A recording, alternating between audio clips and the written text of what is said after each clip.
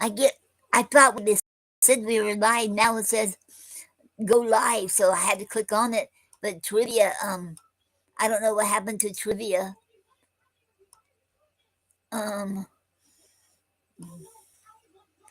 Okay, I think she got kicked out, and I don't know. Okay, let me see if I can send her a message. I still can't. Nope, only let me do it on restream. Okay.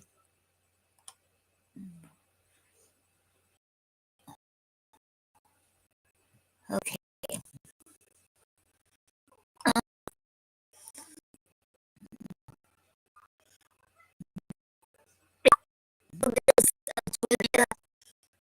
I hope you can get back up here. Okay.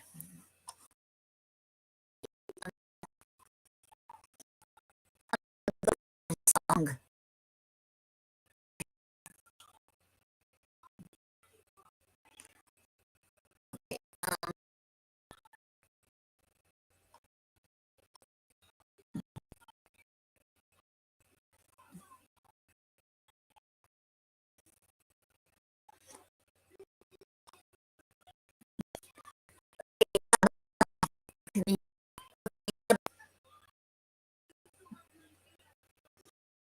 Don't give up. That's a good one to do for because it's easy to do. Okay.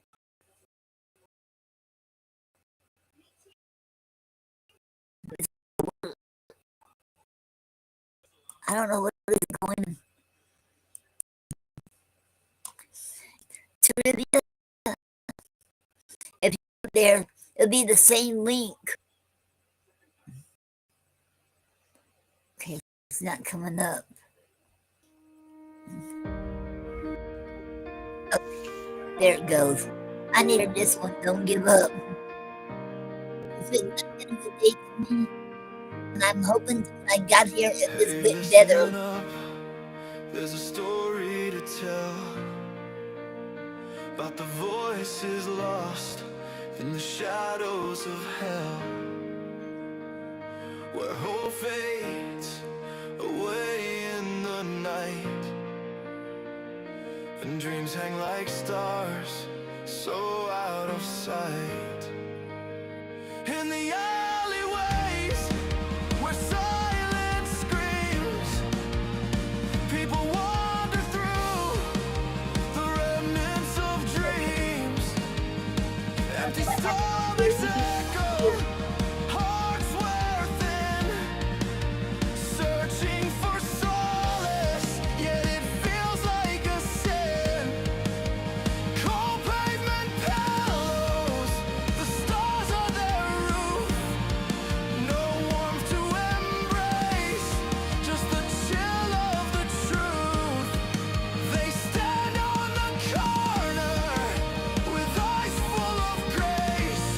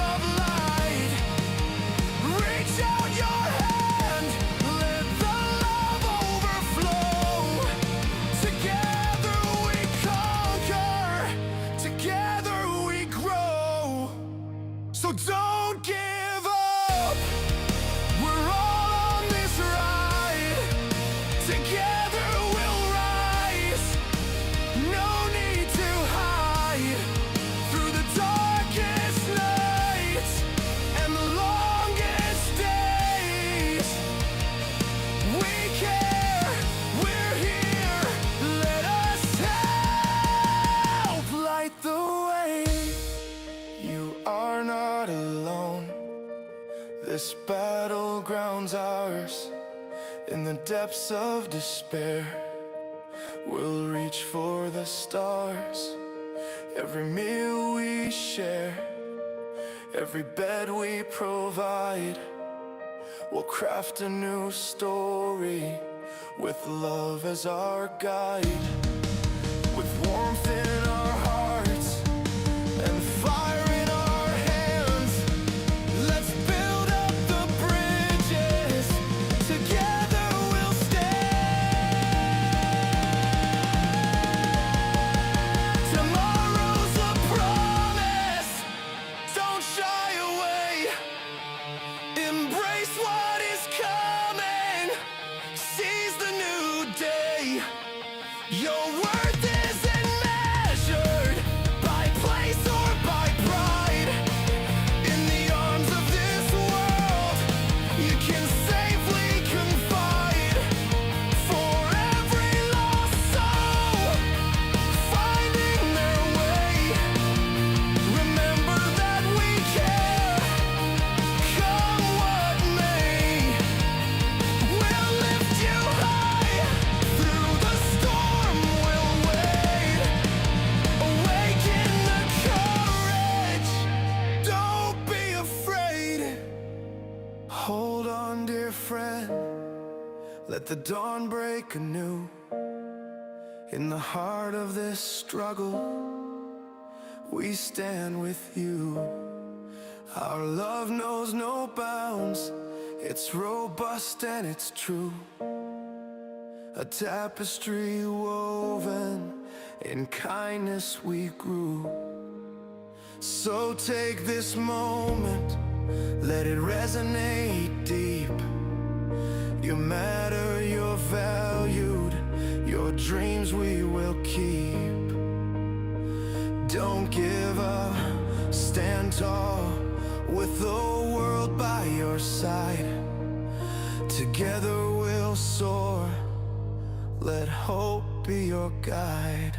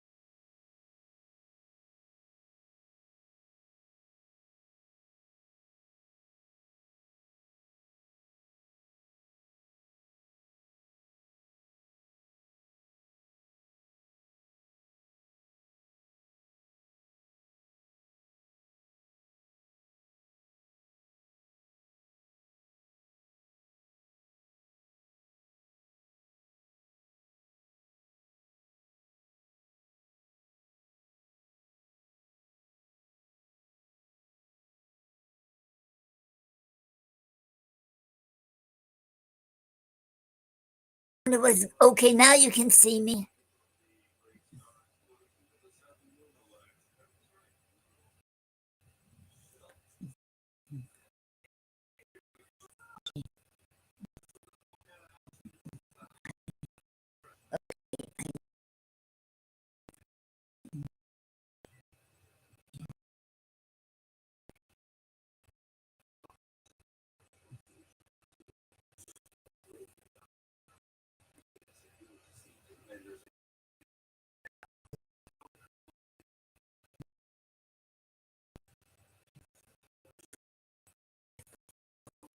I don't know how long. Okay. Okay. Can you all still hear me? All right.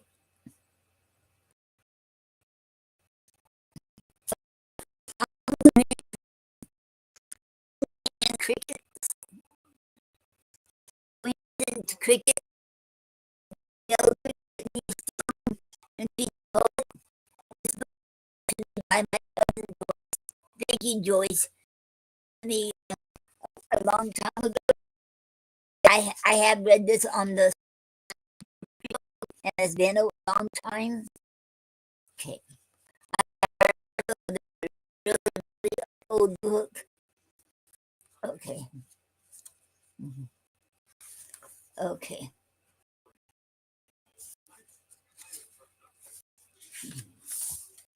Okay. And this poem is called apologia. Okay. I am a troubadour,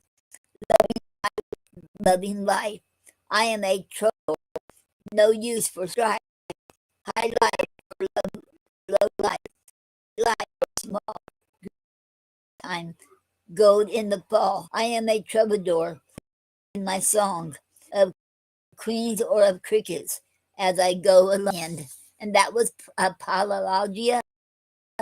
And this is all the poems that I wrote with Whitney Stillman. Oh, let me see if I can send her a message.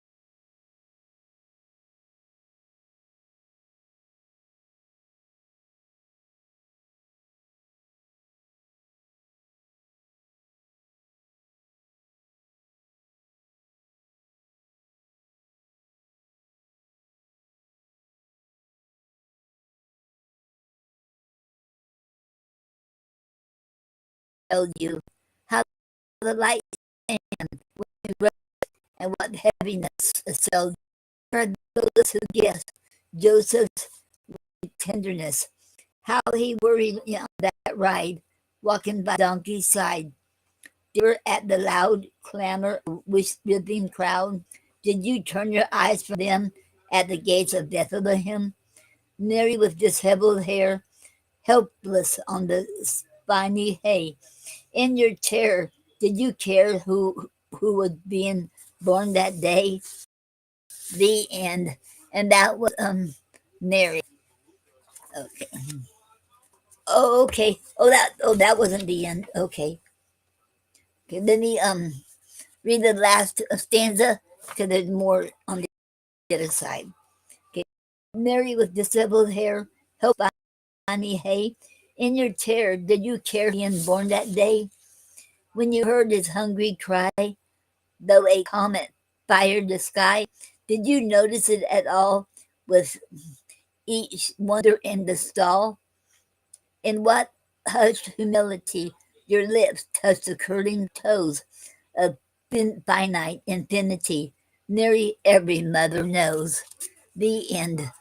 And that was Neri. Okay. And this one is called Pioneers. My mother had a mother she never knew. She bare all children, and then she grew. Weak from tasks she could not stand, and died for Maryland. My father had a mother from Bangor name. Her 4 sons and 3 daughters rose strong and plain.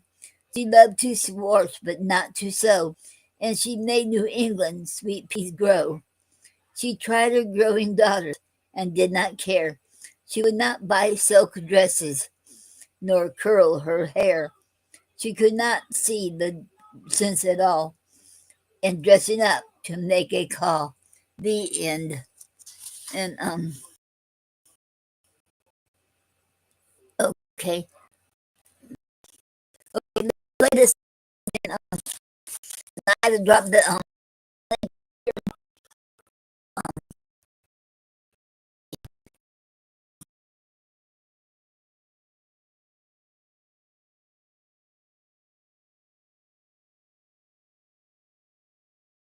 okay.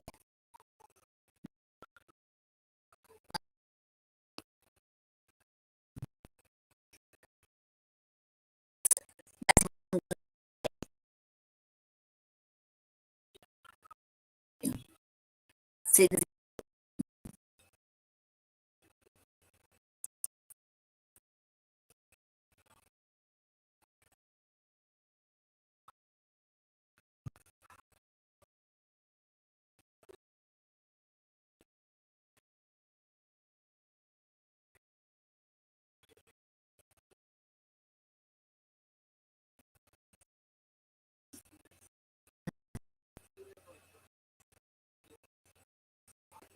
okay.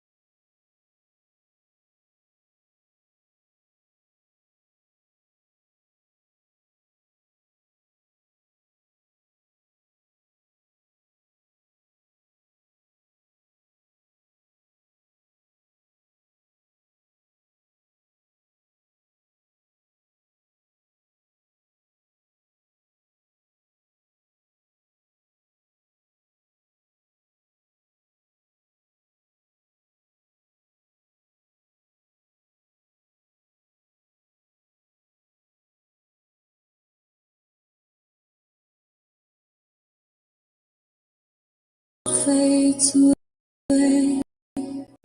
I find myself lost in thoughts of you. Stay is you. This ethereal essence I chase. Whisper in the shadows, a soft warm embrace. Is it the way your laughter dance through the air, or how your heart beats unaware of the stars align? Sky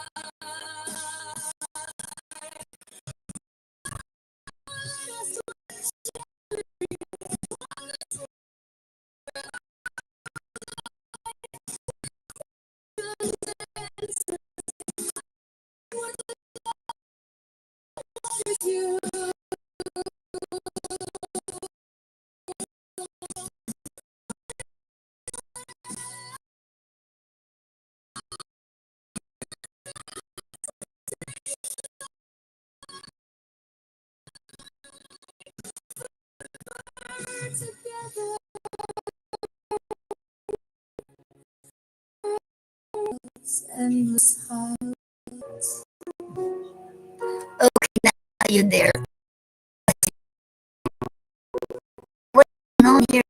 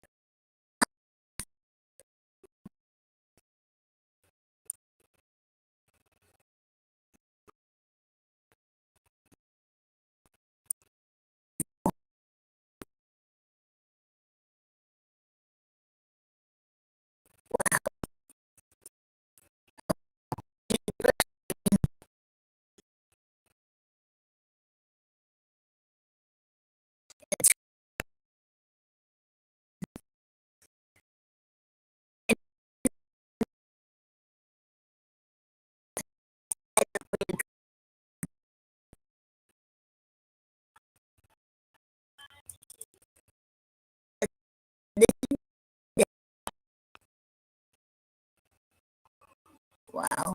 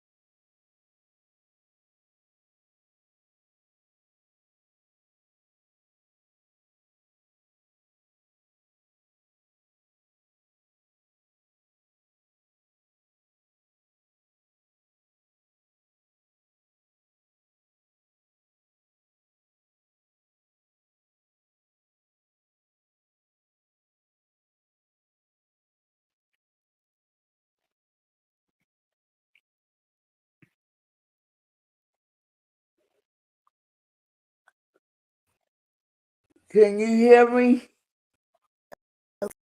Can you Now hear I me? hear you. Yes, Finally. you can hear you. Oh, oh wow, this came back up. Finally. Oh, that's what. Yes, finally. Because I had problems with my laptop. I know it's been my laptop, but it could be screen too. I don't know. It's been my laptop. I have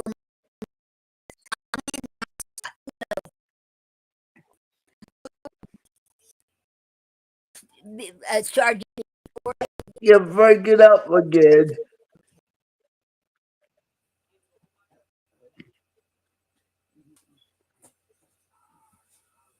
Um, I hope Gina is okay because I haven't heard from her, and so I don't know if she was going to come on or not tonight. I didn't think there was going to be a show. This was a fight. Yes, it is. That was a fight. I'm like 3 hours later and we're still trying to get on. Yep, yep. It's I'm five not of ready. me. It's I, five I'm of me. It's 5 of 11. So wow, wow. continue. We got one now. Yes, wow. 5 till 11, we finally got on. It took me like it seemed like forever. Wow. And then I couldn't hear you, but you couldn't hear me. Nope. I know you. I couldn't hear you, and you couldn't hear me. Can you hear me now, though? Yeah, you're 100% better. All right. Wow. Prayer You does just work. need to come into the camera a little bit more. Okay. Like this? Yes, Okay. right there, perfect. Okay. Here. And Okay. while you were doing this, I got to look at some of your old stuff. Okay. Okay. Well, I'm just glad we're back. Well, I didn't know that I was going to get on today. No, really, I just said a prayer like, God, we need help. Yep. She's I said a been prayer doing this too. for like 2 hours. Yep. Yep. Because I had our time getting on even before it started because I had problems with my laptop. And I hate I don't hate my laptop. I should hate the internet service. These internet service providers, when you pay them, they're supposed to give you good service. But the internet service providers are getting being lousy. I hate to say that, but it's the truth. And I know I'm not the only one who has problems with internet service because you hear that all the time. And I know Gina does, and I don't know if you do or not. And I know there's other people. Oh, I know Dennis has. Okay, and he has trouble with his internet before. As we've seen, like a lot of Everybody does. yep, Everybody has trouble at a point. But tonight was the worst. yes, yes. I'm like, are we even gonna have a show? Cause wow, because I didn't think we was going to. I We hope we probably don't gonna be have to on. go nowhere in the morning. Let me see. Today's Tuesday. No, I don't have anywhere to go tomorrow. Then we Not just tomorrow. do a late night show. We Okay. do a night. We do a late night show. Yep. Well, because I've been trying to get on here since 8 o'clock, and I I had know. that's three I hours for actually me. fell asleep. I Uh-huh. fell asleep for a couple minutes, and I'm like, Yep. "Is she what?" Because I started having problems way before 8 o'clock. Because it was 7 o'clock, I think it was. because I was trying, and my laptop was messing up real big time. And this, it has nothing to do with Restream. It was just my laptop. I hope it's not about ready to go out because I can't afford to get another one. I have to make some extra money, but I hope it's not. Don't say things like that. No, There's always a lesson somewhere. yes, yes, yes. I should keep praying, and God will get me through this.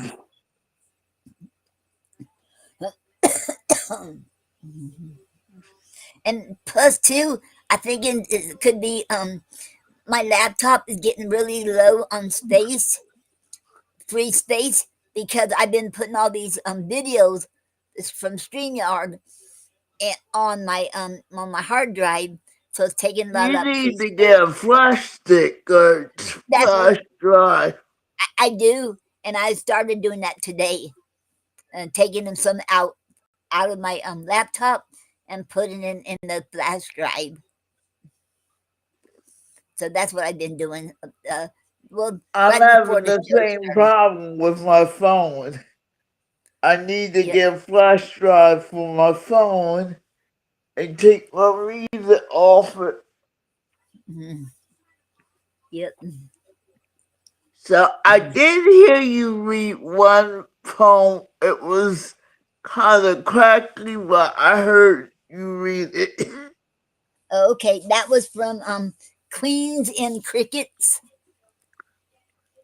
and Okay, so you by Mildred Whitney Stillman. She's a poet back in that, and this was written in 1927. It's a really old book. Um my cousin oh no, my mind went blank. My cousin Joyce sent this to me a long time ago. This book, and I read this already on Saturday night. The Poetry Club Saturday night show. This book here. It's been a long time since I read it. Yep. so how you want to start the show again? Even though we've been starting the show Yes. for 2 hours now. Okay. We could start with that. I wanted to say to start that. To start the intro. Move to your right. Move, move to your right a little bit. You only have Okay. half of your face in the screen. Okay. Okay. Right there. Right there. Okay. Stay there. Okay. Okay. If I Right put the there. intro, Don't move. You got. okay, okay, okay. And I did send you a picture. I don't know if you got it or not. Oh yeah, I seen that real quick, but I didn't get it. Can't do anything with it because I was working on this laptop. I should went on my cell phone and looking real quick at the messages, but I didn't have time to answer anyone. Don't feel bad. Today was a bad day for everybody. Yep, yep. I just had a bad day today. So with his laptop and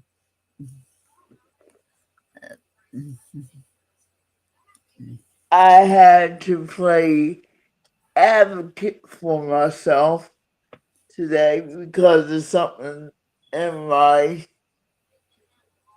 housing. Someone threatened my housing. wow, somebody threatened your housing. Yes, Uh-oh. What do you mean by that? Threaten your housing? it's a simple story. Okay. The maintenance man wanna come in, but he didn't give me a legal 24 hours. Yep. So I know I can refuse. He said he was gonna get me terminated, and I'm like, do we really want to do this? Cause you violated my rights right there. But I turned around and turned him in, and now I know what he did was illegal because he forced his way in by threatening my houses. Then Wow. I call my coordinator. He tells her I lied, and I'm like, Whoa. okay, now I'm gonna get the tenant rights of Pennsylvania and my rights as a disabled tenant. See, I never can stand down. I always have to be on guard. Wow. And from there, I made a formal complaint.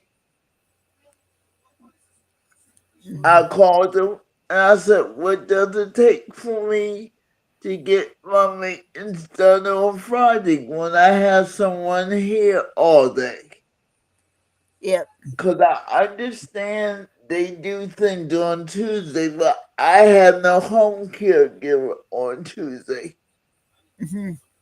Hmm. And my right says I have a right to do that. So now they're going to learn about disabled rights. Yes.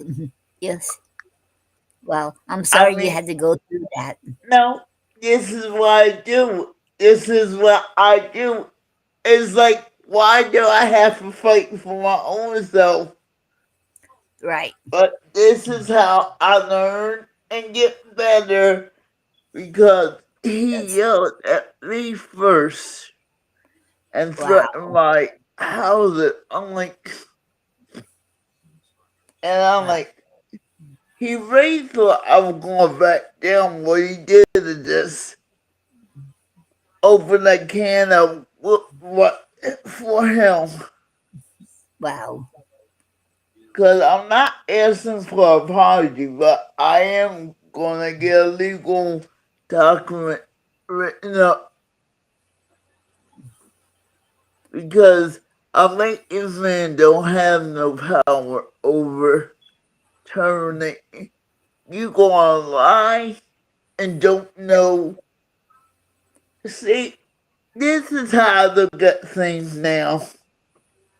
Most, most people don't know their own rights. So they go and threaten you, but you're talking to somebody that knows the rights.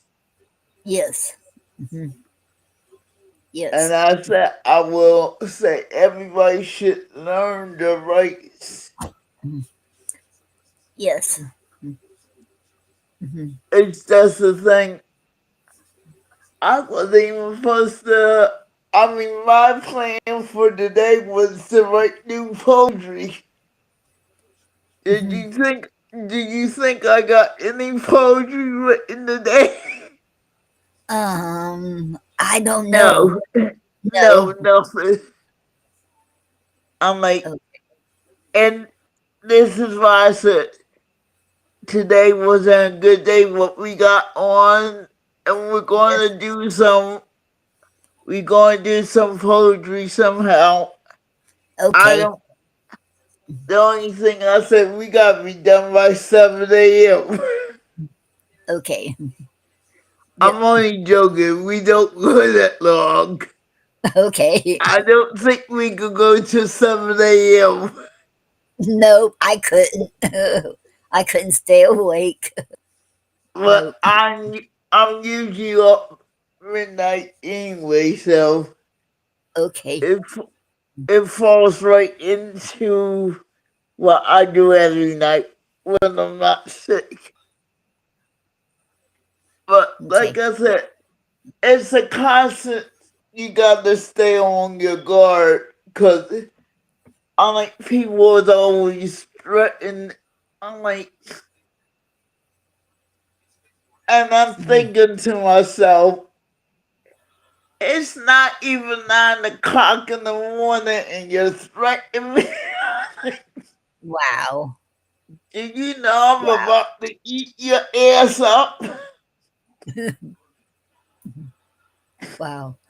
I'm glad I you know mean, your rights. well, see, I don't think they ever had a tenant that knew the rights. Wow. And I'm like, the first thing I Google is the rights of the disabled in the Philadelphia tenant rights. And it Yes. says they have to give you at least 24 hours notice. Yep. Where it states in my lease they could come in here anytime. I'm like, oh, that's gonna be a problem right there. Yep. And that's what he tried to do. He said, you're not letting me in. I said, for one, I know my rights as a tenant. And you cannot just come in here anytime you want. Now, if you tell me it's an emergency, you can. But anything else, technically, you're supposed to give me. And this is for somebody that will listen to this one day. Legally, a landlord is supposed to give me 24 to 48 hours Yep. before he enters his property. Mhm. Again, are you going to be able to do it? Yes. Yes. Mhm. Someone getting sleepy over there. I'm trying to stay awake. I've been up. I'm not an early bird, but I had to get up early this morning because I had to go to the doctor's, and um, so I had to go to the doctor this morning. So I was up at 7 o'clock. I usually don't get up that early, but it Like felt I good to said, get I have a home up. Felt health good. aide. She comes in at 8 3 times a week. And Wow. Friday, I have her here all day. Mhm. So I know how you feel, but I'm a really early. You don't know. I regularly go to bed at 4:30 p.m. Wow. I just been able to stay up to help you. Okay. Okay. Tonight I crashed for like 5-10 minutes waiting for Wow. you to try to get on. I'm like, Okay. I wake up once we get on. I wake up enough to do the show. Oh, come on, we gotta I'm get this trying to. I'm started. sorry. I'm trying not to yawn. I'm sorry. I can do this. I can still do this. I'm sorry. I'm Now, trying not. if you're tired, we can do it for a half an hour and call it Well, a day. let's try to do at least an hour. We'll try. I should try for an hour. Cause you fought while you Yeah, were fighting. I signed yeah. up. I'm like, if she can't get on, I'm gonna figure out how she can get on my link. Because I was trying to send you the link, but on my cell phone, I'm not fast typer, so it takes me forever on the cell phone, and to get up there, and you have to get that keyboard up. Sometimes that keyboard won't. You can hit. Well, see, my cell phone is all cracked up, so maybe that's why I have problems with it. But to try to get that key, you have to keep hitting that thing. Keep hitting that glass, and oh, I'm not good at the cell phone yet. I can type a little bit faster on the laptop. So you're like me. You need all new stuff. Yep. You need a new cell phone. You need a new laptop. Yes. And this I love this laptop because it's 1 terabytes, and I had a good deal on it. I can't remember what I paid for, but but I know you can't get that cheap nowadays. It was like maybe 100 or something like that, or 200 for this. It's a Lenovo. I forget now, but it was a good deal. It was hard to pass up because my other laptop, well, I just gave up trying to get a battery for it, so it wasn't working right. So I had to get another one, and I found this one I forget where, either Walmart or at Amazon online, and it said 1 terabyte. Whoa! And I That's love a it because it has lot. the DVD drive. I love the DVD drive to it too. That is a lot of room. Hmm. Yep. Well, it's Christmas. You can ask Santa Claus for a new computer,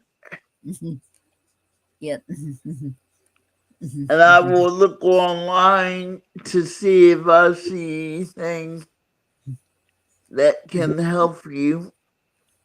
Okay. Okay. Thank you. How did you? How did your garage sale go? Nobody came. Nobody came Sunday. Not one person, and it was discouraging. Well, it's getting cold. Yep. So I'm going to try it again the Saturday and Sunday next week.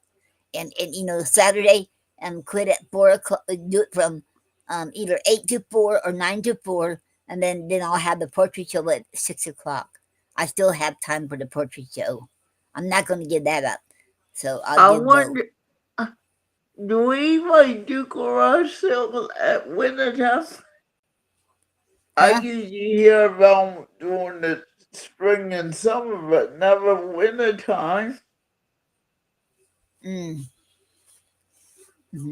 Because I have to got to do it because I got to have some money, some extra money, and so I'm working hard, and so I'm hoping somebody will come along on the yard sale. I sold a week ago last Saturday. I sold $12 worth of stuff. So $12 better than nothing. That was on a Saturday, a week ago, last Saturday. But this past Sunday, nobody came. So maybe they'll come And next where are week you located? in Lake Wells, Florida. So you got some heat a little bit. A little bit, yeah. It's chilly out now. It's been chilly today, and I guess it's going to be chilly tomorrow too. But I don't know about the Well, weekend. well, it's only 22 degrees in Pennsylvania, so you're a lot Whoa, warmer. You're a whoa, lot warmer than 22 degrees. whoa! I couldn't handle that cold. I remember Gina. She had one figure. Gina was showing me. I don't know. One day it was either a 9 or a 4 or something like that. Oh my God, that is super super ice cold. We go below zero. We we do Whoa! go not awful, but we do go below zero. Wow! And when I moved into this apartment, it was one of the coldest days. Down here we have a cold roof, which means nobody can be on the street. It's too cold for anybody to be on the street. And that's the Wow! day I moved in here. It, Wow! it was the coldest, and I only had summer clothes on. Wow! Mhm. Wow! I feel bad for you. I couldn't handle the cold, and see. I was born in Indiana, and I can't remember exactly how cold it can get because it's been so long since I've been up north. We lived up there I because we can't lived. even let a blast of cold air hit my legs because my legs used to give out once it got cold. That's how we learned I couldn't go outside during the winter because Mhm. I would be outside and my legs would buckle. Wow!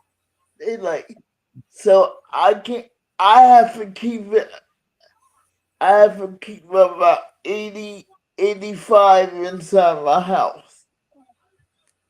Wow.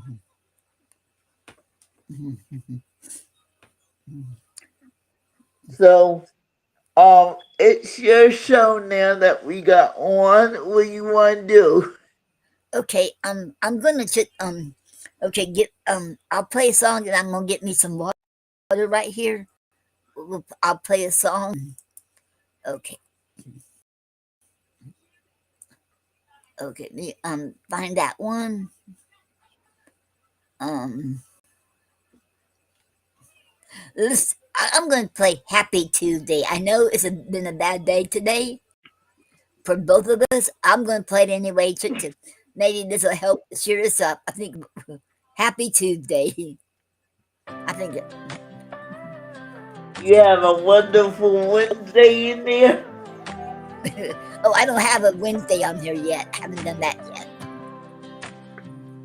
Wake up with the sunshine peeking through. Grab your shoes and let's make it a breakthrough. It's a happy Tuesday, throw your worries away. Today's the day to chase your dreams, come what may. Take a breath, feel the air, let it fill your soul. Life's too short, so let's make it whole. Every step is a chance, every moment to shine. Let go of the weights, it's your time to shine. Happy Tuesday, let the good vibes flow. Get out and explore, let the adventure grow. Do something you wanted, don't hold back. Life is a journey, stay on that track. Lift your head high, feel that beat in your heart. With every smile you share, you create a new start. This is your moment, let the happiness stay. Embrace every second on this happy Tuesday.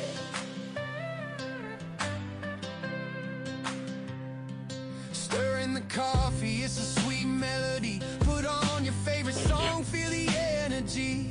Get lost in the rhythm, let the world be a stage. The book of your life, so turn the next page. Step out your front door, feel freedom's embrace. The world is a canvas, you can paint your own space. Taste the horizons, find the beauty inside. In every little thing, let your passion collide. Happy Tuesday, let the good vibes flow. Get out and explore, let the adventure grow. Do something you wanted, it don't hold back. Life is a journey, stay on that track. Lift your head high, feel that beat in your heart. With every smile you share, you create a new start. This is your moment, let the happiness stay. Embrace every second on this happy Tuesday. Imagine that dream long tucked away. Today's the day, don't let it decay. Take that first step, you'll never regret. Fill your heart with joy, don't ever forget. Together we rise, together we thrive. Every choice we make keeps the dream alive. It's the little things that make life sublime. In this beautiful hustle, we can take our time. So here's to the moments that take your breath away. The laughter and love that light up your way. Remember this feeling as you go about. Life's a beautiful ride, so let it all out. Happy Tuesday, let it ring out loud. Live each day fully, stand up and be proud.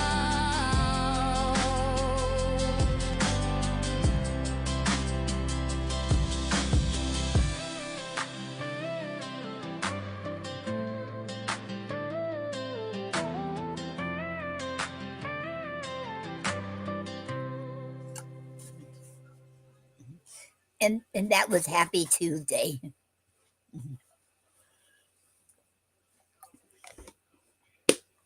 Okay.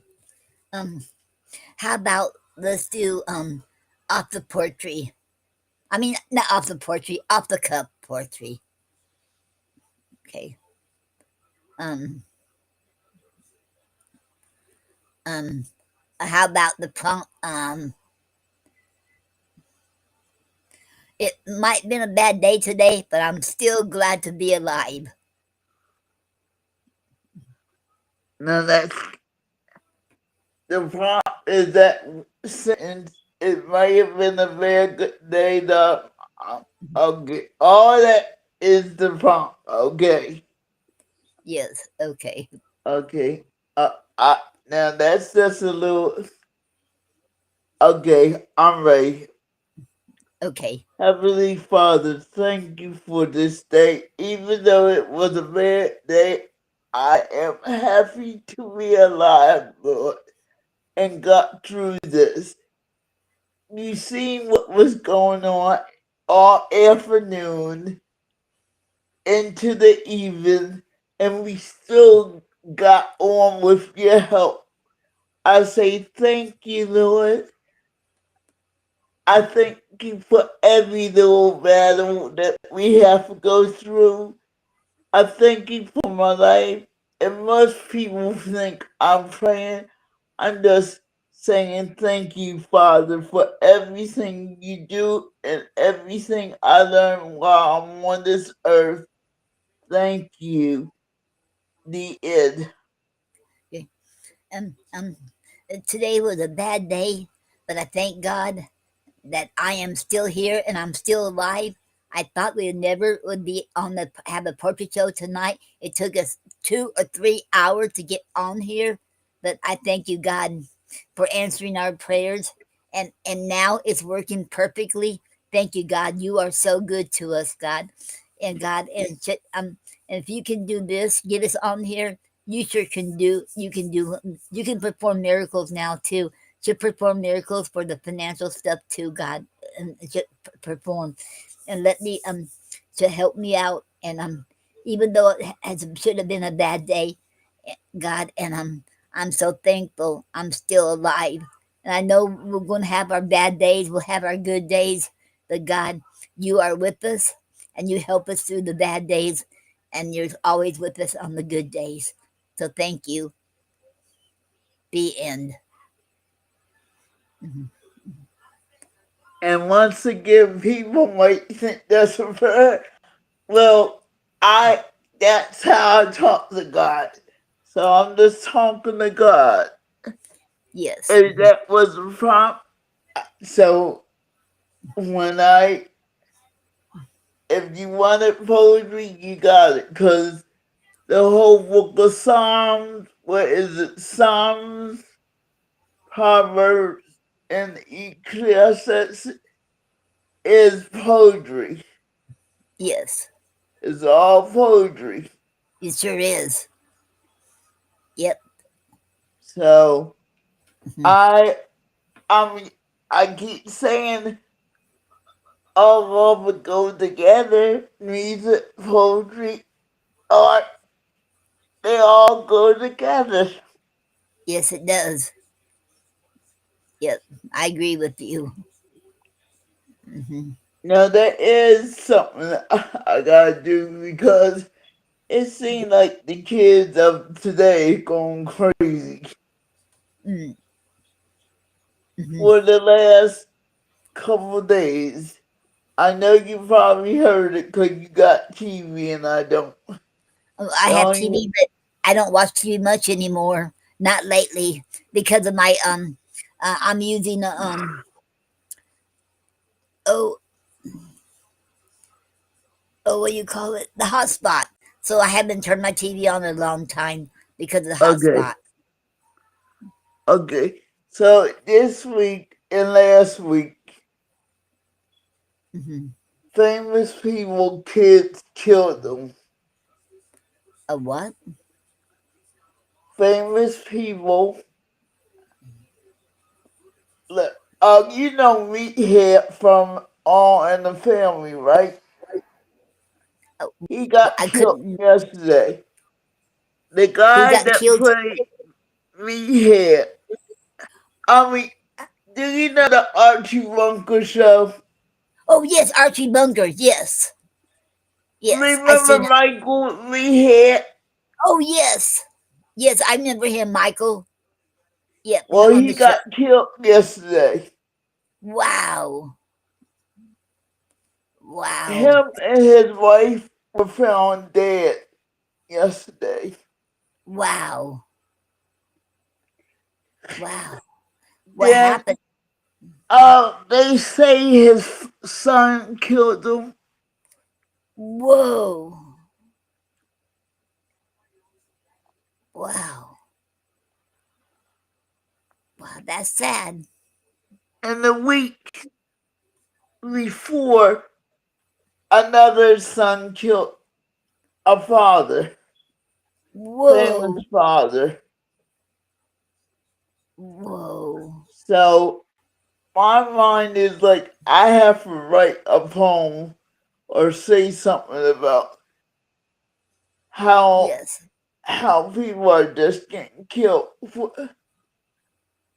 Wow. Hollywood is, now, I don't see Michael. Well, his name wasn't Michael, and I call him me here anyway. Yes. I don't see how anyone would want to be killed by their own child. Wow. That's wow. That's terrible. Mhm. And Wow. like I said, his name was Ron Ronner. Oh yeah. Yep. Wow. Wow. I mean, my heart goes out, but some Yeah. things about the next generation need to change. Yes, they do. Yes, because there's no sense of that. Killing your own parents.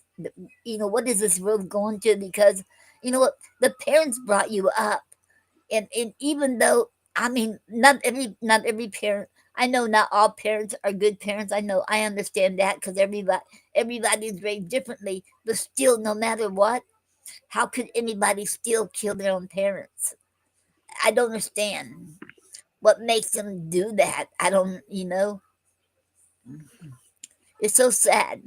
Well, they said his son was a long time drug addict. The Wow. other guy, they said, had mental illness. I'm like, it's still, it's, it's not right. No, it's not. Wow. Wow. Wow. This should be getting really worse because I don't understand how anybody can kill, whether it's your parent, your wife, your husband, your child, or whoever it is, a brother, sister, or aunt, uncle, or cousin, or even a stranger or a friend. I don't see how anybody can do that. Wow. Well, this is why I said tonight when I tried to do Off of the Cup, I Yes. want to mention some of this in my poetry because Okay. it seems to be getting worse and Yes. everybody thinks it's normal. No, something's the matter. Yes. Mhm. Something's. So I was thinking I gotta give you a prompt. We gonna talk about our favorite TV shows. Okay. Okay. So the prompt is your favorite TV show. Okay. Okay. Okay. Okay. Okay. You ready? You go I, first. oh, I go first. Okay. Okay. You Okay. always try to get me to go first. Okay. Okay. Okay. My favorite TV show is General Hospital. I love to watch General Hospital. I started watching in 2019. I I think my mom used to watch it too, but I'm not sure. But I love that show. Right? There's so many good people in there, but all these people from that show are dying, are being killed, or dying. I don't understand, but that's still my favorite show. My favorite character would I don't know who's my favorite character in the show because I love them all. They helped me in 2019 when I was grieving over Gary. I was grieving over him, and the show helped me to cope. Because when I first turned it on, Oscar was died and his spirit left him, and watching them cope watching his girlfriend cope with his death and his mother and dad, and so this really helped me. So I thank for General Hospital for helping me to cope with it. But I still thank God. The main thing, I thank God. But General Hospital and the poetry helped me out a lot, and I love to watch it every day, Monday through Fridays. And sometimes I get behind because I get busy doing other stuff, and I still don't have the time. And I admit I watch it on Blogspot, and I made some good friends on Blogspot because, and I want to thank Bob who put this show on Blogspot so we could watch this show, General Hospital. So thank you, Bob. And this is my favorite show. I look forward to every day to watch it. And I want to thank all my friends who I watch with it on there too. The end. I grew up watching General Hospital. I saw Luke and Laura get married. Then I used to watch All in the Family with Yes, Meathead.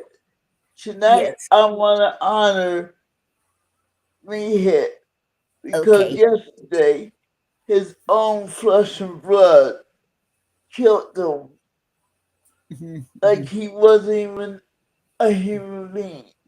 Wow. I don't understand what is going on in the world, but my favorite TV show was All in the Family, The Jeffersons, and like she said, I grew up on two different soap operas. One was General Hospital, the other was Young and the Restless, and all between. And let's not forget the edge of night as the world turns and all of them. I grew up with that stuff. Mhm, I see enough drama that I don't need to watch them. But whatever is going on with the rich kids killing their family, it needs to end because the generation after 1990 don't have no concern for anything except themselves. mhm. This is how I'm going to end with my favorite show, which will be Jim Jefferson. But if you ever saw All in the Family, George was on All in the Family. He didn't even like me here either. So I am honoring the guy that played me here, or Michael Stevenson, my mother. I grew up watching you. I hope you are at peace. I hate how you went out, sir, but you brought us so many years of happiness watching Archie calling me here. The end. Wow. That was good. Thank you. And thank you for honoring him. Mhm. And Wow. speaking of General Hospital, do you know Tony Gary died? Yes, I heard he died, but he was on there before started watching it. Yeah, But that's he looked Luca. familiar. That's the Luca Laura. Yep. Yeah, Laura, and yeah, I heard that Laura and Luke. But I try to find that on there, and it's hard to find them shows, where you can watch it the way back when. Well, Mhm. like I said, that's all my grandmother and my babysitters used to do is watch soap operas. So I grew up with them, but life is a soap opera. That's why I don't need to watch them. Yeah. I get Mhm. enough drama out of life itself. Yes. So I'm not knocking you if that helped you through your time of grief. Go ahead. Yes. And now I still can't stop watching it. I still enjoy watching it I mean, because I they didn't know it still came on because I, I don't. Well, for me, ain't no reason to watch it no more. All the mm, people I knew are dying off, like you said, yes, they are. Yep. Hmm. and that's why I stopped watching them. As the older cast dies off, there's no reason to watch them. I Mm. have no connection to the young people, Wow. Yep. so yeah, I did honor. I did say Nuke and Laura, so he's in there too. I Yes. wanted to make sure, Yes. but something has to be done with younger kids. Hmm. Hmm. I think it's because I keep hearing it's because of the laws because they don't allow the parents. I don't have no kids, so I don't know, but I should hear, you know, through on the internet and that the law was saying that the parents can't spank the kid like that you can back in the olden days, and you can't let and the parents That's have no true. rights, and We parents have can't. no rights. Mhm. That's true, because they will put you in jail if you spank them or anything. And like I said, I got looked like a slave when I was little. Mhm. So, and I didn't turn out half fed. Mhm. Mhm. And another thing too, I hear that anytime a kid gets a bruise or something, the doctor has to report them. I don't understand why not why they have to, because kids are gonna be kids. Kids are gonna fall. They're gonna and it's not the parents' fault. Kids are gonna Well, be kids. They're gonna if you play. want the legal or you just want the actors, they're Yep. trying to take people rights away anyway. Yes, they are. Hmm. Hmm. This Yep. is what I know for a fact because I was in the system when I was little. Ow. They will find a reason to say your mother or father is doing something to you. Yep. Hmm. Yep. Because somebody caught a child in, with a youth and child, wherever it was, and told them I was starving. My mother wasn't feeding me. Wow. Wow. And they tried to keep me in the system. Wow. This is something I know. Hmm. If you're in the system a as a child, they're going to put you back in the system as an adult. Cause see, and I hate to do this, but I'm going to do it anyway. In Pennsylvania, they make money off putting people into jails and stuff. They do in Florida too. I hear that they do that in Florida. They make money off of people, putting them in jail, and the cops don't like the looks of you, and they're trying to get their and they're if something happens and and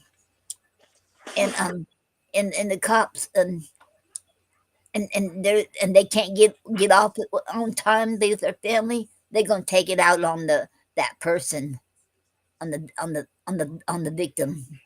They're gonna take it out. That was in the 70s. I guess they still do that nowadays. I imagine they still do, but this was in the 70s. And Well, if you're disabled, they find a reason to keep you in, yes, saying they know what's better for you And I'm like, okay, if y'all knew better for me, I would be walking. Y'all crippled me on purpose. Mm-hmm. Because I didn't look like the average disabled. I didn't live like the average disabled. I am independent. Like, they really hate you being independent. Oh, yes. Mm-hmm.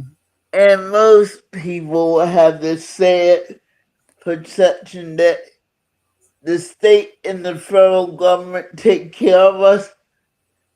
Y'all got what y'all needed to wake up. Yes, That goes on every day for the disabled and the elderly. What we had just had to go through where the food stamps were cut off, yes. we go through that all the time. Mm. Mm-hmm. I usually say anything that happens to y'all, the disabled and the seniors are the guinea pigs first. If Yeah. we survive it, y'all will survive. Mm-hmm. Mm-hmm. Yep. I agree with you there. And I don't. That's why I always say you can't trust a government. You have to trust. You have to. People need to get together and and help each other out. Like like friends, family, neighbors, um, um, the community. You know. Having it, having you heard the new song? It's all about me. It's all about what I want. Yes. It's not about loving your neighbor, helping your family. It's about me, me, me, me, me, me. No. No. I'm like, where did y'all get that from? I don't Cause, know. 'Cause when I was growing up, it took a village to take care of me. Hmm. Hmm. Like Yeah. I said, I got whooped a lot.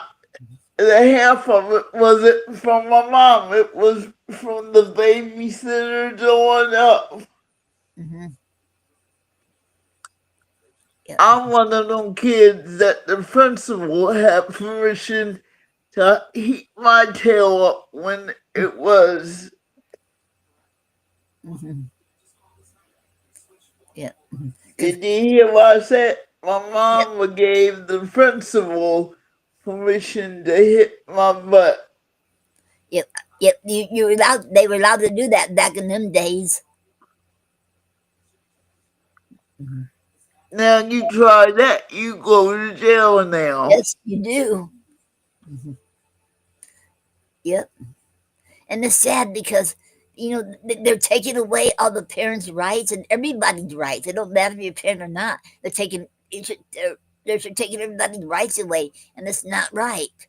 We are human beings. We're not numbers, and we're not a robot. We're human beings, and we Well, this is why you have people like me coming forward.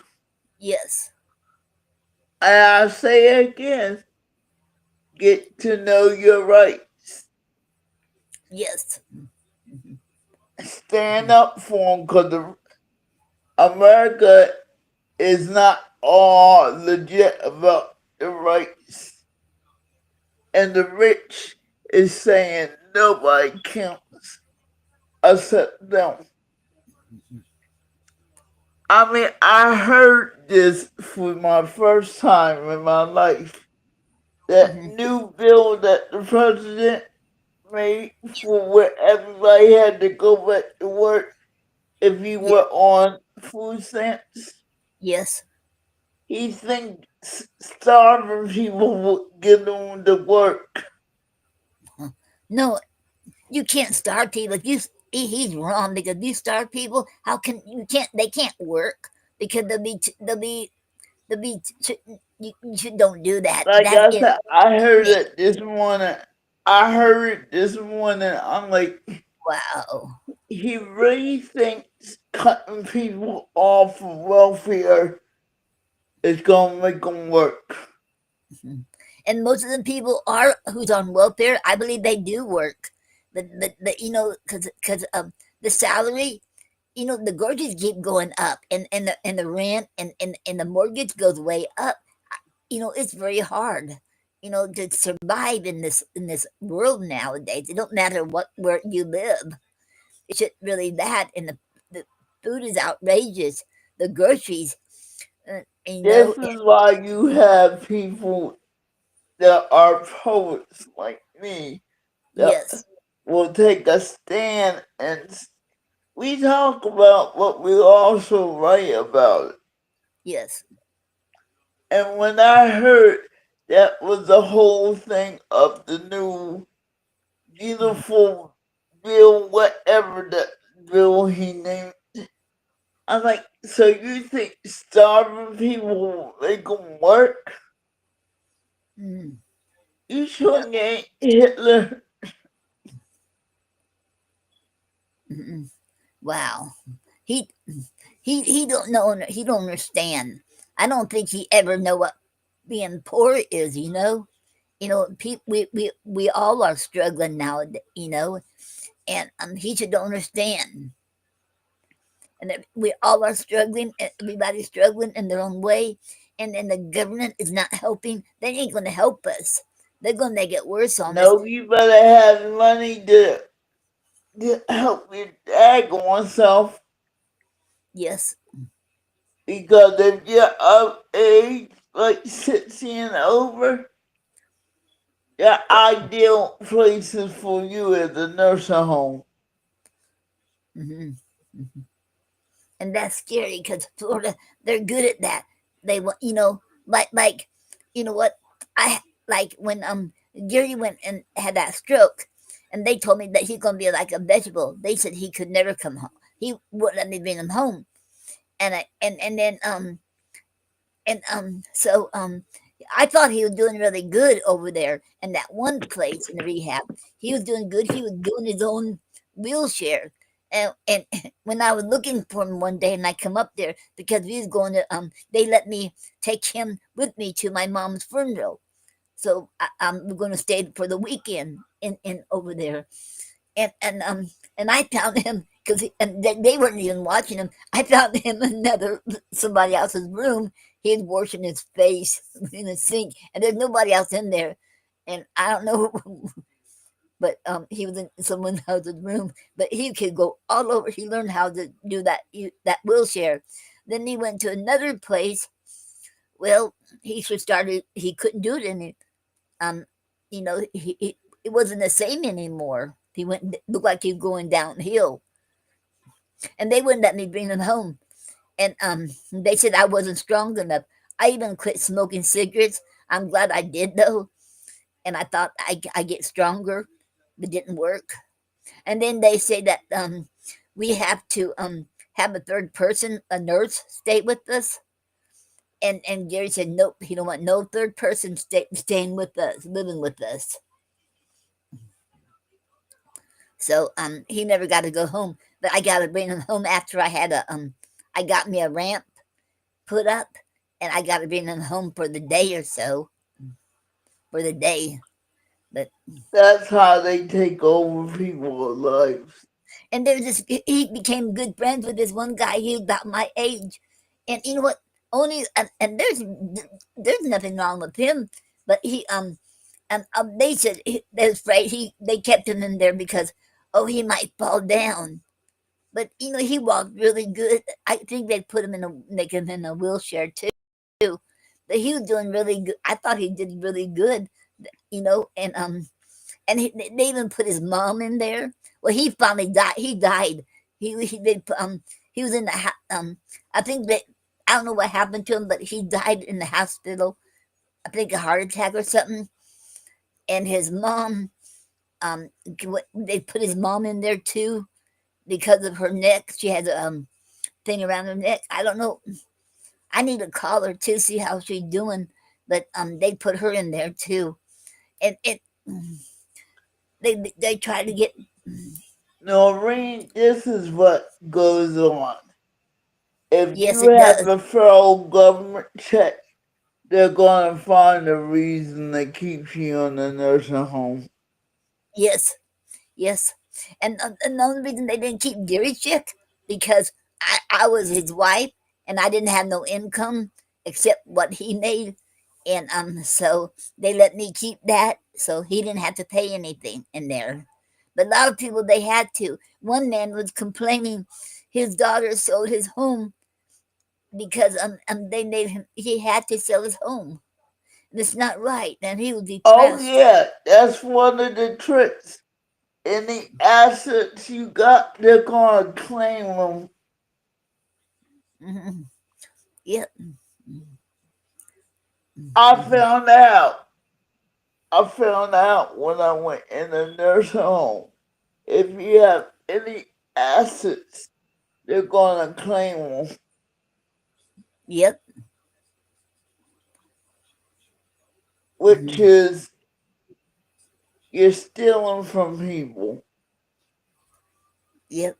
And here's another trick.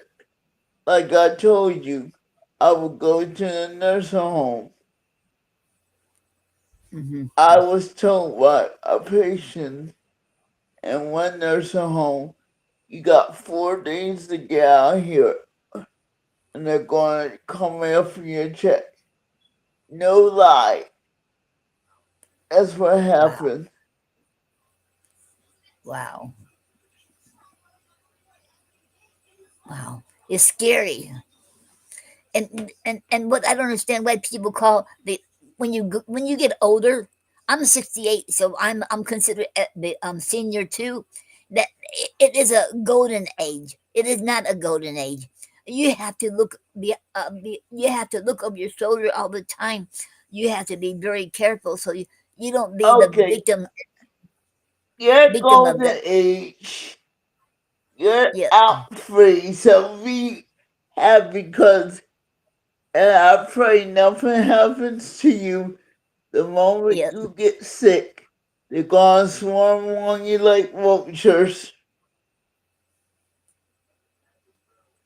because Hmm. they are looking for people to throw into nursing homes. Yes, because they get that because of all that money. It's about all about money. And I can tell you, people in nursing homes don't get fed real good. They don't. No. Because I've seen many of the patients be hungry. Hmm. They still be hungry. Yep. And let me put this back so we can get back to poetry. Okay. If you Okay. look under, if you look under any state, you will see a nursing home has the same qualification as a jail. Yes. Did you hear what I said? Yes. You said that if you look at any nursing homes, they have the same quality as a jail. If you look Yeah. up if you're looking for the client's rights and all of that, Yes. it's under what the jail will be under. I'm like, why is a nursing home under a jail kind of type of thing? And then I got to thinking, it's a fancy jail because down here you're not allowed to go outside. But in jail, you get to go outside for 1 hour a day. And the Not nursing home, you can't. no. Now, I don't know if that's different down here, down your Well, way, but I was not allowed to go outside. well, they were allowed to go outside to smoke a cigarette. To go outside to smoke a cigarette. But they made Gary quit, and they already took so many rights of his away. They I didn't to me, that was wrong. He already had to quit drinking his alcohol, his beer. Then they turn around and make him quit too. That was wrong because, you know what? Gary always said that when you have to quit cold turkey, no matter what it is, you're going to get something else. So it's not a good idea to quit cold turkey of whatever it is. And they made him quit cold turkey.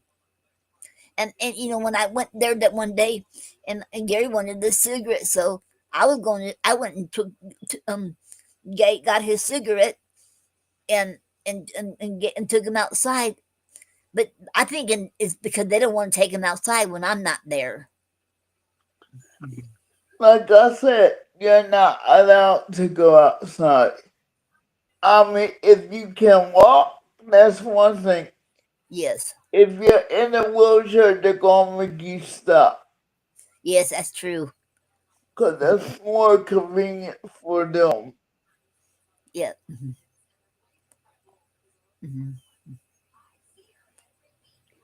And yes, they do take a lot of rights away. Hmm. Hmm. And down here, I don't know what it is now, but jails back in the 70s, um, you weren't allowed to go outside at all unless they had an extra guard or something to take everybody outside, the women. But they didn't. You stay inside. Actually, you never got to see daylight unless you go to court or something. That was in the 70s. And then in the prison back in the 70s, well, you're allowed to go outside, definitely. Um, I don't know about now, but you did get to go outside, and you get to smoke then. You get to buy buglers or cigarette. Well, I don't know about cigarette packs, but buglers in the shop, and you're allowed to smoke inside and outside. Mhm. But it's not like what people think it is. They don't care. The doctors there do not care if you get sick or not. They don't care, and they don't. Mhm. But the nurses care. I know that nurses do care, but not the doctors. They could care less. Mhm, mhm. Sound like you got a story to tell. Well, something that well, I already told. Yes, I do. Mhm. This happened in the 78. Well, I think it was 78 or 79. And should I tell it now? If you if you think you're strong Okay, enough to I do it, already told Dennis because I told him there's something I want to tell him when we meet in person. He said, "Well, if you feel comfortable now, you can tell me now in the chat." So I did, and then I got a certain point. He said, "Well, you better." He said, "I know that's really hard on you. Why don't you give it a break and wait till we meet? Then you can I'm tell me gonna the rest say of it." tell enough that won't Okay, trigger you. okay. This is okay. I think I can tell it now. This is in 1978 or 79. I came back from Michigan. I'm finding out from my brother. It's not my parents who want to send me to Michigan to Teen Challenge. It was a doctor's idea after I was kicked out of high school 3 months before to graduate. And I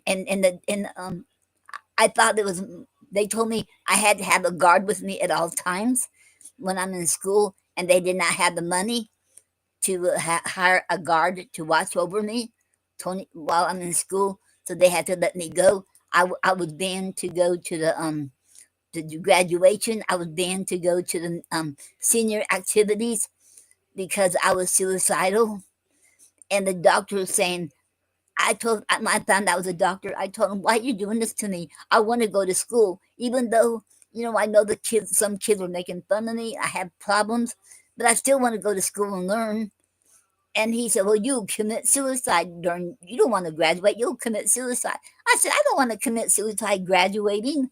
I want to get my graduation diploma, and but so anyway, I did go up there, and when I come back down, um I was So I was going to came back down.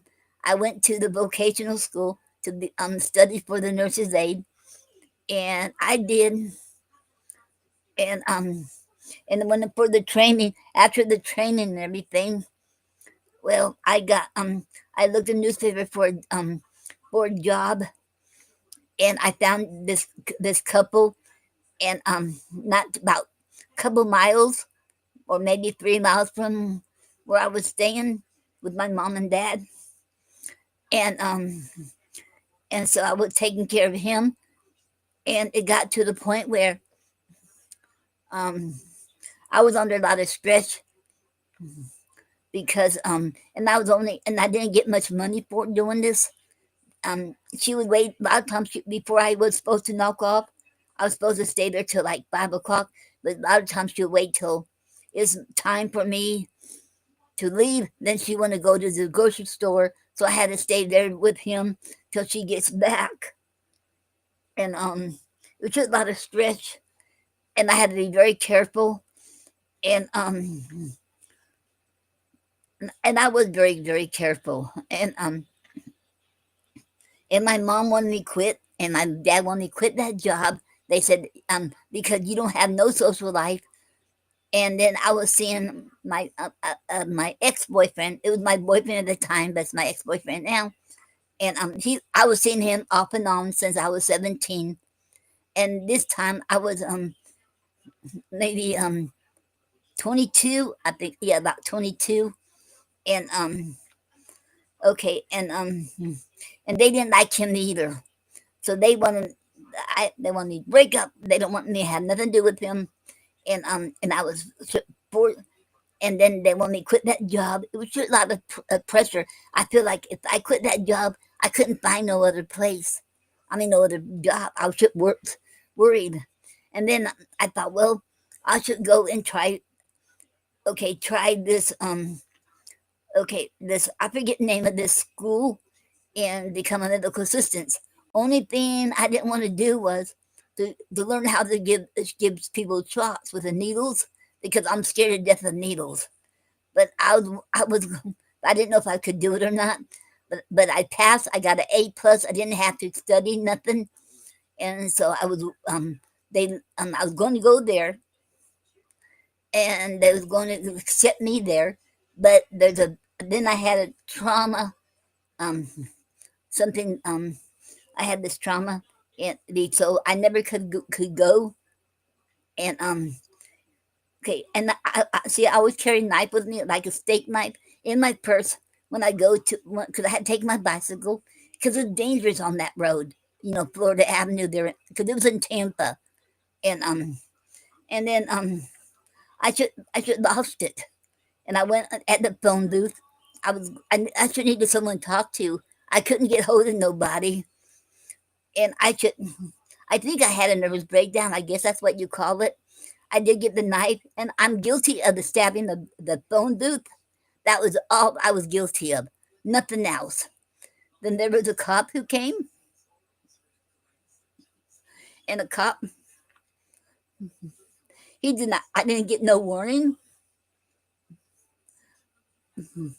He he shot at me right here, and I think it only up here, and I had my hand like this, and because when he shot me, my hand went up there, and then I guess the knife fell down, and then so I didn't have my hand up here. I think it probably would hit my heart. It probably went through my heart, and then all of a sudden, a whole bunch of other cops come up, all surrounding me, and I was trying to get up off the ground, and they would just push me down, and I feel like I was in some kind of animal. They kept knocking me So down, you wouldn't let me were stop. abused.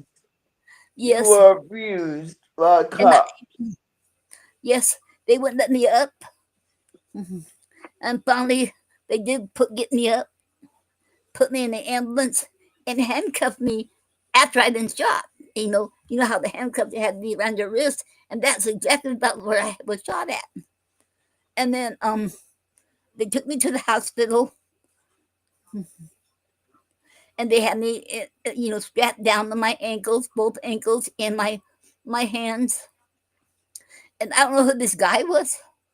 He wasn't in a uniform, and he come to me and he said, "You are under arrest." He said, "You're under arrest for attempted first degree murder," and I didn't do anything.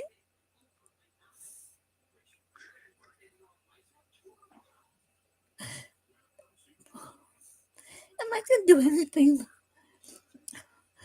And that You, cop, and then I got a public defender. He didn't. He was looked so mean, and he wouldn't let me plead innocent. He said nobody's gonna believe you over a cop. He told me you plead guilty. I thought I didn't yeah, know the law. I had no yeah. idea. See, I didn't know my rights, so I pleaded guilty, like he said. And then the judge said I was going to throw this out of court, but I cannot throw this out of court because you pleaded guilty. And I know that public defender knew that. So your defender sold you out. Yes. And then I got like five, no, I forget how many now, but I got probation. My first probation officer was really nice to me, but the second one, when I moved, second one, he would not let me. Okay, and I was honest with the first one. I was told when I was drinking when I wasn't supposed to drink, and I wasn't supposed to be around my ex boyfriend. He was my ex, No, you're not. and then because my parents said they didn't want me around them, and then I went up to this halfway house for alcoholics, and I went to it, and I was the only woman there, and so I became really good friends with with this one guy. I won't mention his name, and he was about we're about the same age or so, and then they sent me away from there. They said we can't be close, but I said, but who am I supposed to talk to? There's nobody else to talk to because I'm the only woman there. So they separated us. Then he ended up to taking his bicycle and do all the way up there. And I told him, I can't, you can't be seen with me. I'm going to go to jail if you do. But he wouldn't listen to me. So I got, and that probation officer said, you, um, you're in violation of, that's a violation of probation if you, because if I keep seeing him, this is somebody else. This is, but we should became friends, and he wouldn't listen to me, so he wouldn't stay away. So I went back to jail, and this time they didn't get me. They sent me to prison, and I'm sorry you had to go through that. and then and then they sent me to Chattahoochee to see if I can stand trial or not. And that's where they send all the inmates at. Not where the crazy section is, but the forensic unit. See it. So I was told nobody gets out of there within 3 months, and I was the only one to get out within 3 months of Chattahoochee, and there's people who stay there forever, and and the horror I have seen in there. There's and there's one woman, I feel so out in what she did, but nobody would help her. And I know I know she had to stay in bed, and she is so big, I guess because nobody helped her. And I told her I'll get her out one day, but I couldn't. I realized I couldn't get her out because um she could leave if her family would pick her up, but nobody would come and pick her up. So I don't know what she was, but anyway, You sound like me with the nursing home people. I told them I was going to rehab, and I still can't find people to help. mm, and this is a Chattahoochee, and I think they closed that down. I think they closed all this stuff down now. I don't know where they take people at nowadays from jail, but anyway, and then on the way back, okay, I was there for less than 3 months, and when I was there, they found out I had I cried because I thought I could have cancer, and I felt so alone. And my roommate, she was younger than me. She was like 15, and she told me, "You can't cry here." I said, "Why not? If you cry and show any emotion, they'll never let you go. You have to, please, you can't cry." But I couldn't help it. Oh my God, what kind of place were you in? This is Chattahoochee, where they'll see if you can stand trial or not. Is of course, Chattahoochee is a state hospital, and they put people there. Well, there's two sections. One is the crazy wards. I guess they call it mental ward, and the other one is for the forensic unit, where they send the prisoners to. And and and um and she said that they'll never let her out. She was going to be there for the rest of her life. They even let her get married there, and she was 15 when I met her, and she said that she killed a boy with a cue stick on in a playing pool, and she will never get out because she has emotions. She shows emotions. She told me, "You can't show any emotions." So I tried not to show any more emotions. I tried to not let nobody see me crying anymore, but found out it wasn't cancer. It was just something normal for a woman to have, uh, you know.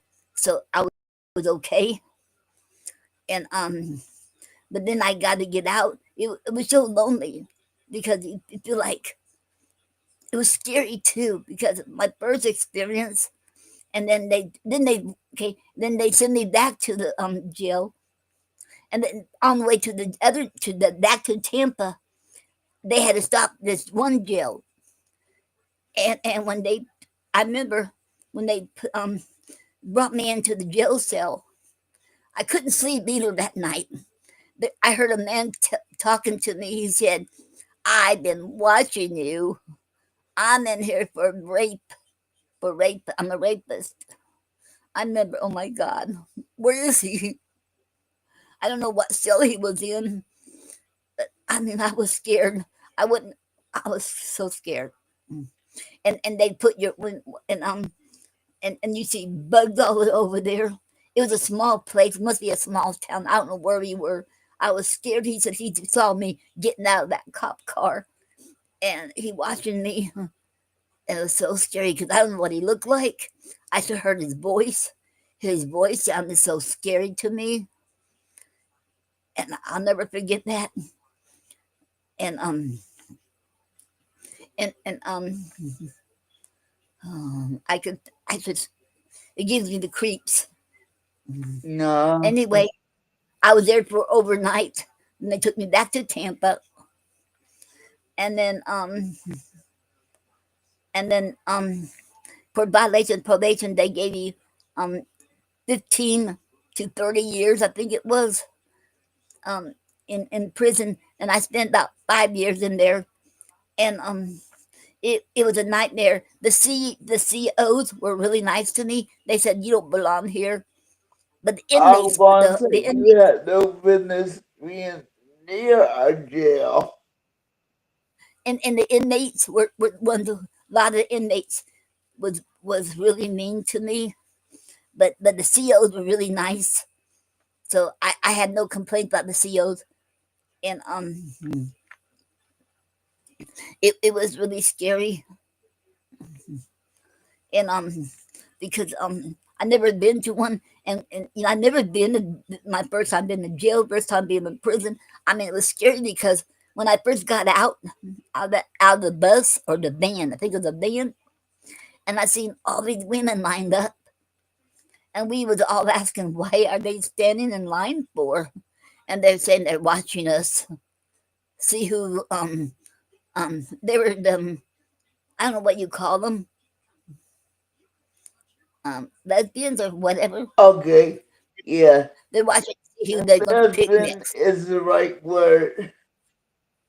Mm. I don't know what the right word is because I did a oh um I forget what you call the word, but so I didn't know about stuff like that before, So I was learning, and it was scary. And I tried suicide in there too because I didn't think I could handle it. I met all these people in there, and there was really nice people in there. But then again, some were really scary, and wow. And they didn't put me in the regular dorms. They put me in the medical dorm where where we have our own room. We didn't have to be out in the open with the other women. They put me in that one because they're saying because of my nerves, they don't think I could handle that. Uh, So I'm glad they did. I'm glad they didn't because I don't think I could handle that. I don't think I could. And in the medical, and there's one time, I almost caused a riot. Didn't know it, and everybody was on my side. There was this one woman picking on me, and she was keep stealing my lighter. It was hard to get money. I had to go and do people's laundry. The washing boards wash their clothes to make extra money, or get them a newspaper. Go in the canteen and get a newspaper. I get money from like that. Getting going in line for people, and and then and she kept stealing from me, and she kept messing with me and messing with me. I couldn't I couldn't take it no more. And I was scared. And then everybody was getting mad at her. So the doctor put me in back in a regular medical in the clinic. And she said, I'm doing this for you, protecting you. And she said that you didn't do anything wrong. She said, I'm doing it for you because so she that woman won't pick on me, and all the other COs, they were mad. There's this teacher. She said she can't go any of these classes. She banned her from going to any classes. She banned her in the art, and she said you can come with me anytime you want, and I'll teach you. She taught me how to do typing. She said here's a typewriter, and here's a workbook, and you can sit in here and learn how to type. And that's what I did, learn how to type. And then all the other officers, COs, and they said they get me do errands. So do errands for them, so I can get out of the dorm, so I don't have to be around her. So that helped out a lot. They were all on my side, and all the other inmates, they was getting mad because what she did to me, and they were mad because the doctor put me in the clinic, and the doctor explained everything to protect me from her.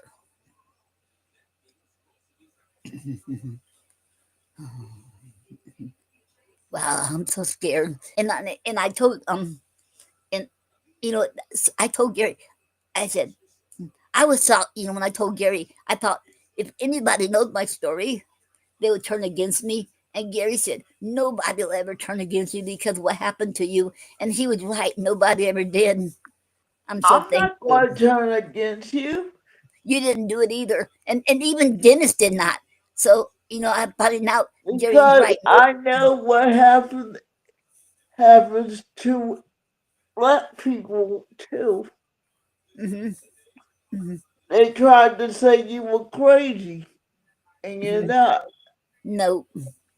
And you know what? And what and it still bothers me because there's so many people getting shot, being killed by the cops, but I survived it, and I feel bad because I survived it and they didn't.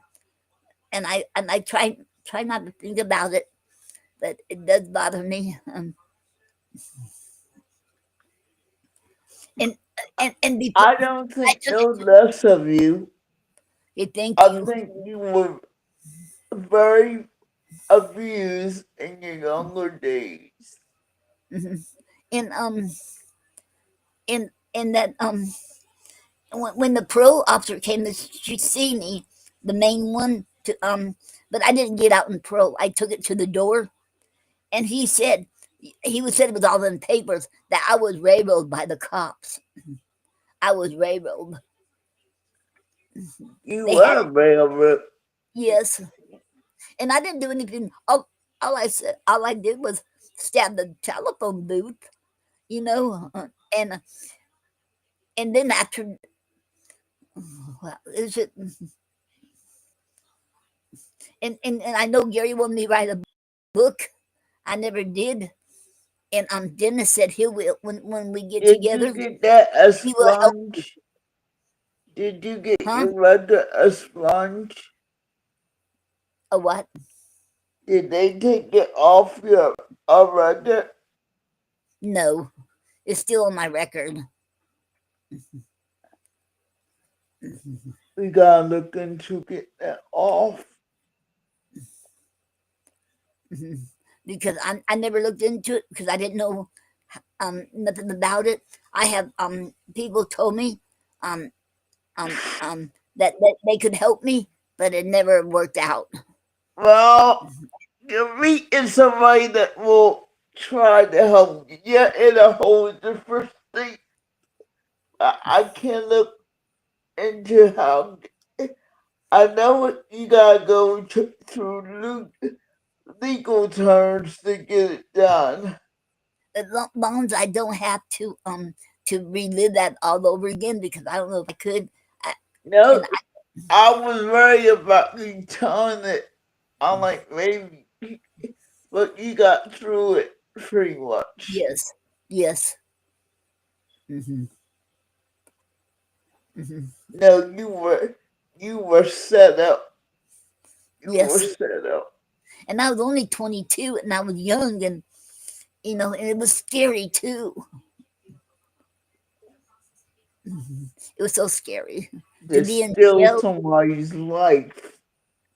because I remember in jail, the women there. It was so hot in there, and because it was in the summertime. It was so hot, and the women did not wear any clothes there.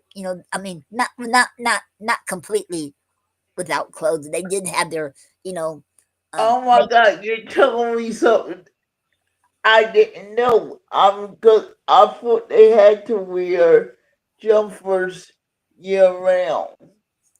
because it was just scary because I'm not used to this stuff, and and wow, and I never thought it could happen to me. If it can happen to me, it can happen to anybody. You never know. Like I said, You have to watch you your were back. set up. Yes, I believe so. Mhm. And Dennis said that when we get together, he's going to help me write that book. And I told him, I told him because Gary wanted me to write that book. I said never did. Um, and then I told him I wasn't going to, but because I couldn't do it alone. And Dennis said he'll help me do this when we get together. You know what? But You need to write that so you can let it go. yes, I've You, been told I probably would heal faster. I probably would heal if I write that book. It'd probably help me heal a lot better. Because cause sometimes, I can't believe they stole 5 to 7 years of your life. What mhm, a lie. mhm. And it's just, I still can't believe it. And I still, whenever time I hear a gunshot, I still jump out of my. I still jump. I can't help it. Anything that sounds like a gun, I'm scared of. Uh-huh. Because uh, your story is like what goes on all the time. And Mm-hmm. then some people being put in jail, mental health facilities on the word of a lying cop or co-worker. Mm-hmm. And you know what? From being in there, I realized I found out that most of them people are innocent in there, who are really innocent, and I believe that. I know they are. Yes, I believe that like 98, 99% are innocent, and one they put her in there for for robbing banks, different states, for different states. And she said, "How could I do that when I was in the hospital getting my leg? She getting a uh what you call them legs? It's not your real leg. They put in um Uh, what is it? I know what you're talking about. I can't think of it, but I said, how could I do that when I'm in I the don't know the hospital?" word, cause Mhm, mhm. And she was young, younger than I think she's about my age or younger. And oh yeah, and only the best the okay and right there they had a talent show on July for 4th of July. So I went to see if they'll let me do it. So we have to what's that word? Not sample, but try out, do tryouts. So I passed the tryout, so I got to do it. And when I was practicing, I never did it like I was. I should never did like I want to do it. I used two of my poems into a song and dance, and then and my friend, and we was in backstage. She was a ex go-go dancer, or I think it was go-go dancer. She's and she taught me some steps, taught me some moves. So I had that in my mind. So I did. I got on when I got on stage. I was a hit, and I did two. I did the fever. The fever is a song. Is a poem I wrote and I turned know into what a song. fever. I got the fever. Yeah, No, this was a song I wrote. The poem I wrote was not the same as the other song. The fever is called the fever dance and the robot dance. And when I did it, I had my eyes closed when I was doing it because I can do it better when I had my eyes closed. And and then and then when I turned up and looked up, everybody was standing on the everybody was standing up and clapping and gave me a standing ovation. And the rec woman, who's the recreation woman, she said that if this was a contest, you would definitely be the winner. I said, what? Wow. That was an honor. Wow. now I totally understand. And then after that, the inmates who was always bullying me and picking on me, they said, "Can they want to be my friends?" They said, "Can you do the beaver dance?" I said, "I get in trouble." They said, "No, you won't." They said, "Can we call you the beaver?" I said, "Yes." Then everybody wanted to be my friend after that.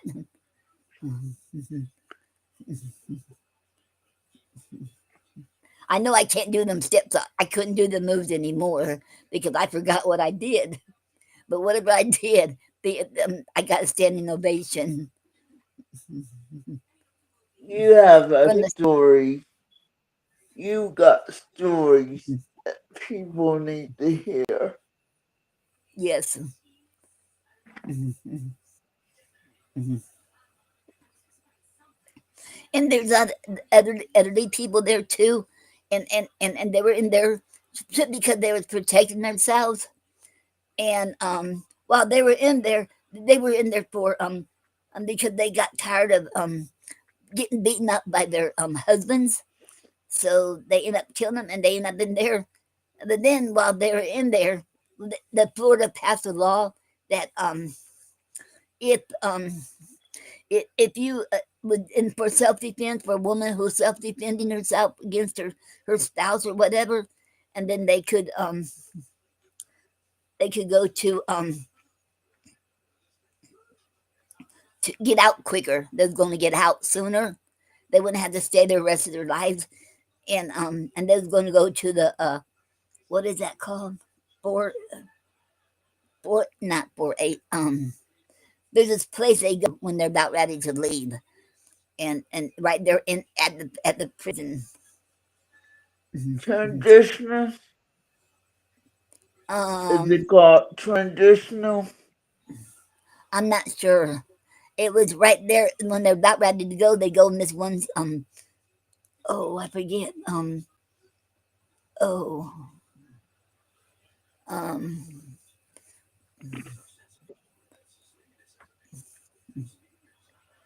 mm, I forget now.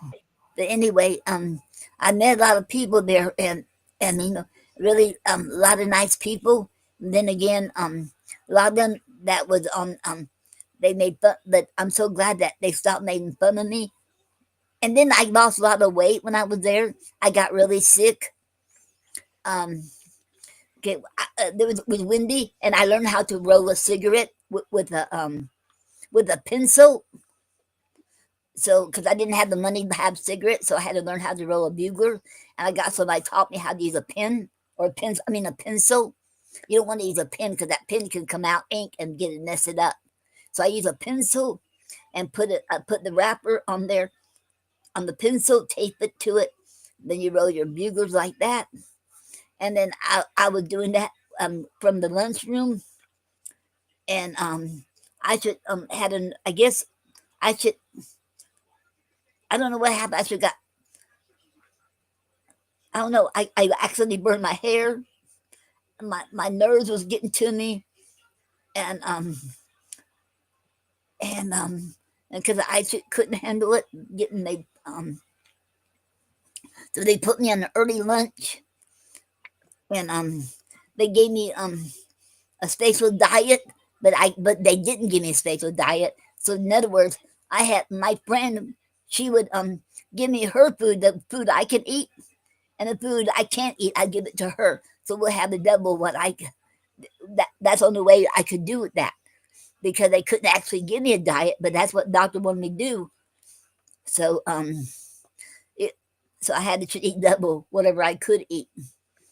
And then I started losing a lot of weight. I went under 100 pounds, and I was down to maybe 90 or 80s, and the nurse said Whoa, I got really sick, and the nurse said 80 that pounds.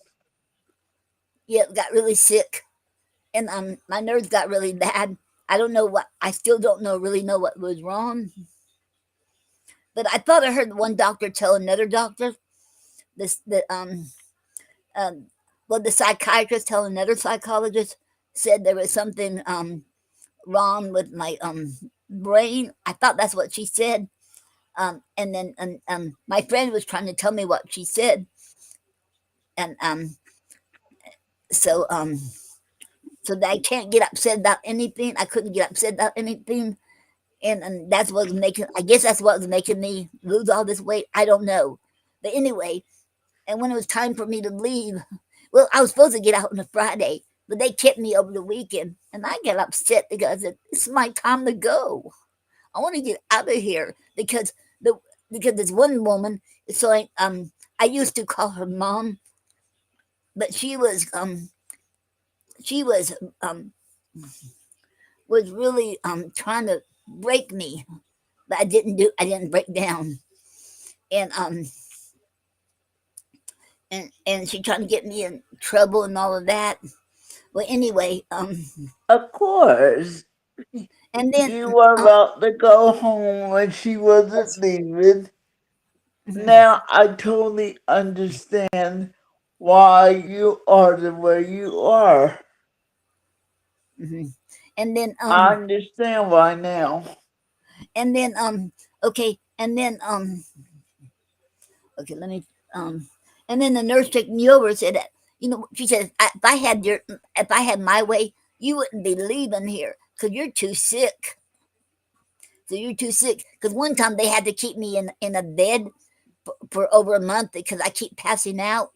I still don't know what caused that. And and I didn't like to be in bed, so I try to get up. Every time I try to get up, I'd fall right. I should pass right out, fall down. And finally, they had to put me in bed close to the nurse's station at the clinic. And so I remember I was there, and then after about a month, they said, "Well, before you can go back to your dorm, your room, you have to learn how to walk again. I have to get my strength back up." So they make me go take a walk down the hallway, and to get better, so I can start learning how to walk because I was in bed rest the whole time. They wouldn't let me up. So and she said and they say when you go in them, and they always said that people get sick, that like people who would never get sick before, they would get all kinds of sickness that would get from being in there. And I believe that because I did. And so, and it took me a long time. I don't know how many years it took me to get over 100. So now I'm trying to gain some weight because I didn't because now today I found out I knew I was losing some weight. But I didn't know I went down to 115 now. Now that is concerning me. Now, so but with God's help, I'm gonna get back up to 124, 125. I'll do it, but because I don't want to get back under 100 again. That was a long road to getting up there. But there's so much stuff going on in there. People would never know. Tell you, and it's not like people think it is. People who never been in one, they keep thinking it's like being in a luxury hotel or something like that. And it's far from being in a luxury hotel. Believe me. And you don't get and they say, well, you get free health. Maybe you get you don't but they're wrong about that because you don't get good health care in there. And the doctor, it depends on the doctors was there. They don't care about you, but the nurses do care. I found that out. That's that one place I was at. But I can't speak for all the places, but it's not like luxury hotel like a lot of people say it is. Mm-hmm. So I'm a witness to that. Mm-hmm.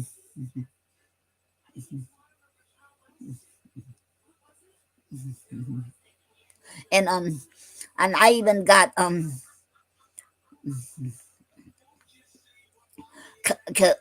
I was in the they put me in the back room and way in the back, and I was in a room.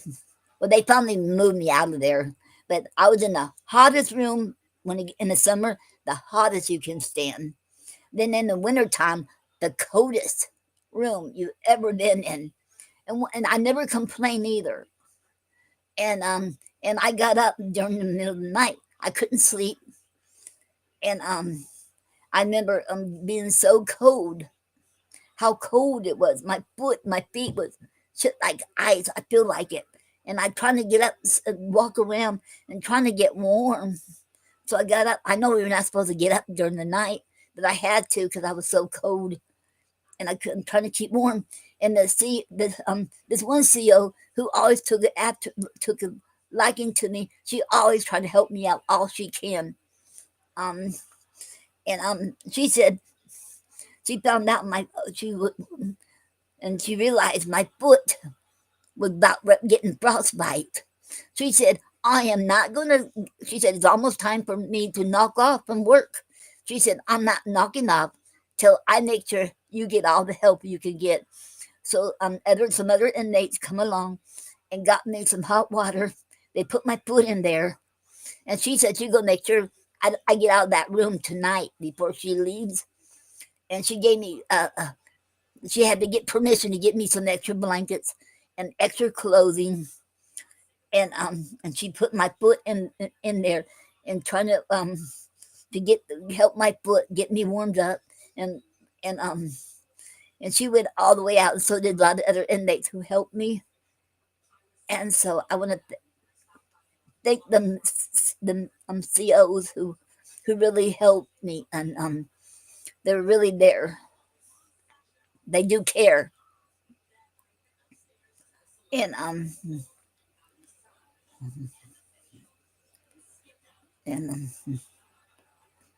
and it's not easy to be in them places. And I pray to God I never see them places again.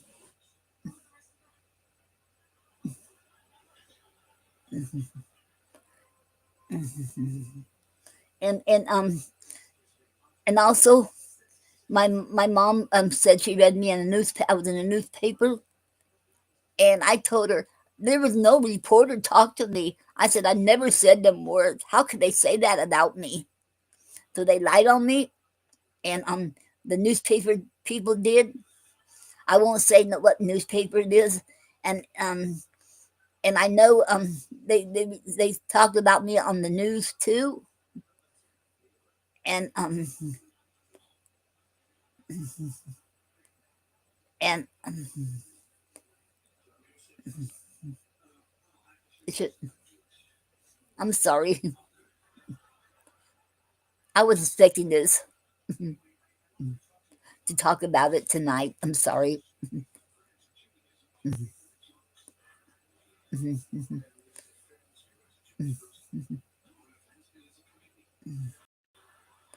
You still there, Teridia? Yeah, I'm still here. Okay, I'm sorry. I was expecting this tonight, talking about it. I'm letting you get it out. Okay, okay, and then It helps me to get stuff out like it. yes, yes, and then okay, and then and I remember And the more you get out, the faster you heal. yes, and in that and she helped me, and they gave me another. They put me in another room in the same hallway, but it's a different room where it's not cold. And she would not leave, so when she made me lay down, and she gave me put all these blankets on me, and and cover me up, making sure I'm okay before she would even leave. So wow, it and then I don't know how long after that, and that room back there caught on fire where they got me up out of there. And it was called. She said, "You didn't have no cigarette lit back there, did you?" I said, "No." I said, "No, no," because I always make sure my cigarette is always put out. Because we had in that one hall I went in, one dorm, everybody had their own room. They had their own bed. They had their own desk, their toilet, and the sink. But we all had to share a shower, and that was a scary part, going in the shower with in the same shower where everybody else go to, because I'm not used to that. So that was very hard to do. And I would say you had a rough start to life, a what? a rough start to your adult life, Mm, and um, you need to move past it. yes, Nobody's gonna hold people that hold that against you would not understand what no, happened. no.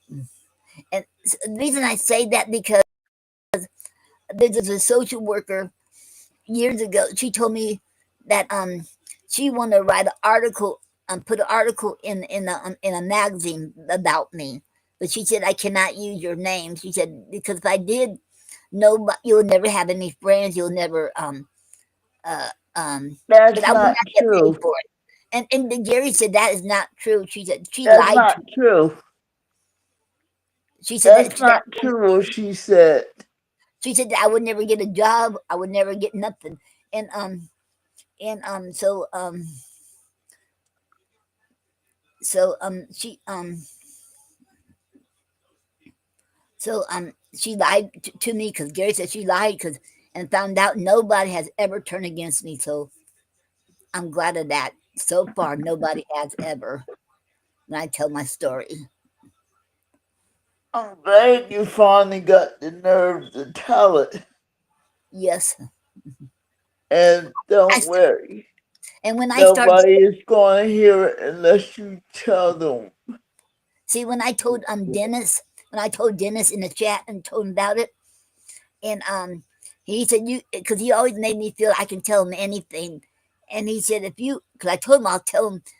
I said there's a couple of things I want to tell you about my life, but we have to be together in person to tell you. He said, well, if you come from now, you can tell me now. We can chat now. So I said, okay. So I told him, and then he got me stopped about after I was in prison. I said, I know this is hard on you, really hard. You should need to take a break, and you can tell me the rest. And when we're together, when we get together, and he said he'll help me write this book. Mm-hmm. Mm-hmm. Mm-hmm. Like I said, I Mm-hmm. said it last week. I said it today that Gina let me tell my story. This is Yes. the beginning of the healing for everybody. Mm-hmm. You held on that too long. And then and what got me was they did find a book in my purse, but that don't mean nothing. I had a book in my purse, and that and but they're not. I guess they can get my purse and go in through my purse,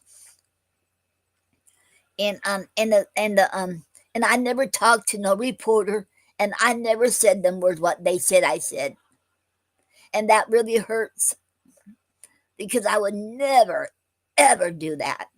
Even I would never ever thought of that because they said in the newspaper, my mom couldn't find the clipping because I told her, "Let me see it. Can I look at it?" That's after I got out. She said, "I don't know where it's at." She said, but she should told me they said that I was gonna kill all the Christians. I said, "No." I said, "I never said them words," and there was no reporter around me, none. To the cops was, and I never said them words. I would never do that. How could anybody ever thought that? I know they found a book in there, but that has nothing to do with that. You know, it was just, you know, it was really hurtful how they could do that. And if I knew It my was daughter, trying to set you up yes, to be an inmate for the rest of your life, but God had another plan for your life. hmm hmm Did you hear what I said? they was trying to frame me and put me in the prison for the rest of my life. Yeah, and God had another plan for your life. Yes, You're because out. when I first got there, I remember I was so depressed. I said, I'll never get out of there. I'll never get home. I'll never see my family again. I was so depressed, and I said, I'll never be getting married and have a family. I'll never be getting married. I thought I'll be in there for the rest of. I thought I'll never get out of here. It was so scary to be in there, you know, and they tell you have to go through I forget but these women who talk to us said that when you're in here, you don't have any friends because you come alone in here alone. You'll be going out And alone, you're going to leave here alone. right? And you Yeah, can't trust nobody. You can't that's trust true. nobody in there. That is true. Yep. Cause there was this woman I I didn't understand, but everybody was scared of her because she just stood like a statue right there close to them, and like she, you know, so I started being her friend. I thought, well, she's something wrong, and they said, don't be her friend. You can't. She's too dangerous. You don't know what she has done. And I said, no. They said, Did she ever hurt you? no, but no, she never hurt me. And they said that she's thinking that she can make babies. She's thinking she's a man when she's not, and she can make babies. And she kills her girlfriend. But it took. She was so powerful. It took all the men COs from the other men prison and all the women officers COs and where I'm at to control her. This is before I got there. Well, anyway, I became her friend. They warned me, no, she'll turn against you. She'll turn against everybody. So I said, well, she needs a friend because everybody's scared of her. So I felt sorry for her. So I became her friend, and they said she couldn't, but they were right. Down the road, she did turn against me, and and so when they told me when they got me when the COs got me doing the errands for them. So when I go in the house to the clinic part, they told me, be very careful. Don't let her hear you come in there because she'll be screaming for your name. Sure enough, I barely walked in there. I go on my tiptoe to deliver stuff to the clinic. And there she is. She can hear me even when I barely walking. And she's screaming. So they said, well, you have to see her now. So I had to go and talk to her. But eventually she turned against me. She didn't want nothing to do with me. And friends, she come in and told her, she was leaving, she's going home, and she's getting out. She said, if I ever, ever hear you touching her, because she's not that, she's not like you. She is straight. If you ever touch her, if I ever hear about it, I'm coming back and I'll kill you. I'll be willing to go to prison for you, for my friend. I'll be willing to do that because I'm not gonna let nobody touch her because she is straight, and I'm not gonna. And she was mean it too, and and and and she turned against me, but she never laid a hand on me. I think she got scared of that my friend, but she turned against me though, and they were right. She was going to do that, but and she was short too, so I didn't. I thought, how can she be so powerful? She was short. I guess it don't matter if you're short or tall. I was going to say it. And they told me when I left, do not give her your address. Do not let her know where you're at because if you do, when she comes down there and see she's with you with a boyfriend, with your family, or anybody, she's gonna kill them all. And that's the way she is. Said, please, I never did. I left there and never gave her my address. I would never let her know where I'm at because I don't want nothing to happen to anybody that is my friend or my family members. So I listened to them from there because she did turn against me. So I listened. Mhm. But you were a friend until, She turned against me because well, see, she only turned against you because you were leaving. no, before I left, she turned against me way before I was leaving. Um, I don't know what happened. She didn't want nothing to do with me anymore. They said she's going to do that, but so she turned against me way before I left there.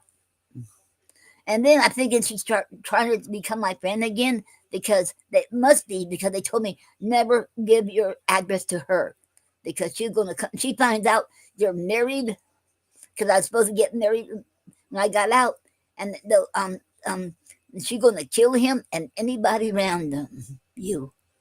So I did listen to that.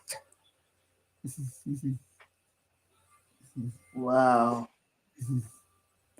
And they said she probably never get out because when she starts acting up, they should send her to Chattahoochee State Hospital.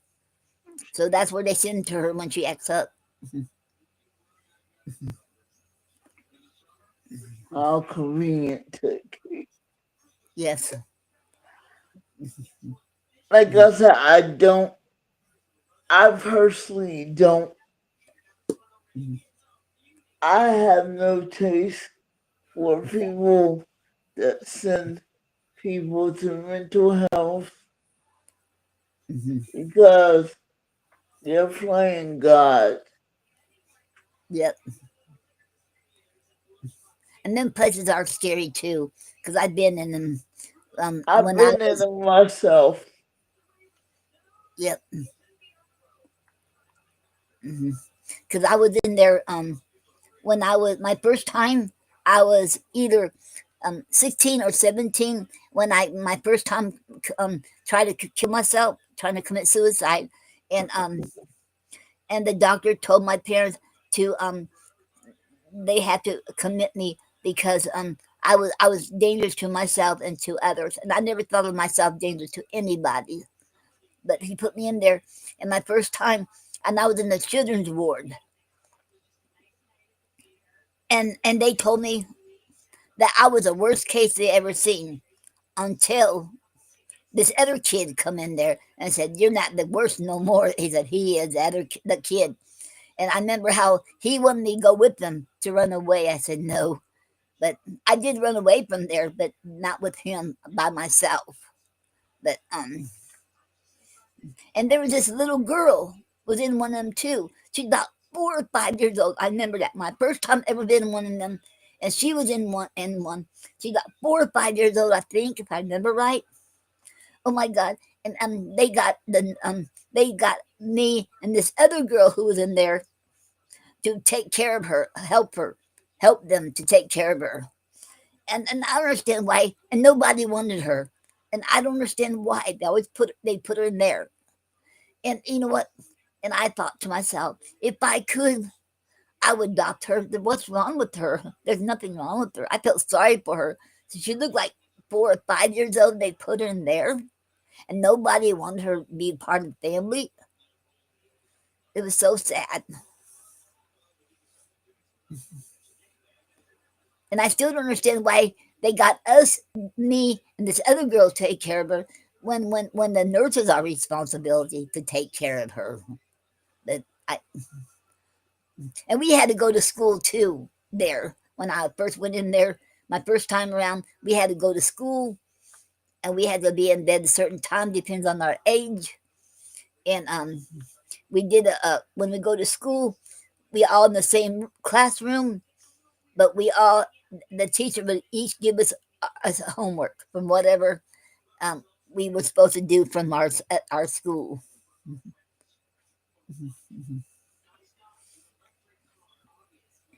And there was two guys I liked in there who were I remember that's when I stopped playing with dolls because I started liking these two guys. They were older because the kids my age they always made fun of me in school. To me, they did. My brother said I was wrong, but that's how I felt.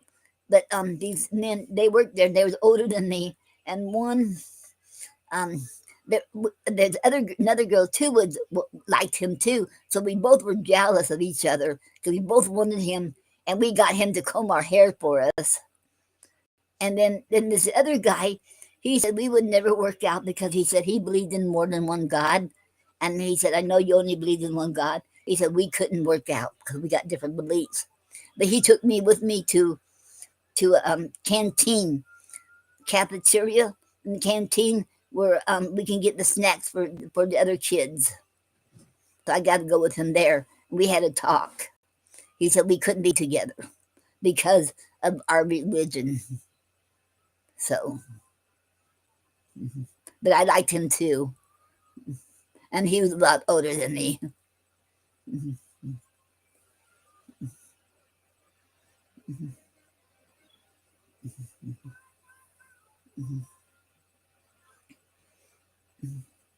So,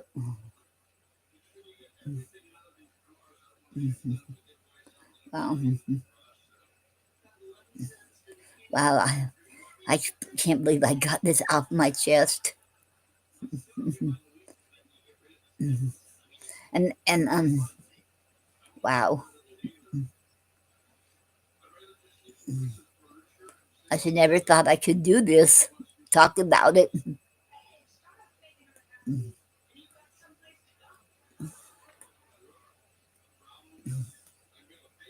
Wow,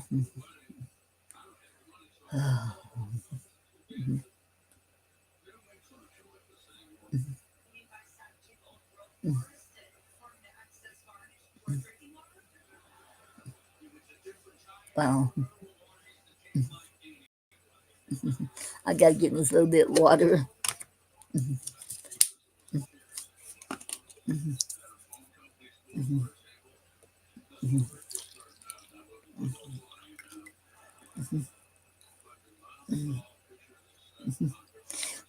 And thank you for listening.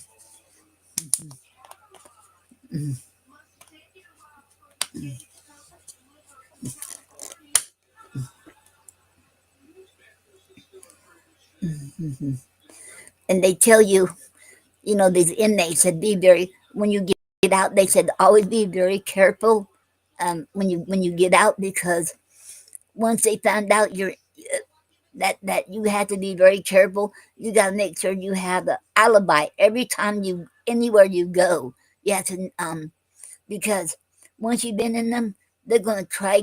People are going to try to get you back in them. I don't understand why would any. They're not. There wasn't talking about the cops and the other people. Once people, I don't understand why people when you go back in them. They said always watch your back, and you got to have an alibi. I don't always have the alibi because sometimes I'm here before my brother came. I'll be here by myself. I didn't go nowhere, so I never had an alibi. And I gotta remember that you gotta have an alibi every place you go. You gotta make sure somebody sees you, no matter where you go. And that's what's scary because you gotta remember that. And sometimes I forget. I don't know how true it is. I'm still out. I've never been in. Well, one time I went back to jail when I was married the first time, because that's because he put me in there. He lied on me. He said I hit on him, and I never did. There was no marking on him, and then found out he wanted there's another woman involved. So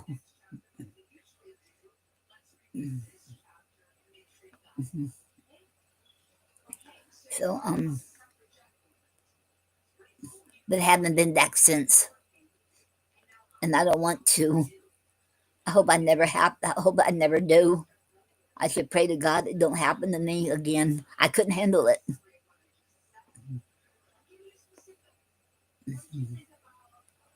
because it's really, really bad place to be.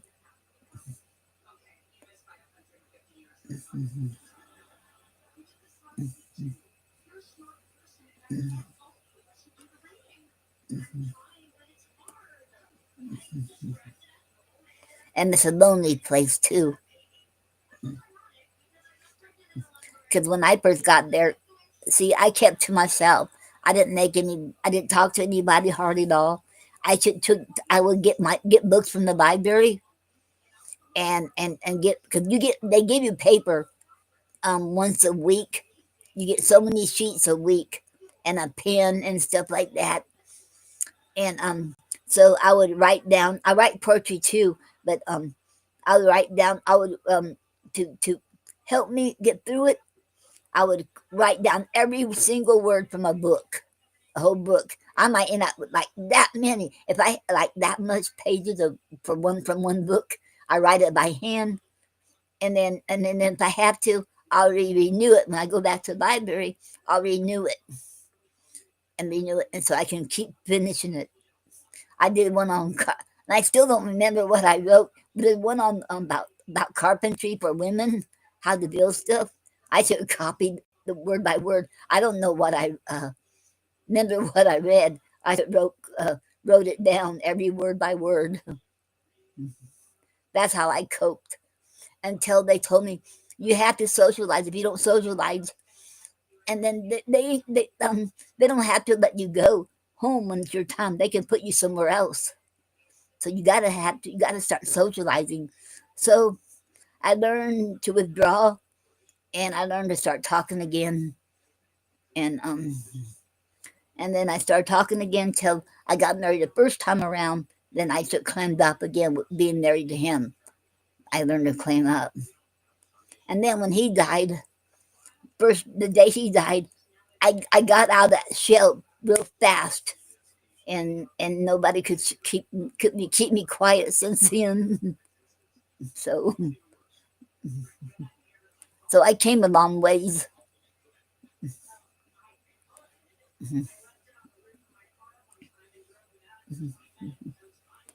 And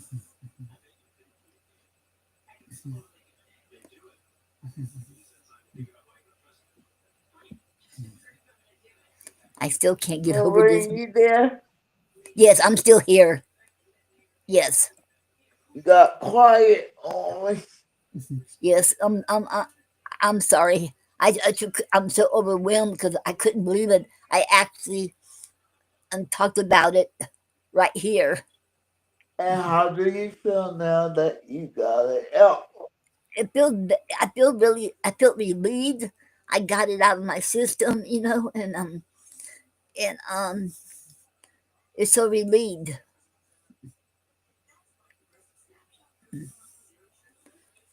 You I said got my it's story like out. a big, you Hmm. said it's like a big weight coming off you. Yes, it feels like a weight coming off. Yes, tell my You story. carried that around for about 40 years.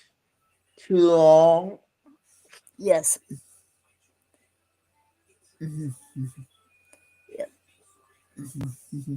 I have told I know I told about 3 or 4 people, my poet friends on Facebook. I told them maybe three or maybe three, I think, but that was on the talking to them on the phone, yeah, or yeah, on the messenger, like on the phone.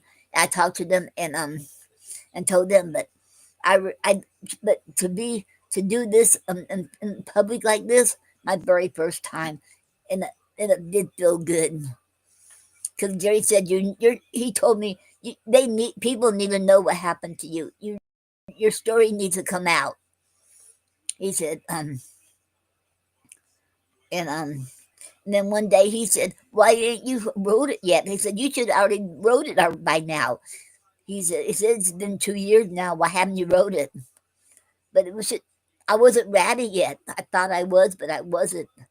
I just didn't want to feel pressured, And I was feeling pressured by Gary because he wanted me to do this and get it. But I just wasn't ready that time. So I'm hoping after tonight you won't feel sorry for yourself. huh? I said after tonight, my prayer for you is to learn how to let go. Yes. Okay. And so wow. It feels really relieved. And I wish Gina could have been here too, but she ain't. I wish she could be. Mhm. And and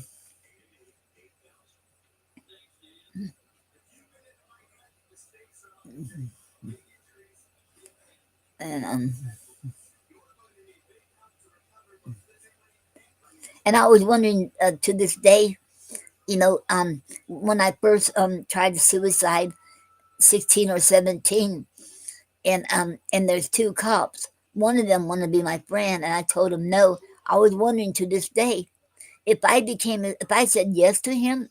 He asked me, "Can I buy you a Coke and some snack or candy?" I forget. I said no, thank you, and because I was upset with them because they saved my life, and I didn't want my life to be saved. And I was wondering to this day if I said became his friend, if I said yes to him, wondering would that ever happen to me. I don't know. I was wondering, would me being his friend, would that save me from what happened? I still can't answer that because I don't know. And but nothing I can do about it now because it happened. What has happened has happened. It's in the past, and and because I should like to get to the point where I don't jump every time I hear a gun.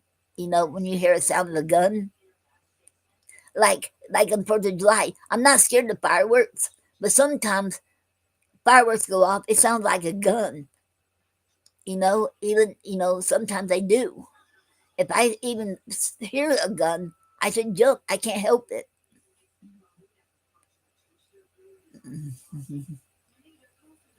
And I hope one day I'll stop that. I'll just it should be able to relax, and I won't be jumping every time I hear it. I don't know if I ever will. I should hope I can one day. It's been so long, and I don't run when I see a cop anymore like I used to. I used to be so scared of a cop, I'd be running the other way till one day the cop stopped me, and he said, "What do you do?" I said, "I didn't do anything."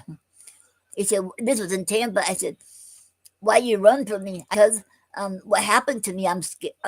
I'm scared of cops. I told him what happened. He said, "Well, that was years ago. They probably ain't here no more." He said that you can't run from a cop. If you do, they're thinking you did something wrong. So I learned not to do that. But I stopped even getting scared when I hear a siren. I don't get scared no more. So I'm getting away from that.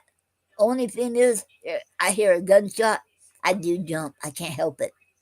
I don't know if I ever stop jumping from that. Cause that was scary to to get um to get shot by to get shot. Mm.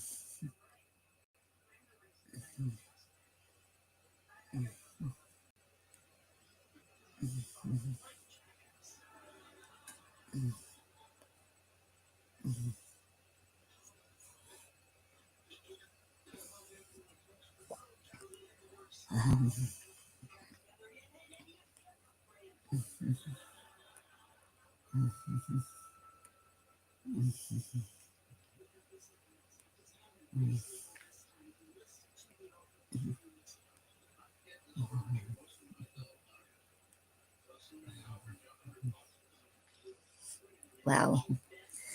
Oh,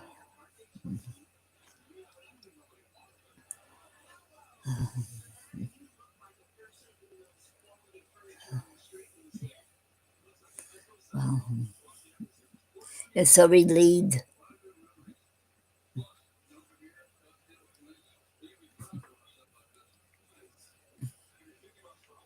You know what? I'm proud of you for telling me that story. Thank you. I never thought I could. I didn't. I never thought I'd be ready. I didn't know if I would be ready to write a book, but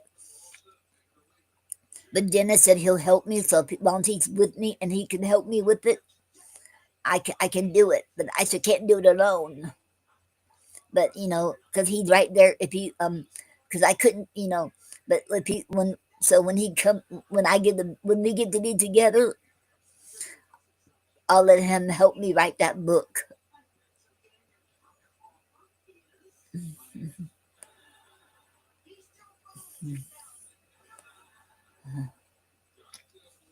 Because if I can help somebody else, because now I know you have rights in the courtroom. I know now you don't have to listen to your public defender.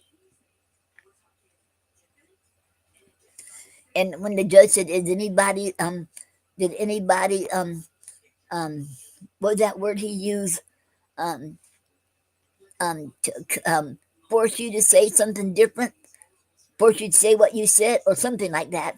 Well, I should thought you had to say no, because I was scared of that public defender. He was scary looking and mean looking.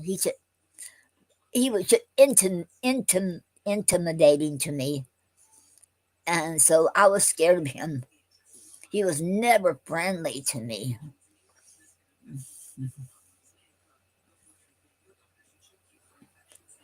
And that's why I don't like Tampa. Mhm. I don't like Tampa. And that's not the only thing that ever happened to me with the cops either. And it was so.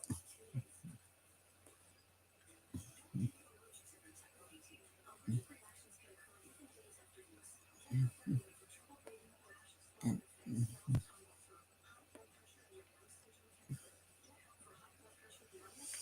and now, if I can tell other people they have rights, and tell my story and help somebody else out because we all have rights. I know they try to take us our rights away, and and and then the more I thought about it, because they're supposed to tell your Miranda rights. I sure don't remember them telling my Miranda rights. I don't remember them, but I could be in shock because I was in shock because that one guy, because when he told me what I remember when he told me, and I was handcuffed, my feet and my ankles were handcuffed to the whatever you call it, the tape, the bed in the emergency room. I should remember my tears started flowing down my face, and I thought I was thinking to myself. I didn't say nothing to him. I was just in my mind. Oh my God, what is going on here? I was in shock. I never thought this could happen to me. And nobody ever thinks when it happens to other people, nobody ever think it's going to happen to them. Don't know. You never know. You have to. Now I know you have to watch your guard and keep your guard out. And I should got to remember that. Keep my guard open. Keep watch around me at all times because you never know.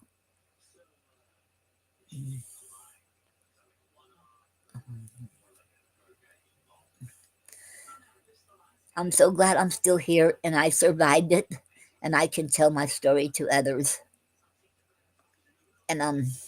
And I know there's so many people who didn't make it, and and and and I want to be the advocate for them too. For the ones who didn't make it, I want to be their voice, and for all the ones who didn't make it, and the ones who did make it, and be there for them too.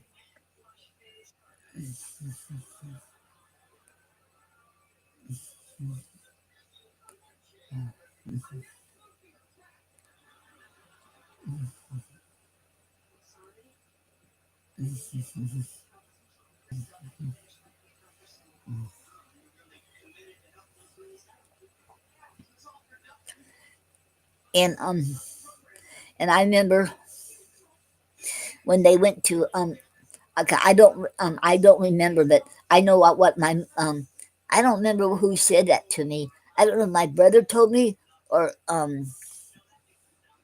who told me. I think it was my brother did that. They told my dad different when the cops come to my dad and my mom's home. They told him different than than what really happened. They lied to my dad and mom, and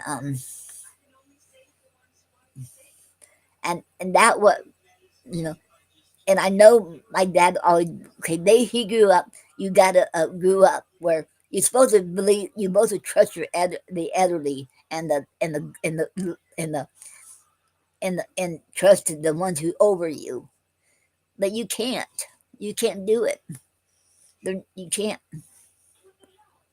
because they're I know there are good cops out there. I know that because I know there's good cops out there. I know sometimes I'll say there ain't no bad. They're all bad cops, but I know deep down there are good cops. But I should happen to get the bad ones who turn on me, and I'll never ever forget that how it felt when I should want to stand up, and I was and because I was on the ground and I was getting all dirty. I just want to stand up and get all this dirt off of me. They keep pushing me down and being mean and would never let me up. And I'll never ever forget that. And that cop, he never gave me a warning shot. He never told me he was going to shoot me. I had no idea I was going to get shot at till I heard that noise. And I looked up and there was the gun pointed at me. And oh, and that parole officer told me too. And you know what? And so he said he was never in no danger of you. He told me that cop was never in no danger of you. You was about 30 to 40 feet away from him at all times, he said. That's what the parole officer said. And he said, even if you had it, he said, you had the knife in your hand, there's no way, not even a professional could never throw a knife that far or something like that. But he said he was never no danger of you. And then when he and then when he shot me, I remember when I felt that bullet in my hand, my on my wrist right there. I remember that that's when I fell and I fell down first and I fell down and then wow. And where all these cops come from all of a sudden, there's about five of them and if I remember what I was told, there's about five of them. But why do they have to? I don't understand. I was I would never hurt them. Why would they do this to me? Keep make me feel like I was an animal and treat me like that. I felt like I was a nobody. I was nothing. I just felt violated. I feel like I was all alone, and there was nobody,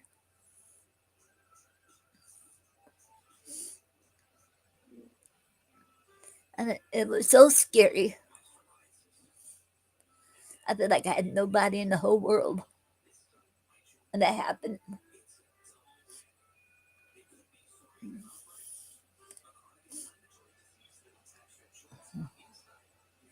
And I had a couple of friends who come to see me, and I pushed them away because I didn't think I'd ever get out. According to that, to the public defender,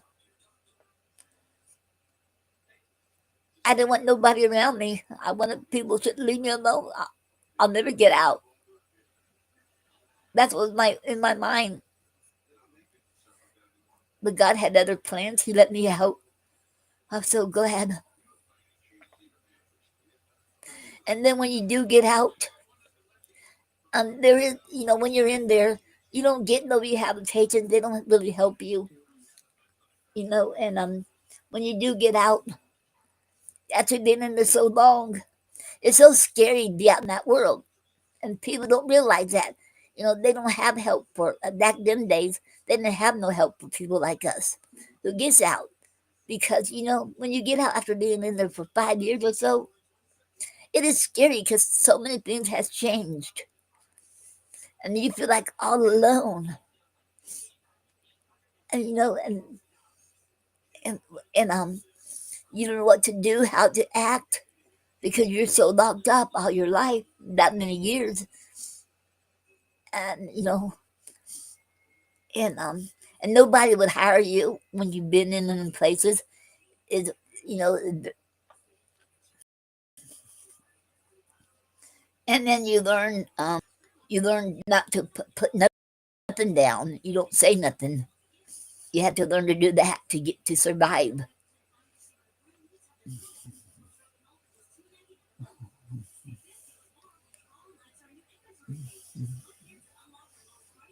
And I did get one job at a nursing home, and it was and and I and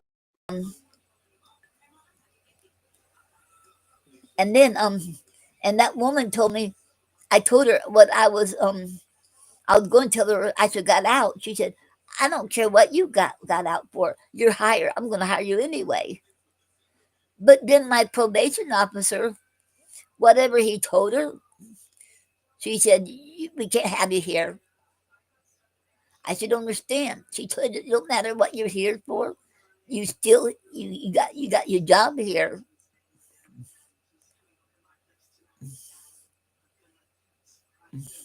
He didn't believe me I could handle a job,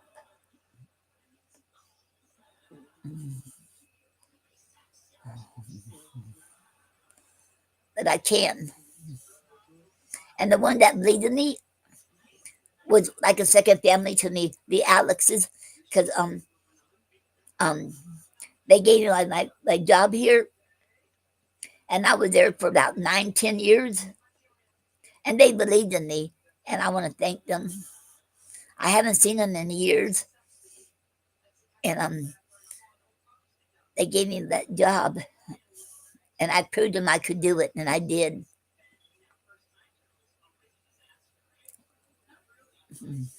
And I was there till 2007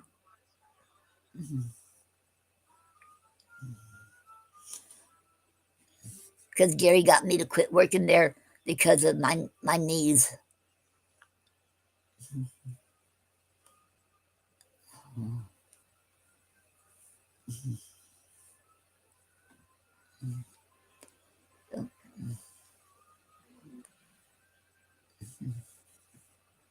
But I believe in myself. I know that. And I want to encourage other people too. Don't listen to what other people say, because people are going to tell you can't do this and you can't do that. Don't listen to them, because you can do it. You should believe in yourself. You should got to remember that. If this is what you want to do, go for it, because I believe in you, and I want to believe in everybody. Yeah. So now that you have told the story, I want you to play a good song or two. Okay. Okay. Okay. Because that was heavy. Huh? That was heavy. A what? Your story is very heavy. Yes. Okay. I'm going to play something not heavy. Okay. I'm going to play a love song. Okay. Okay. Completely yours. That is not heavy. That is like happy, completely yours. Okay. Okay. This to my dentist.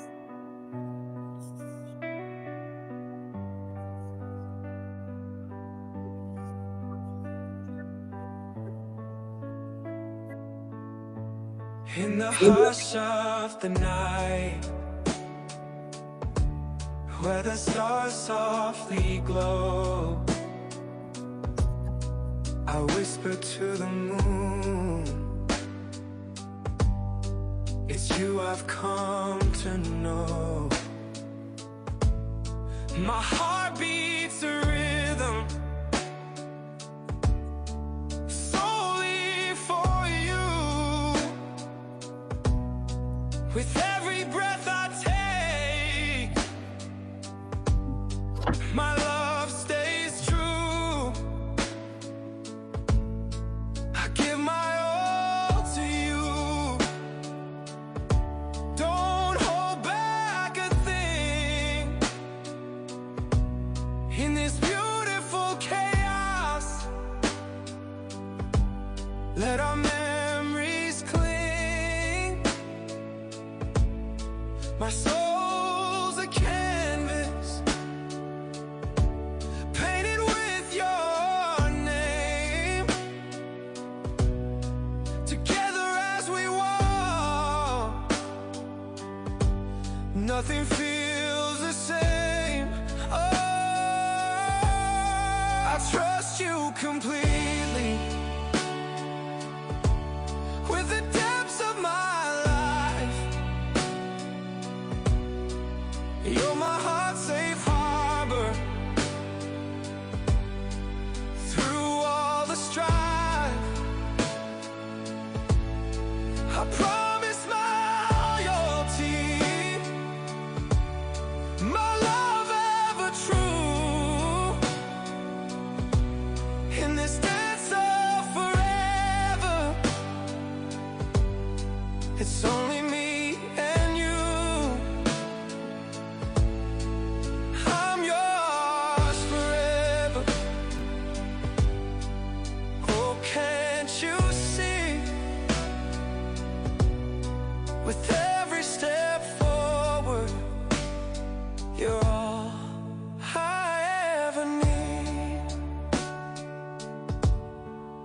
gaze in your eyes,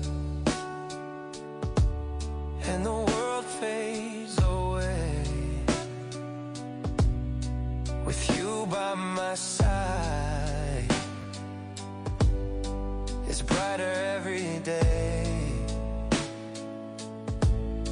No whispers of doubt, just the echoes of our vows. Hand in hand we journey through the ups and downs. I'll stand by you always, through the calm and the storms. Keep our love glowing in all of its forms. My heart belongs to you, it's yours to command. Together we're stronger, united we stand. I trust you completely, with the depths of my life. You're my heart's safe harbor, through all the strife. I promise my loyalty, my love ever true. In this dance of forever, it's only me and you. I'm yours forever. Oh, can't you see? With every step forward, you're all I ever need. Let's dream of tomorrow. Let's build it from today. With every soft reminder of the love that won't sway. I'm looking forward to the moments we'll share in this beautiful journey. Just know I'll always care. With hearts undivided, let our spirits unfold in the warmth of your arms. I find love that's bold. So let's paint our story, it's just to come colors so bright. Together we're stronger, through laughter and tears. United we stand, we'll conquer the night. Every glance, every touch ignites the flame anew. As long as I'm with you, there's nothing we can't do. My all is yours, my heart's endless song. I promise I'll be there, through right and through wrong. Now and forever, through laughter and strife. With you, my love, I found my life. Let's dream of tomorrow. Here's to our journey, build it from today. Hand in hand we go. With every soft reminder, together we'll flourish. Of the love that won't sway. It's the love we both know. I'm looking forward forever to the moment we'll share in this beautiful journey. No, I'll always. So here's to our journey. Hand in hand we go. Together we'll flourish. It's a love we both know. Forever yours. With the heart open wide. I promise to cherish. You'll always be my guide. Every time ignites the flame of you. As long as there's nothing we can't do. My all is yours. My heart's endless song. I promise I'll be there through right and through wrong. Now and forever, through laughter and strife. With you, my love, I found my life. So here's to our journey. Hand in hand we go. Together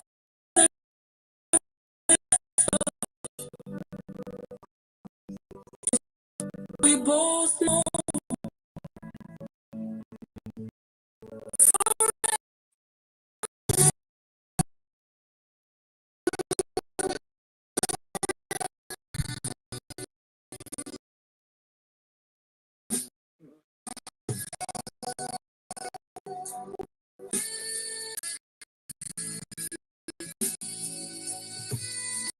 Here's to our journey.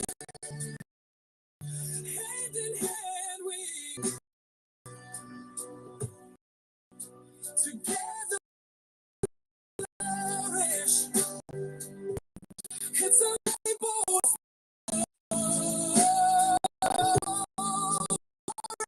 forever young. With the heart open wide. I promise to cherish you, guide.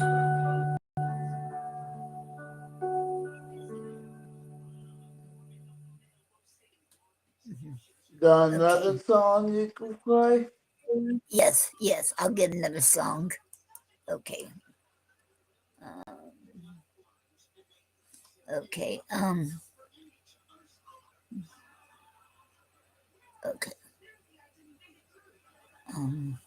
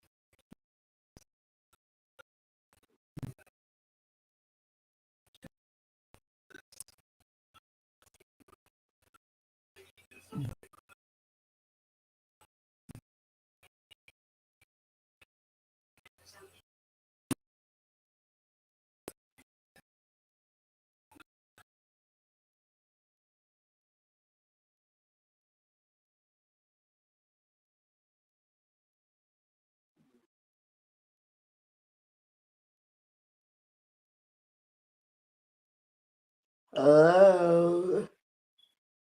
Are you still there? Oh, oh, okay, you're coming back. It's good. So you're getting kicked out.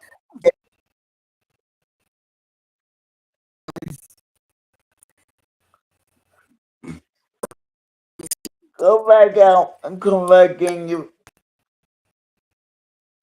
You're broken up.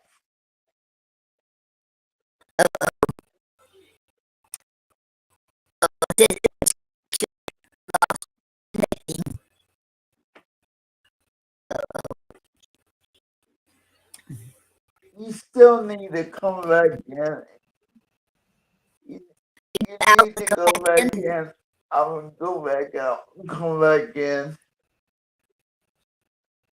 Okay, okay. I'll do come back in. Back in, right? Okay.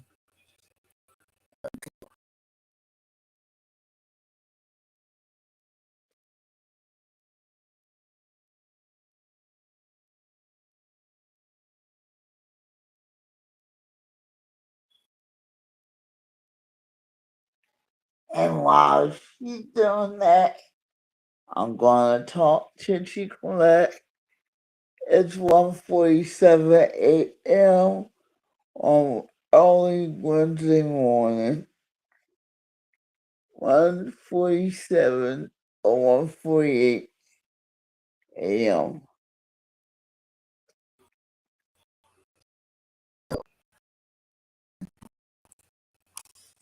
Say something.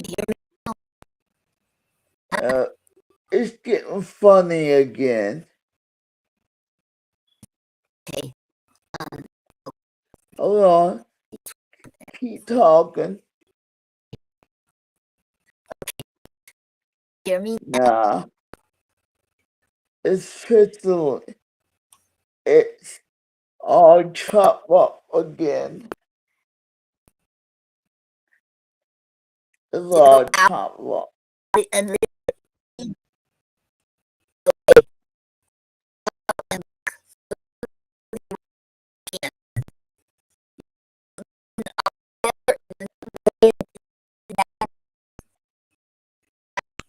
I can't understand you. okay, I'll leave and then I'll come back. And You try again. Try again.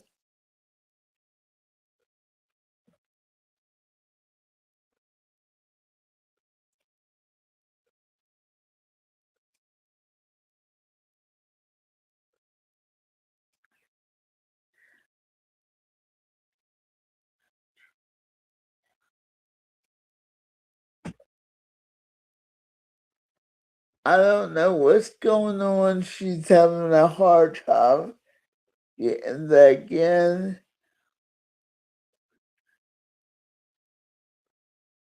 It's almost 2 o'clock in the morning. She's a warrior. She's a warrior.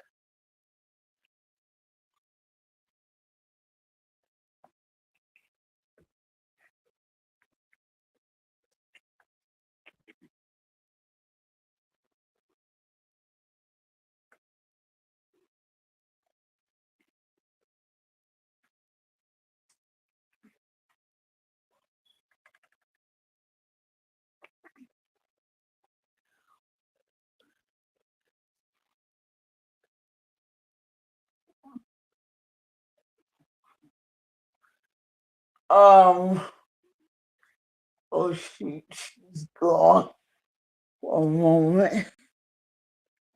Oh, y'all weren't supposed to hear that.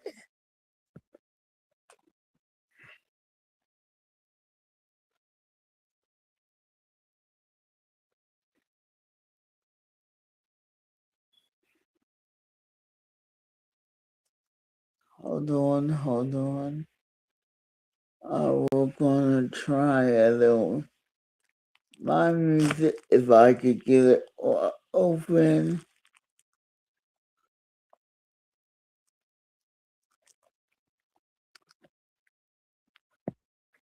Hold on, people. Hold on.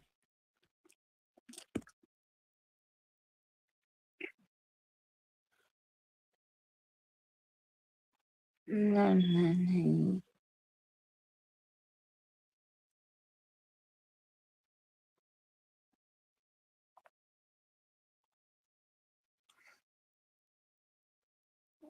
Where am I going? Get some music. The 10 Commandments of a High Value Man. This is how you move with power, without noise, without apology. That's not music. That's some wisdom. Hold on, people. Let me find them. Here we go. We're gonna play some music. Let's see. Let's start with Hickory Dickory.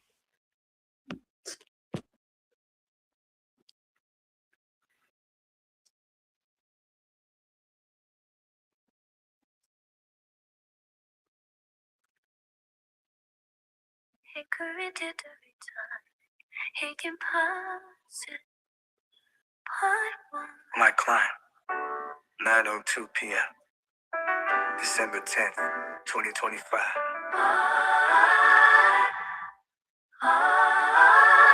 All rights are reserved. Hickory dickory talk, time is running out.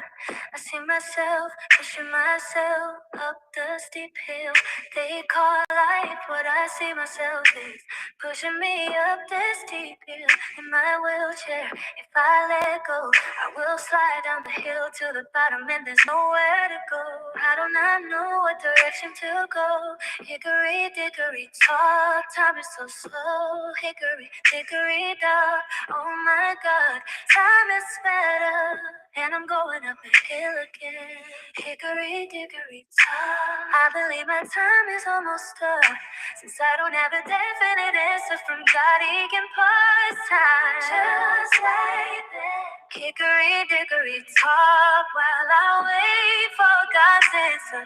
I have to keep going up this steep hill in this wheelchair. Onward through life.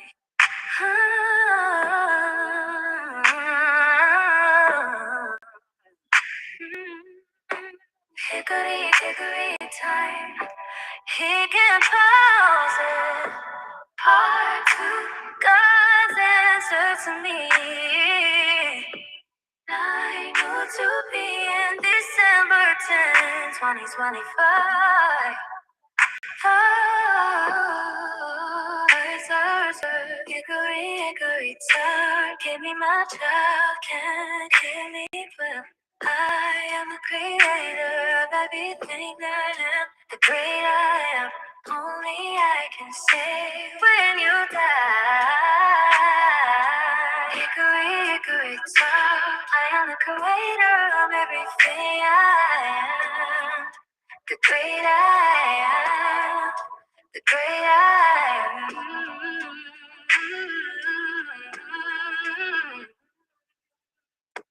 Hickory, hickory, child, life is simple as a nursery rhyme. I knew your plans for your life before time itself. Hickory, dickory, child, no one can charm the plans I have for you. Even when you go back to the bottom of the hill, I will always make a way for you. The wheelchair, it's not the end. Hickory, dickory, dock. Did I not promise you lifelong blessings of walking? Hickory, dickory, too. It takes nothing but pure faith to get anywhere you are going, my child. Nothing but faith will get you there. Pay no attention to what you see, what you hear. Your faith is what you need to get up the hill and beyond.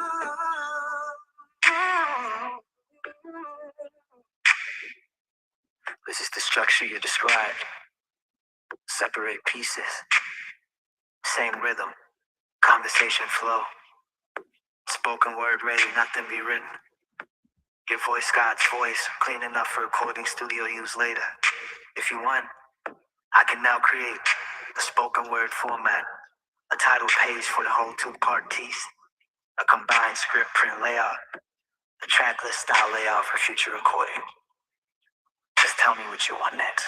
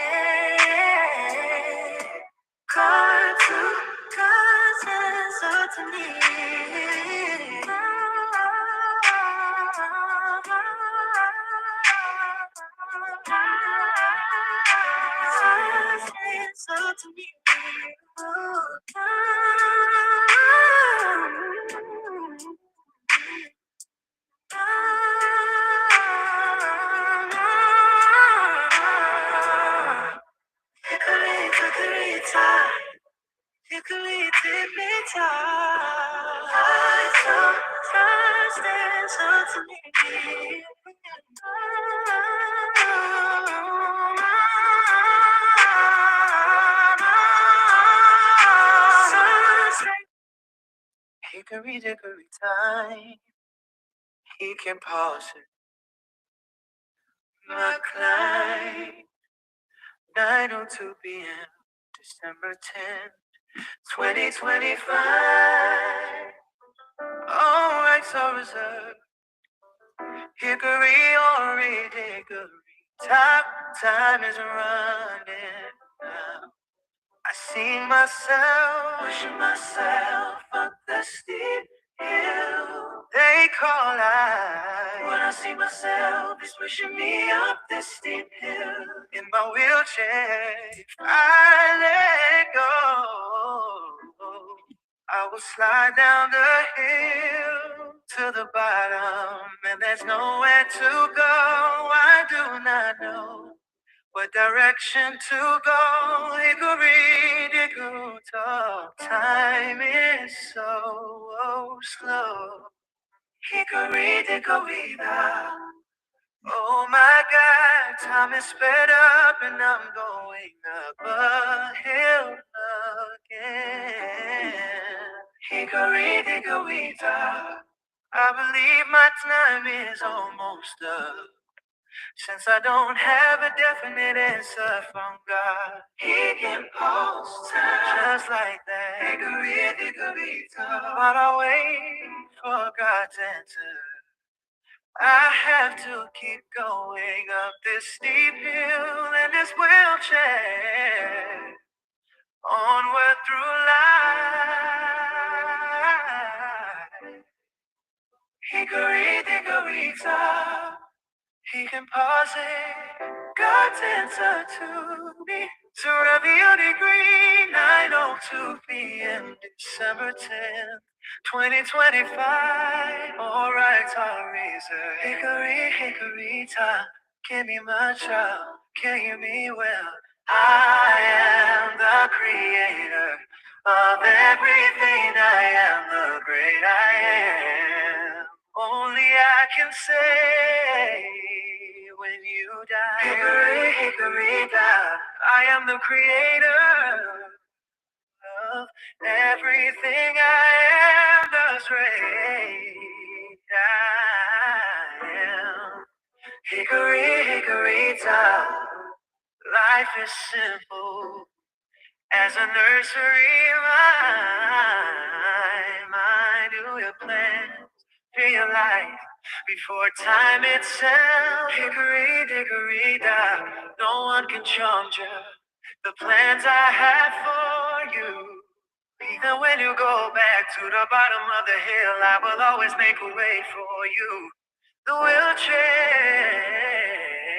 is not the end. Hickory dickory dock. Did I not promise you lifelong blessing? So walking, it takes nothing but pure faith to get into where you are going, my child. Nothing but faith will get you there. Pay no attention to what you see, what you hear. Your faith is what you need to get up the hill and beyond. Yeah. This is the structure you describe. Separate pieces, sing rhythm, conversation flow, spoken word ready, nothing rewritten. Your voice, God's voice, clean enough for recording studio use later. If you want, I can now create a spoken word format with performance pauses, a title page for the whole two-part piece, a combined script per layout, a track list that can lay out for future recording. Just tell me what you want next.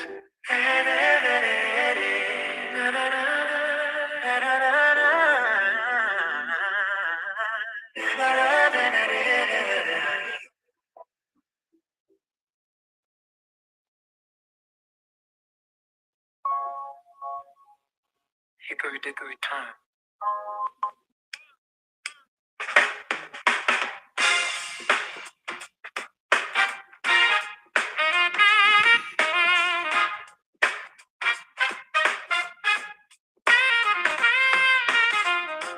Help me to fight this battle. April 13th, 2025, 4:29 p.m. Fight my battle. Fight my battle. I am one. Fight my battle. Bearing the scars of yesterday. I am weary. I am tired. I need your hands to lift me up. Fight my battle. Fight my battle. Oh, dear Lord. Help me fight this battle. Set me free. I placed my life in your hands many years ago as a little girl. Help me not to give up. Help me to fight. Help me to forgive. And forget the things I need to release. I wanna be free, free to be happy, free to do what I need.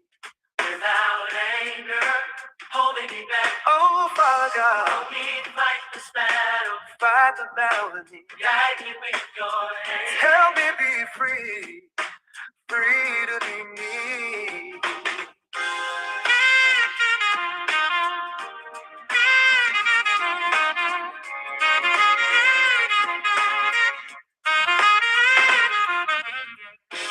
Let me know if you want any word choices or line breaks change.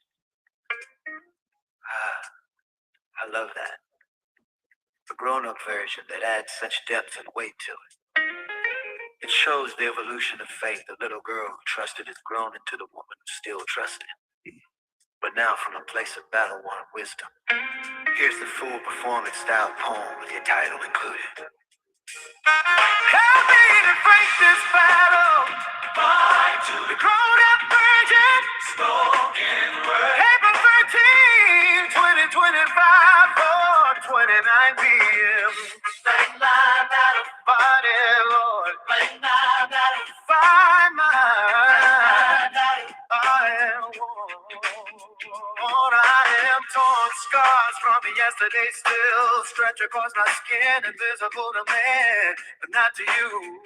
I am weary. I am tired. So tired I can't even lift my own arms. So tired I need your hand to lift me up. Hold me steady. Remind me who I am. I'll fight my battle. Fight this battle. Help me be free. Free from this weight I wasn't meant to carry. I gave you my life when I was just a little girl. Innocent. Trusting. Believing you would keep me. Now I'm here. Still holding on to that little girl faith. Don't let me give up. Not now. Help me fight. Help me fight. Help me forgive. Help me forgive. I wanna be free. Free to be happy. Free to do what you call me to do. Without the anger. Without the shame. Without the pain that tries to speak louder than your name. Oh,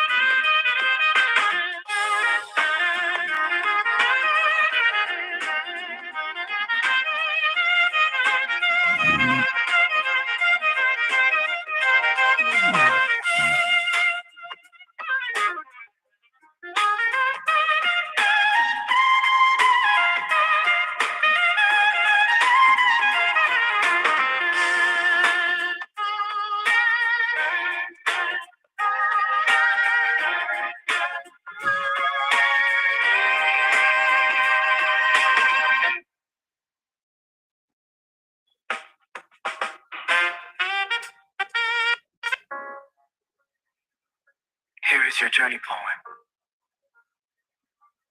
Lady Terevia. Exactly your words. Not rewritten, only clean with punctuation and spacing. So it reads clearly. Your voice stays 100% intact.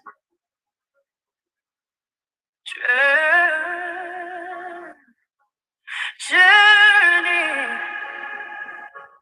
When the journey comes, you must be free to go anywhere. The journey leads you to go. Why do you take the journey to learn and grow and experience life? A journey's always needed to grow, like being born. If you stay in one place, you never will know who you can be if you do not take the journey of life. See, this is not easy to do without you wanting to grow. This journey is a thing that life must provide. The journey is yours to take or not to take and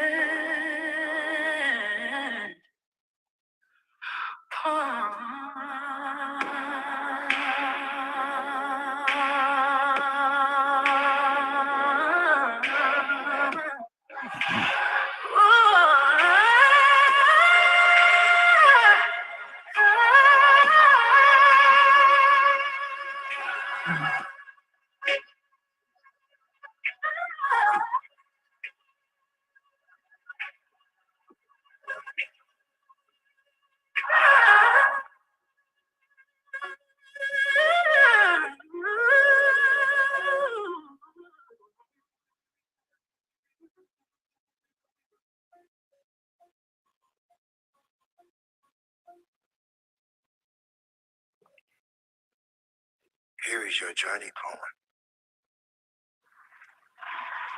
Shift.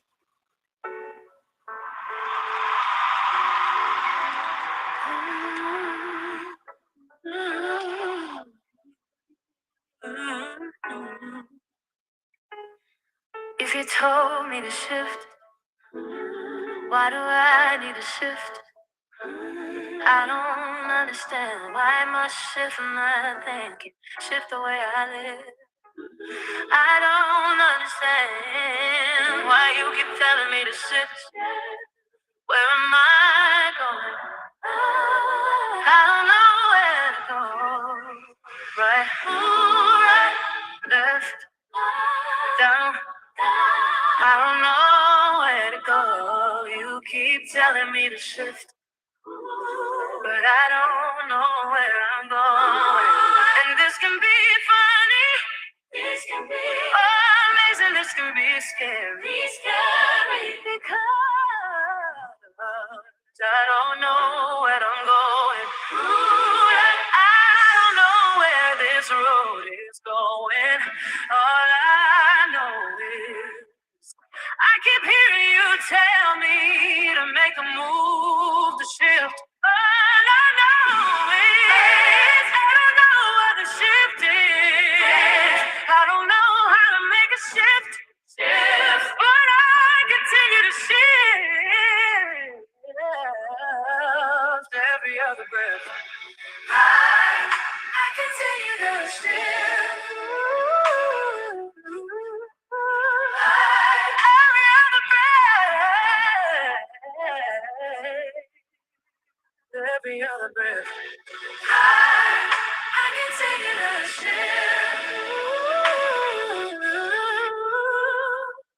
As long as I will live in pain.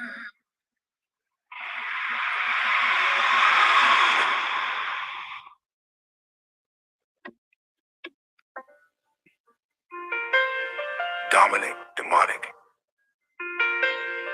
twisted to torture family. I'm sorry to say I say what I come up with, what I know about the family. It's not a particular family. Isn't that the particular poem?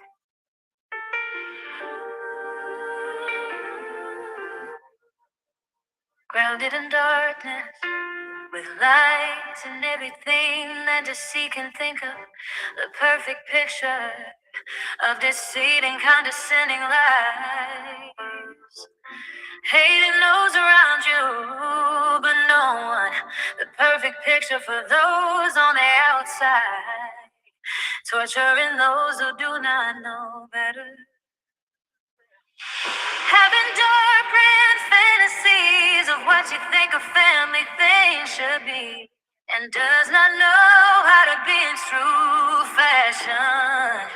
Putting on the perfect picture as you think. Trying to impress whoever it is you're trying to impress. Those around you do not know the secret that goes in and within a house of torture. April 12, 2025, 7:33 a.m.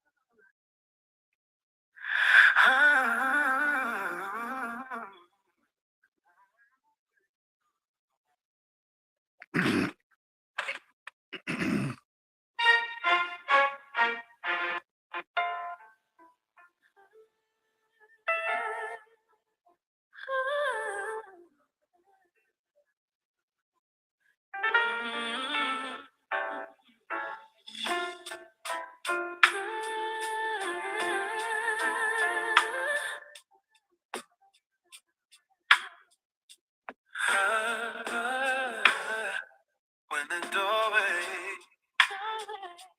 refuses to open, when the doorway refuses to open, I run the other way, I'm far away, moving to the next gate, heading to the next state, not even thinking why I'm running. I know when the door doesn't open, you must make another way. There's no other way. You cannot go around it. You can't go through it. Because it is dropped when the door refuses to open. You don't have moments to think. You only have seconds to make a decision. When that door doesn't open.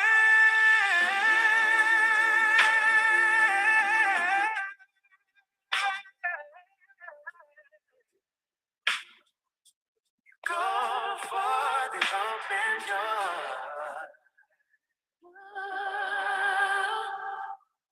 And boom.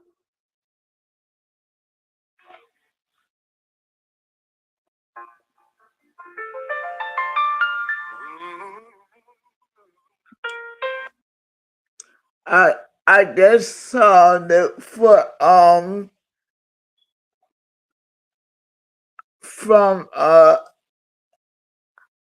her, she's still trying to come in.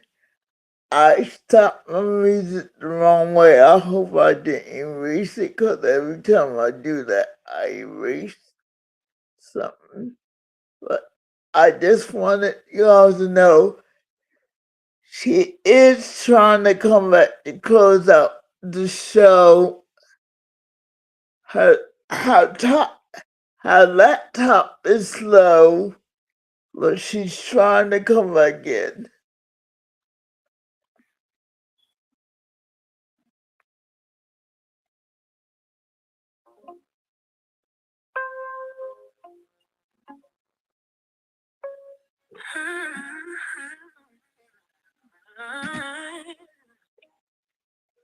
When the door refuses to open,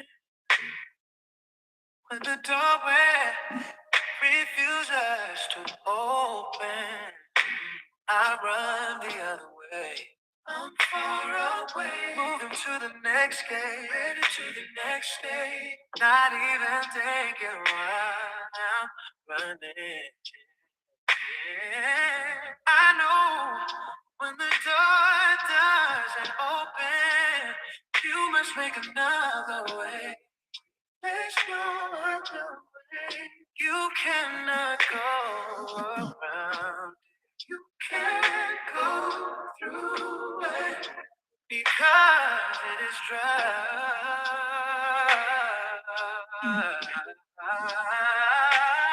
When the door refuses to open, you don't have moments to think.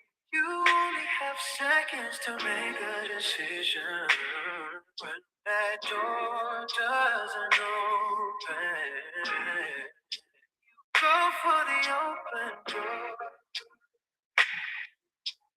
and pour.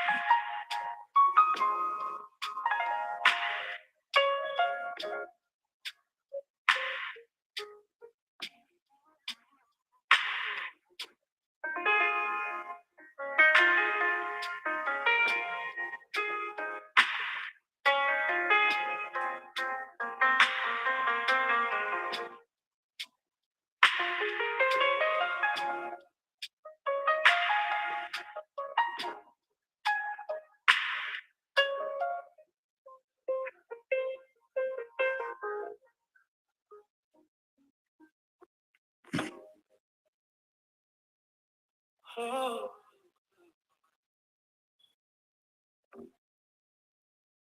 wanna be free. I want to be free. I wanna come up past this side, that's the but man has built a system to keep me stuck. And I refuse to stay bound, but I will not be left down in poverty, because that's not what God said. God showed me promises, houses, business, helping other people. I believe what God said. I will always choose to overstep poverty, even though man doesn't look. I can do these things. Man didn't make me, man tried to break me, man took everything from me. And I'm still standing, still saying, I want to be free. I wanna come off this side, this escape.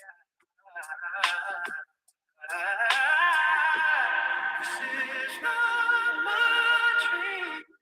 This is what made me live. But I believe the one who created me, and his name is Elohim. He is my rock, my soul provider. He is the foundation of what I stand on. Without him, nothing can be done. So let it be said. So be it I will be free to believe. It's the declaration piece that will speak to every person who's ever been told. Stay small.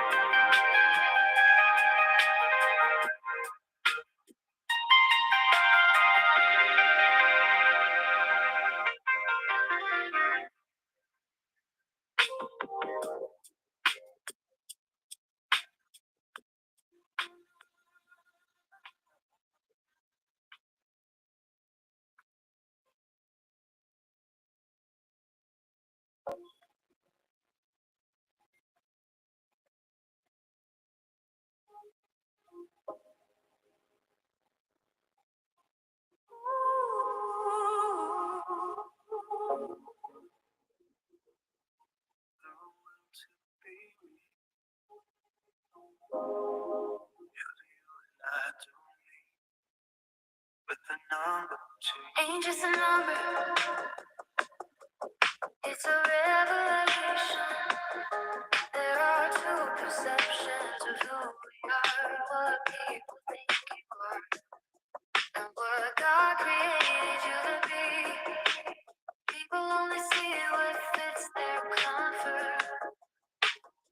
They name your box, you talk you down a size, but God, He designed you with a whole nother identity.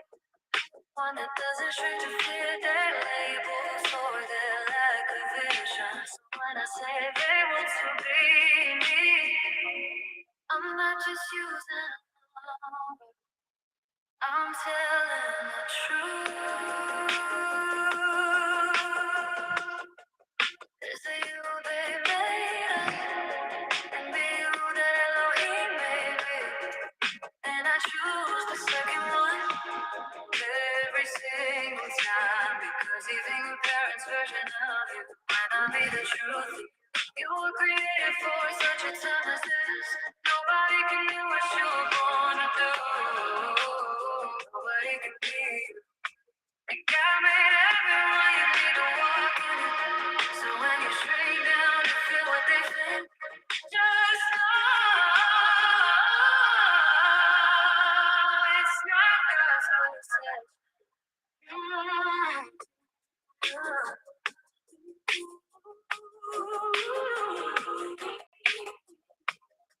The number two and though to be me represents the two sides we all wrestle with. The version the world believes we should be. And the original divine version that the Lord created on purpose for this time.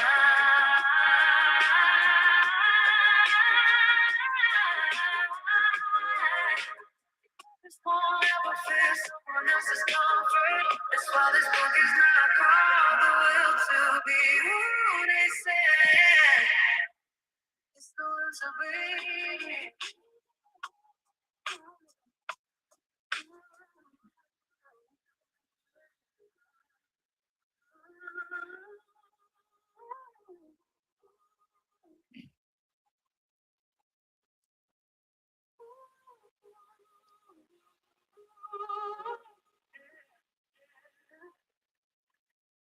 It's the will to be.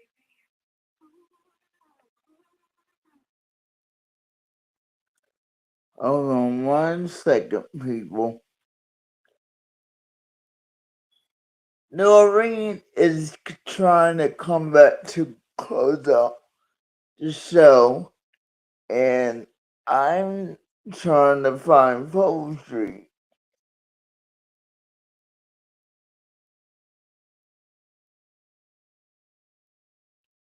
So I'm not sure if I'll replay.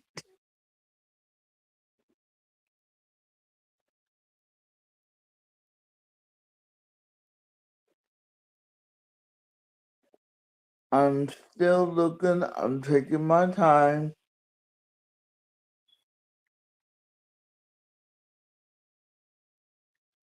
And I might have played this already, but I'm not sure.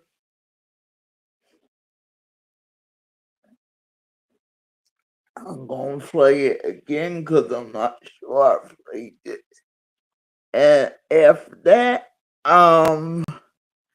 today was a pretty down to earth show talking about real stuff that really happened. Personally, her testimony that she told had me thinking like this. Man, she went through the same thing millions of people go through.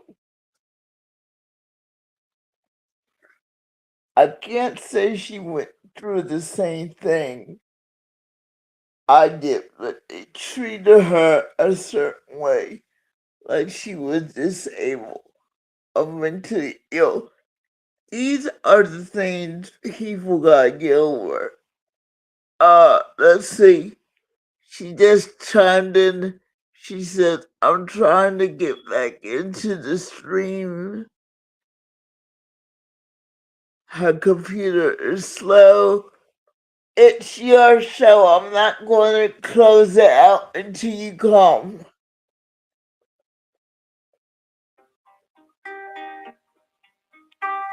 Dream to be free. By Taramedi.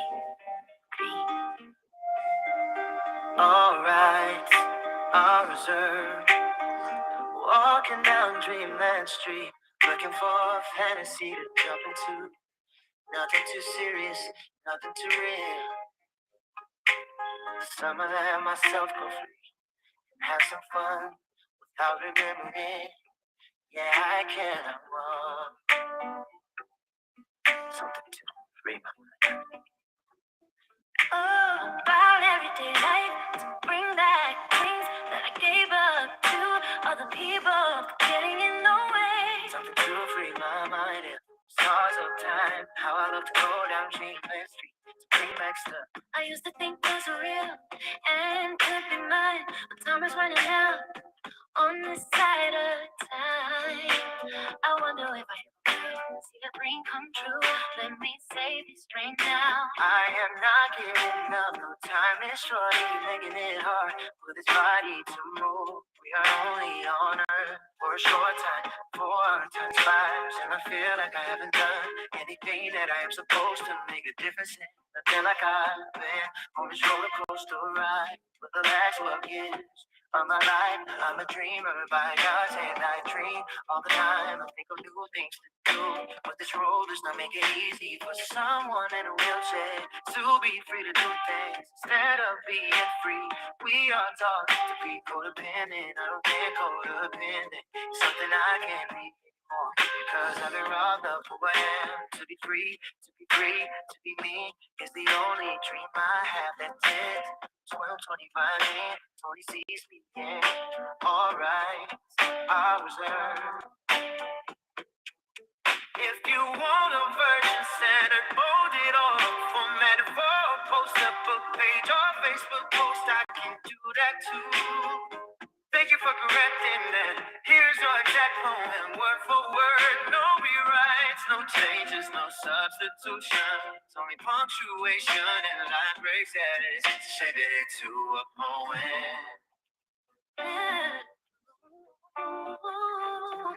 Dream hard every night to bring back years of me while you other people getting in the rain. Something to feed my mind up in the stars of time. How I love to go down Dreamland Street.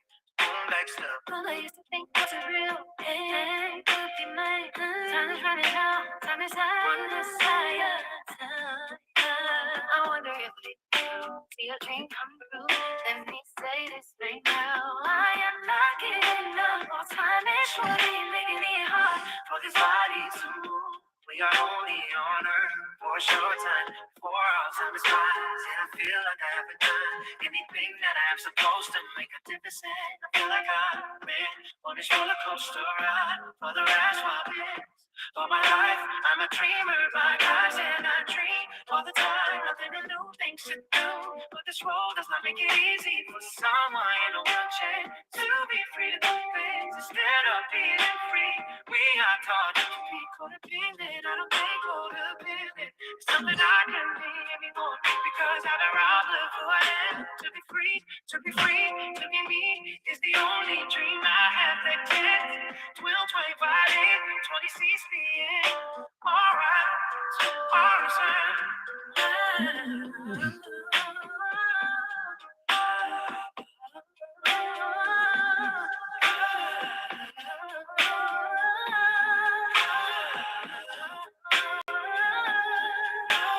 here's your home, fully formatted with your chosen side. Your words remain exact, only punctuation and line breaks at. Nothing rewritten. Hickory dickory time. He can pause it. Finish at 9:02 p.m. December 10, 2025. Alright, I reserve. Giving me hickory time. Time isn't running out. I see myself pushing myself up to keep you they call life. But I see myself is pushing me up. Hickory dickory time. He can pause it. Finish at 9:02 p.m.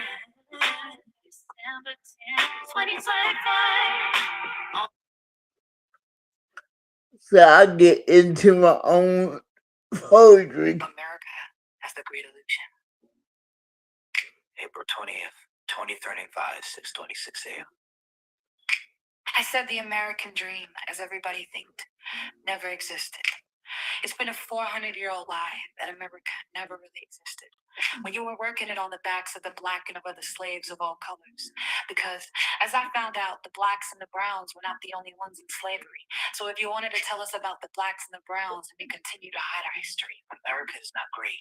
America is not as strong as it is without the black and browns and the other ones that were in slavery. The indentured people, too, like, they never really want to talk about what they did to the Native American. If you go back to last Sunday's poem, I touched on that. So you don't have like what I'm saying. The so-called America that they are trying to save must fail because it's not true. It has never been true. And I do understand slavery been around since the beginning of time. But how many dynasties have fallen? Let me leave that as a thought for those who keep saying, let's make America great again. When she never was great and she was great, explain to me why America is so great when she's in debt for millions and trillions, or whatever your true cost to China. Why is that a big secret? Why is President Donald J. Trump, I think is his name, why is he acting like a bully when we're the one that should be nice to them? Now break it down just using the words, having someone that is educated and still getting educated on what's real. I wasn't done what I was saying in that one. Because why do you keep hiding the truth of everything? The so-all great heroes of the past was not so great heroes.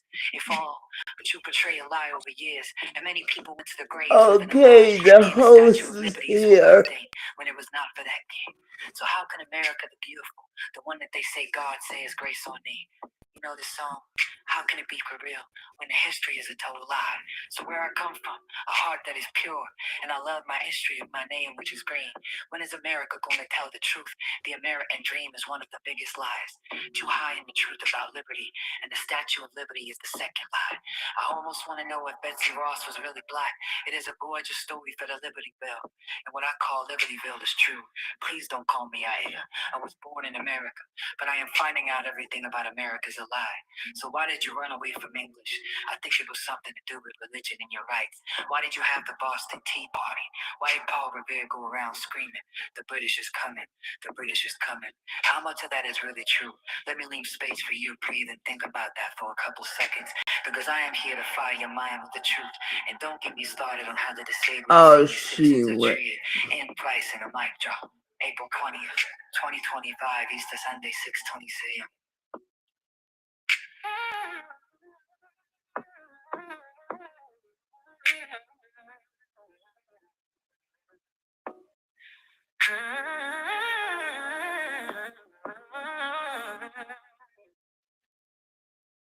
She went out and came America has the great home, illusion. people. April 20th, 2035, 6:26 a.m.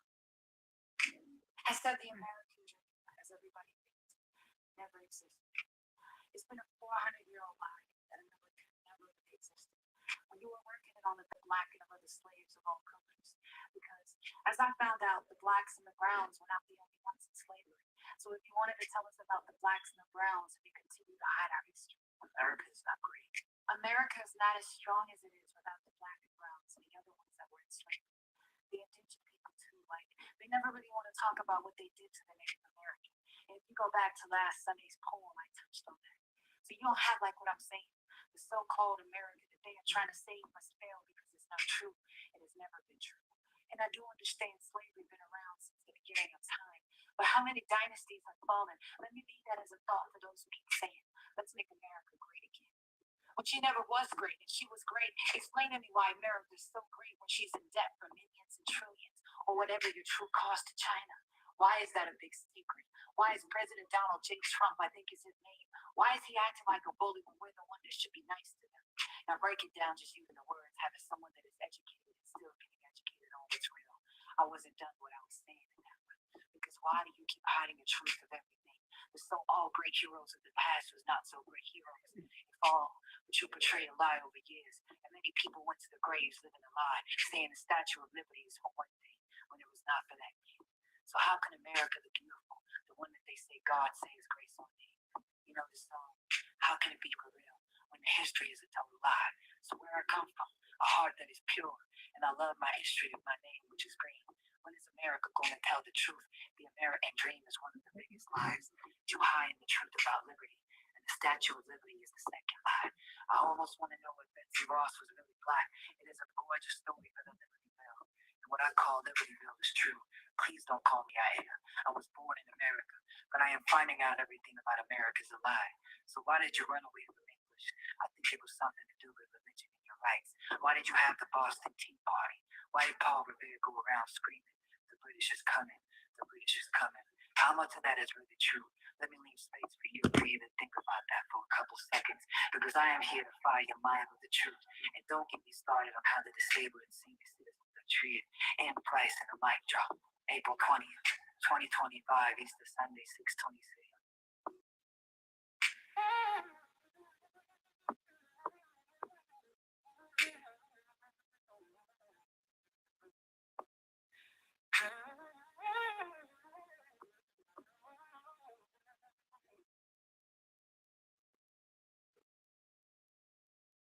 In the quiet of the night,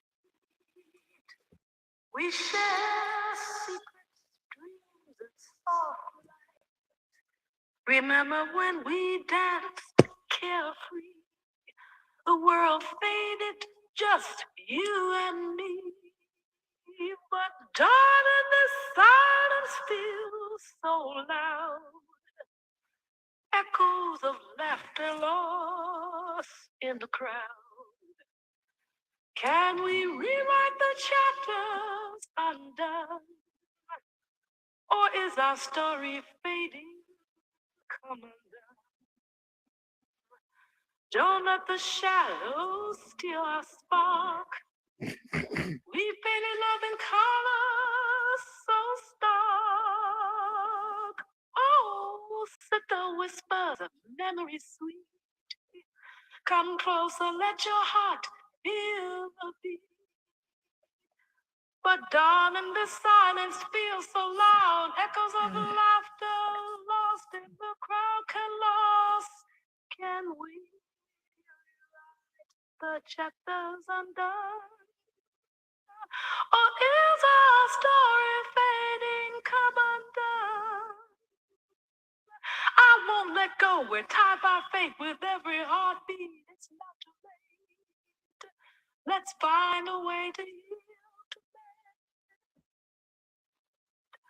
Two souls together, let love transcend.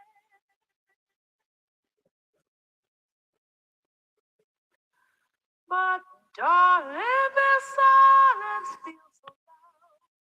Echoes of laughter lost in the crowd. Can we rewrite the chapters undone? Or is our story fading? Come undone.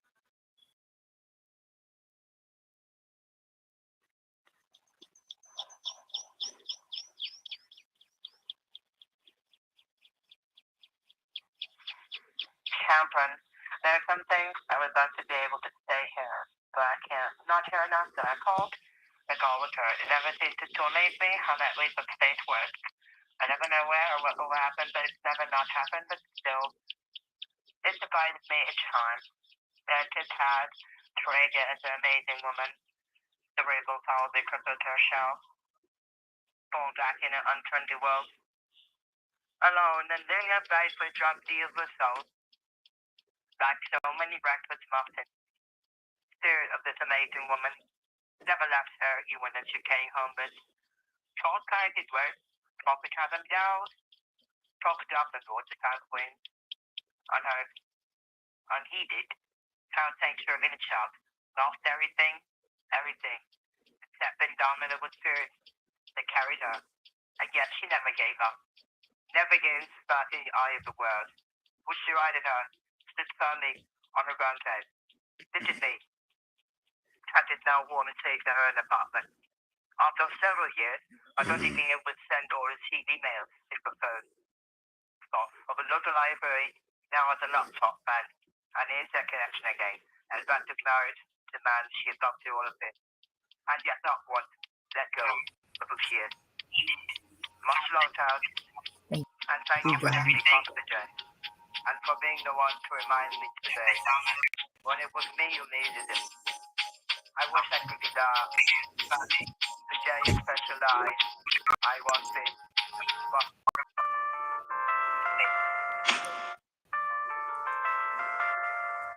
But Lord, soldiers never die.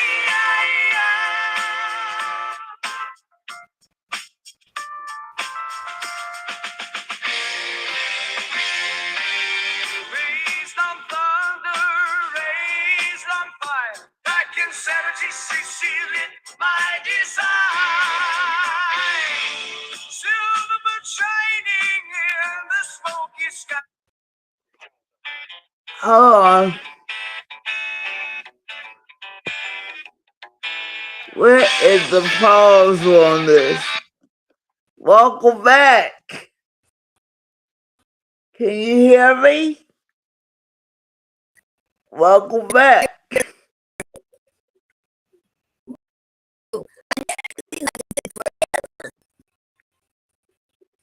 Mhm. Yes, I don't know what happened. My dad, I think that this happened 3 or 4 times. Something happened. Oh, there she go again.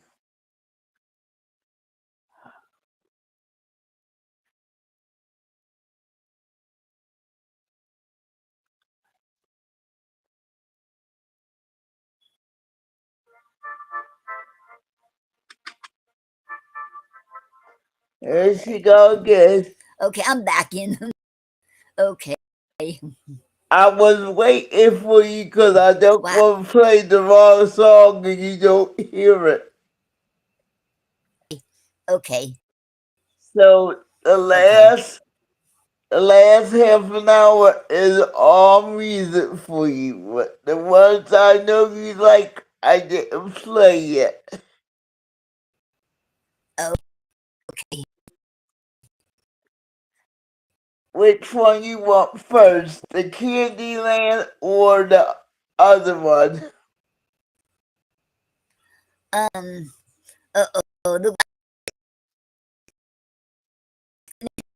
making Candyland. All right. Mm. It's been really interesting what's been going on. Yes. Hold on. I'm looking for that Candyland one. I can't Okay. really. Yes, I'm ready. I think.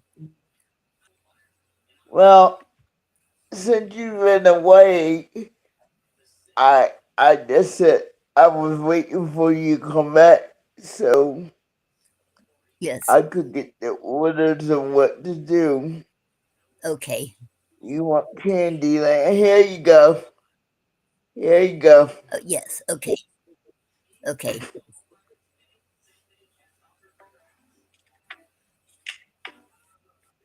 Can you hear it? Yes, I can hear it. Yes.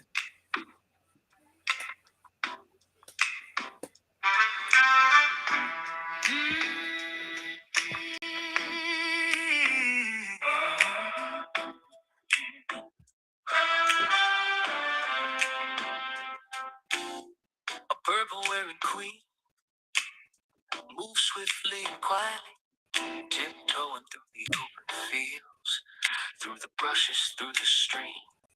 I found true happiness. I would like to find some passion, fruit, and squeeze it to drink.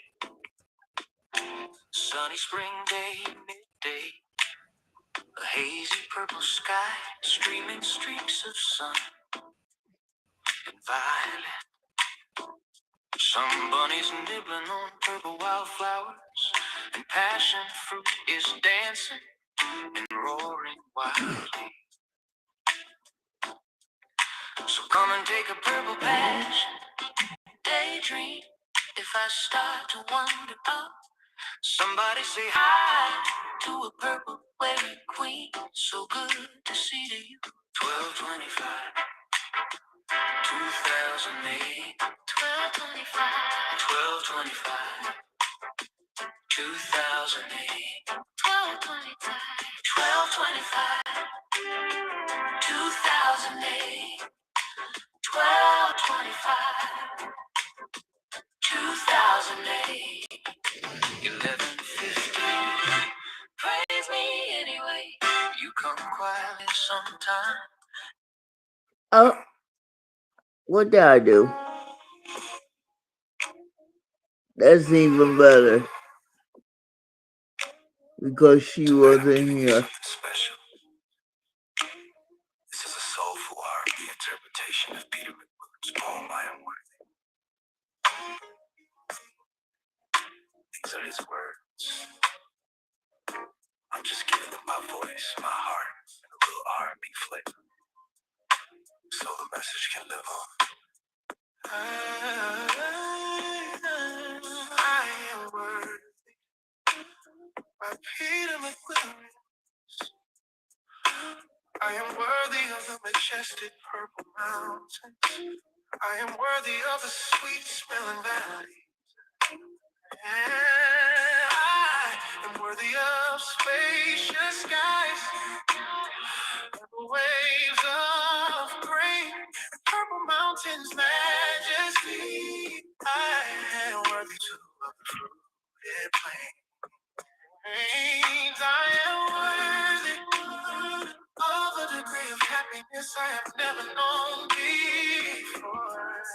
I am worthy of the good times. I am worthy of all the wonderful experiences that life can bring. I am worthy of God. I am worthy of God's blessings in my life. I am worthy of God's grace.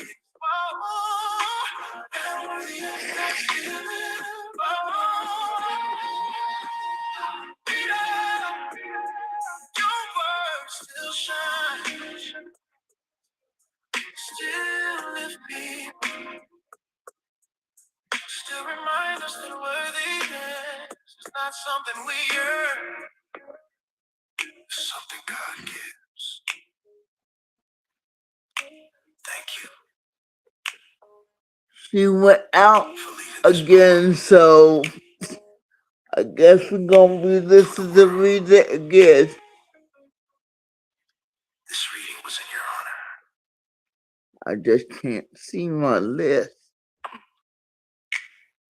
Tonight I'm giving you something special. Awakening a war I never chose. I didn't mean to play that. Freedom Ain't Free for the Disabled and the Seniors by Lady Terravia D. Green. I believe my ink pen bled gold. Oh. The blood of my soul. Lady Terravia D. Green.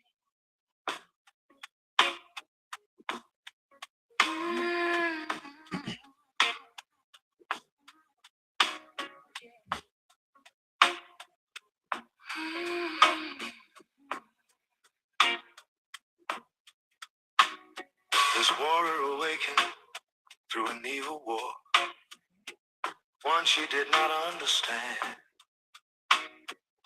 Why was she fighting in a war she had no desire to join? But corporations like Adult Protective Services forced her into it, a fight for her life. This warrior awakened, fighting for her freedom. Because a corporation and a housing program teamed up to put her away for life. Telling the truth about her situation. Many other warriors fell by the wayside, fighting against Adult Protective Services. With fears, lies, and power, ignoring due process as required by state federal law. This warrior now took on the challenge of going up against a principality. They claimed to help senior citizens and the disabled. But they did not help us, they talked at us and threw us away, saying they knew what was right for us. This principality turned into a stronghold, trying to end the freedom of someone who did nothing wrong except say no.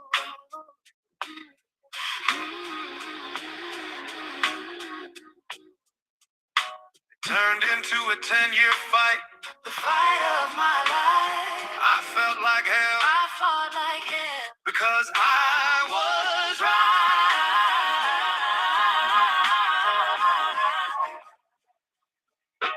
I sing my song. I sing my song. Once again, I sing my song.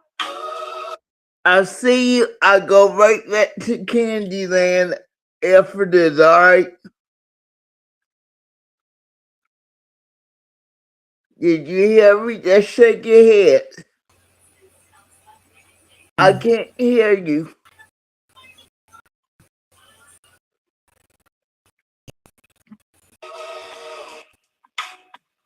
Freedom is what I fight for. I fight for the rights of the disabled.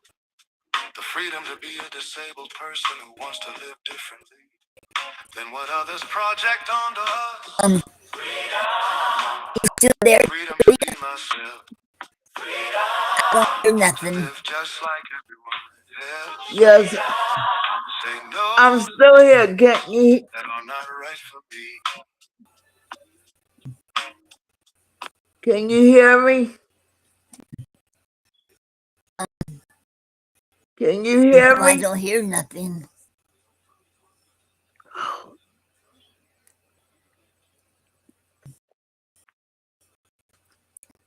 What about now?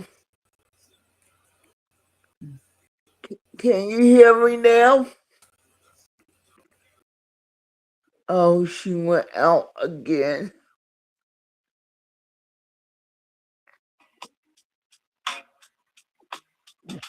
I say freedom is for everyone, but I realize America does not have the same dream for me as it does for Caucasian people, and that I know to be true.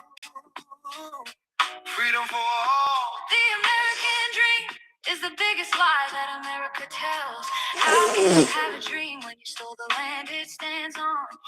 I am a descendant of the Cherokee Nation, from the soil of Virginia.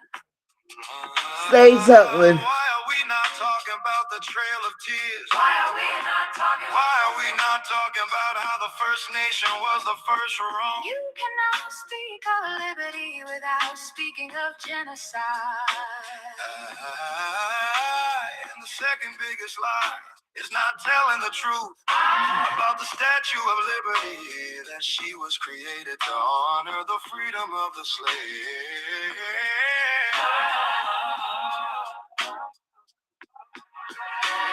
The man who envisioned her was an abolitionist. He didn't build her for tourists, he built her to honor those who had been in chains. Why are the chains hidden at her feet? Why don't dark skin, brown skin, Native people, and all the colors between know the truth about the Statue of Liberty? Why was the First Nation ignored when they were the first ones here?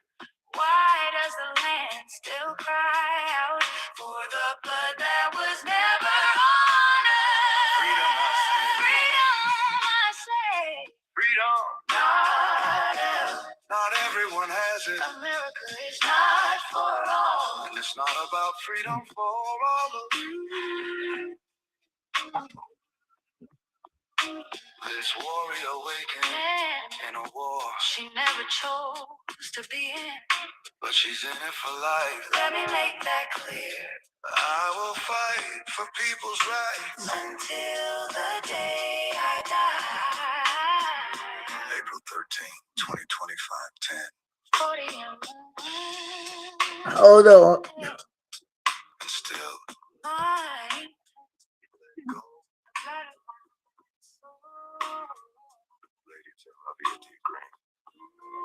Alright. Good timing, good timing. Just stay there and listen. Let me know if you want it saved as a PDF. Okay. I'm gonna get your purple passion in. An image next. Blessings are coming your way because God blesses all that trust in Him. Okay. Please don't kick out. I hope not. I'm praying. Email address is godsafefarm@yahoo.com. Minister to yahoo.com. Prayer warrior at godsafehouse.com. I wonder if the emails are in good still. At 04:10:15 p.m. EDT. To Ravia D. Greens, yes ma'am, I'm going to give you the entire poem in one continuous flow. Just as it's meant to be read and heard. No section titles, no breaks, just your story, your spirit, and your voice. I believe my pen that hold the blood of my soul. Lady Terravia D. Green, this morning awakening world to an evil war, once you did not understand. As required by state and federal law. This one who could not walk. Who fight against adult protective services with fierce lies and power. Ignoring due process as required by state and federal law.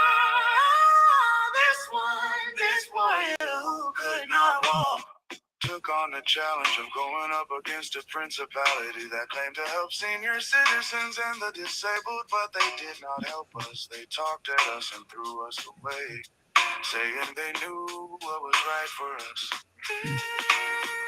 This principality turned into a stronghold, trying to end the freedom of someone who did nothing wrong. Except say No. Alright, let's get this in here. Okay. There you go. Okay. Can you hear it? Yes, I can hear it. Yeah.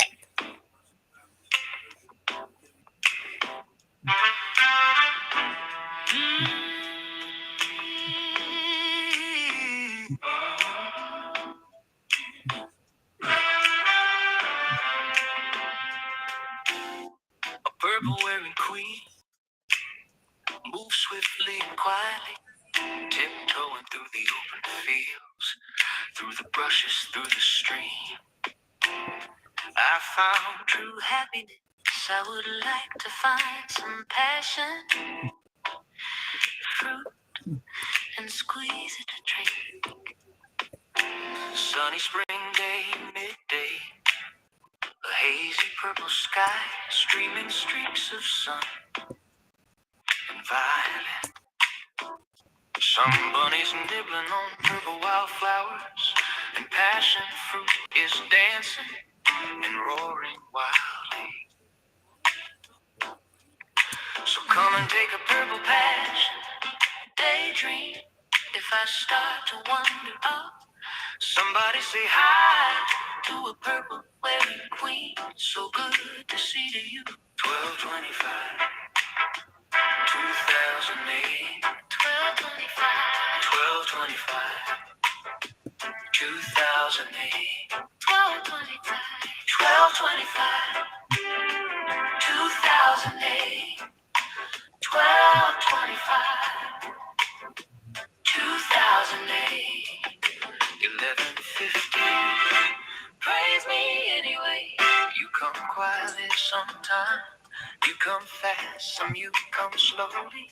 But when you come, Father God, it is always on time. Praise you through the hurt and pain, through the happiness and sadness. Father, you move through sickness and health. You're there for everything. Yeah. I have found peace and total true happiness. And you love the colors in your heavenly kingdom to sing. Shout, dance with my heavenly family. A rainy and cold winter midnight, the darkest night hour.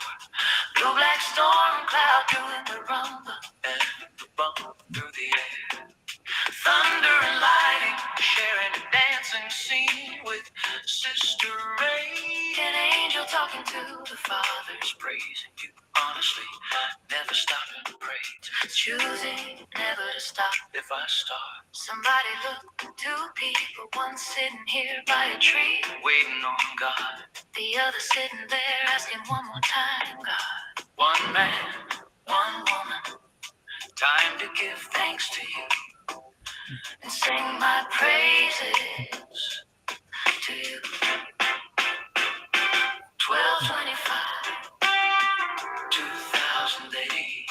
1225, 1225, 2008. 1225, 1225, 2008. 1225, 2008.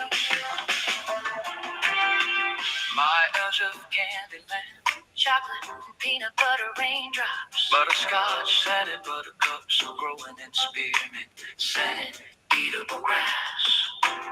The houses come in many different flavors and scents. The streets are made out of black strawberry, cherry, and chocolate licorice.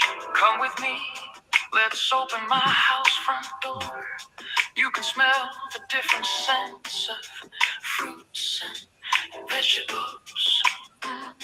My couch is for huge watermelons that been sliced in half. There are juiceless, the cushions are yellow, white, pink, and purple marshmallows to sit on. I looked out my peppermint frame window in my purple gray color house. I saw the lemon setting sun and its rays shooting out of the mist of fluffy fluff cloud. I awake to sugar plum flowers, strawberries, and blueberries, birds singing their songs, and the morning dewdrops taste like sugar and honey.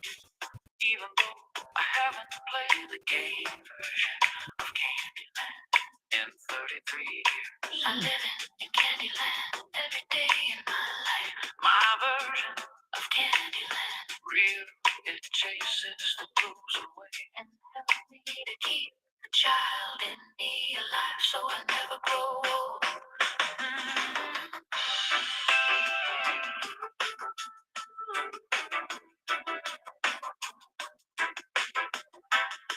Oh, I never grow old.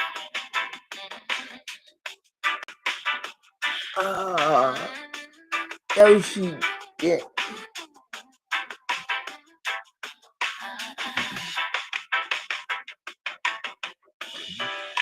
6:30 p.m. Blessings are coming your way because God blesses all that trust in Him. Prophetess Terravia T. Gray. P.S. Here's some more email addresses. God say home at yahoo.com.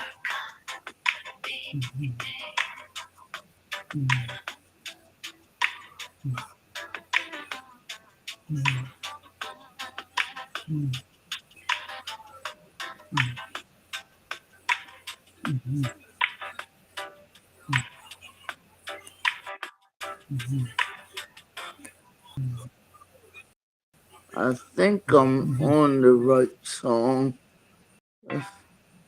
Yes. Yes. I told you we were going to do a. Where's this? Yep.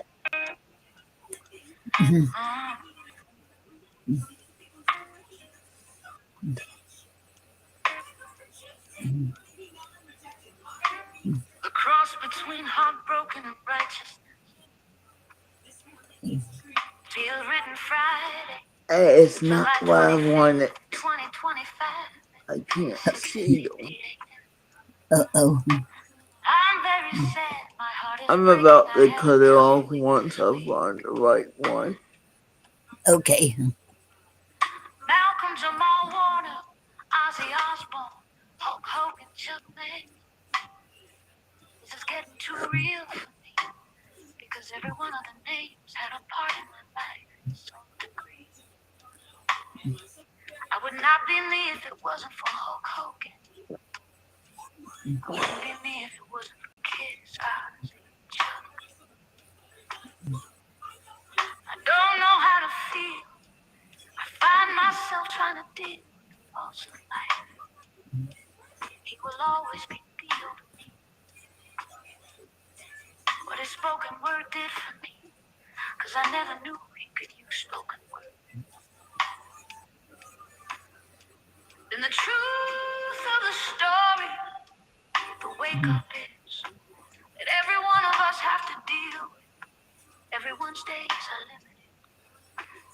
What we do, might do good, but let's do better before we leave here. Wanna be remembered for what we did, not what we could have or should have did. There's more to life than your family and your friends. We have a whole world out here. Nobody should be judging no one because we're not. Accident. Go ahead. You want to say something? I lost my page. Let me get my Huh? page. I lost the page Uh from it. oh. Oh. What? Are you okay? I lost the page, but I can get it. I get it back. I'm. Okay. I'm good. I can find something. That's not what I wanted to hear anyway. Okay. Okay. Okay.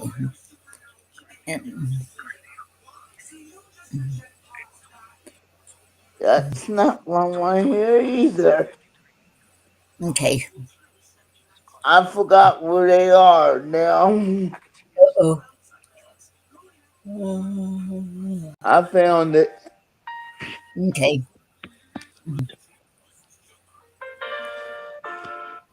I just like that song. Okay. America's illusion with grandiose. April 20th, 2025, 7:53 a.m. This is part 3. Let me say it again. I am a disabled woman of color one more time. Those who don't understand. I'm black and black is not a color. I'm And my skin brown. is not black. It's brown, beige, whatever you wanna call it.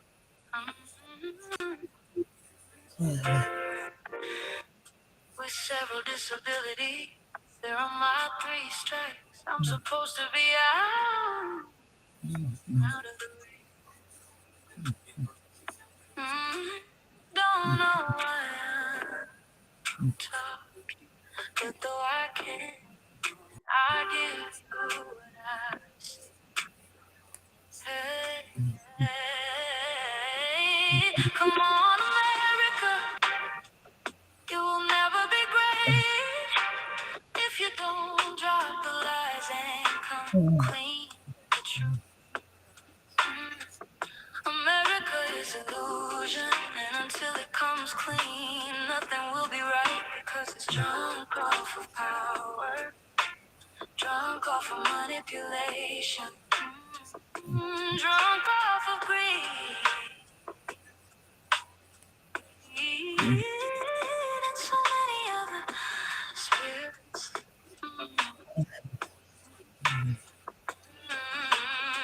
America is just one section of the matrix, and no one wants to look at it. And it keeps saying, "Look at me, I am so great," when it's not.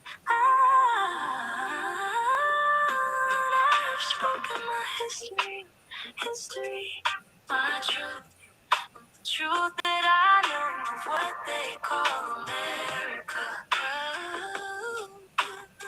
If you are not a Caucasian with fair skin, someone that sells their soul to be rich or something else, you would never get anyway. 'Cause the darker your skin, the more you hate it. And this is a reality that America has to look at. 'Cause these Caucasians are killing our men, women, and kids, just like they did in slavery times. And let me give you the final piece. that you really need to look at. Slavery has, it's just Now your favorite song. disguised as another thing.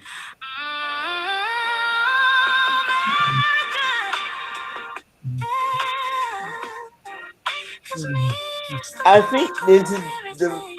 best one I made right here. Okay. Keep saying, Okay. God bless America. God blesses the ones that follow him. Are you ready for your favorite song? Yep, I'm ready. Yep, yep. That's on a different player, so I gotta find it. Hold on. Okay. I have to find it because it's on a different. Okay.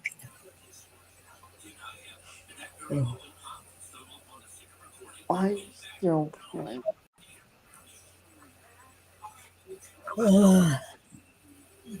No, let's not talk about America right now. We want to Okay. go to sleep. She's over here yawning. I said, you want to go to sleep. Yeah. So I'm going to get that. I'm going to get that for you and get it. Okay. Now, let's get this in. Okay, okay, I don't know what's going on, but Oh, yeah, it's one of them things. Uh-oh. And I have no idea why it's uh-oh. Cause it knows it's the last song. wow. Okay. I gave you a good selection of poetry while you were missing in Okay. action. So you got a good Okay. amount of poetry. Yes, thank you. Okay, here comes your favorite song. Okay. I keep my promise. Prayer that I pray. Be careful what you pray and what you ask from the cradle of the universe. Let me tell you a little story. I started writing poetry out the blue in the year 1991. I cannot tell you how it started. I can assume it was hidden underneath all the self-doubt and all the self-killing that people do. My poem was about my favorite conductor that turned out to be my cousin from Florida. And that poem was the I. I know nothing of the poem. I just remember the title. Mere God gave me a special gift because I love to write about nature. But the church condemned me and told me to write about God. Over the years I wrote, I sat on the gift. I kept sitting on it. I've written it out sometimes. I will bring it out once in the room, but I knew it was there. Other people know it's there. And through the years I have met people that are treasures to me, like poet Janet Dawson and One Love, and so many more. I did attempt spoken word, but it wasn't for me. So from 2015 until now, I dabbled in poetry and other things, but life tried to take hold. So I had to hit and run and hide the treasure that God knew was inside me.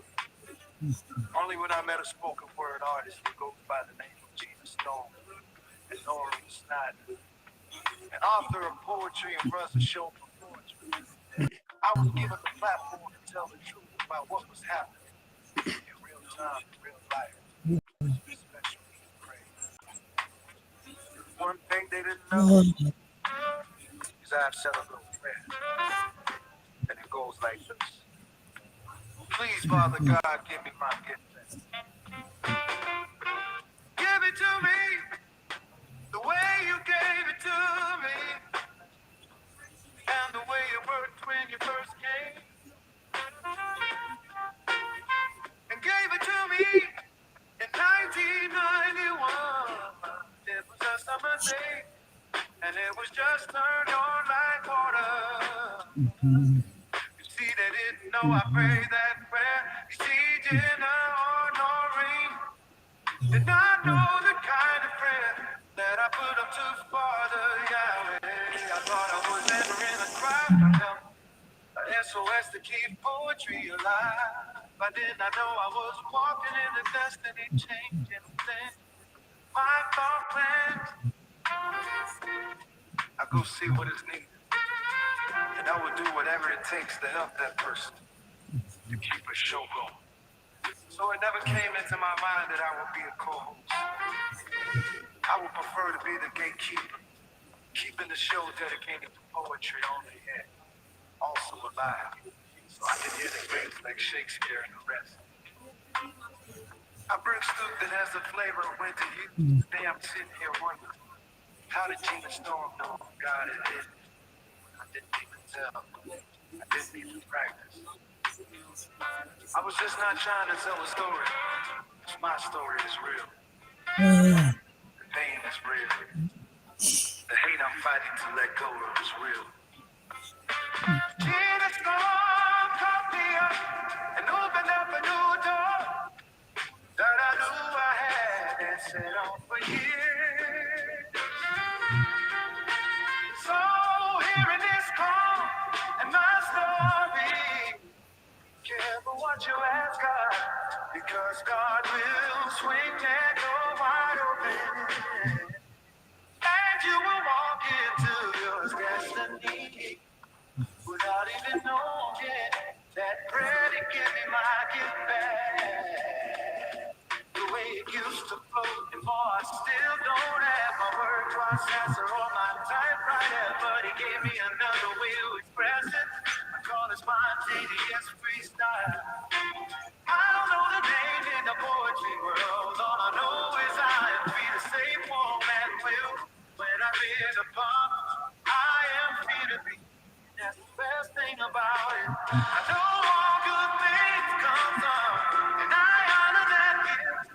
All gifts come from God Yahweh, and that's why I honor my gift.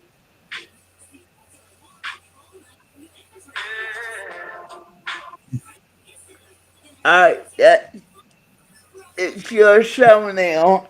I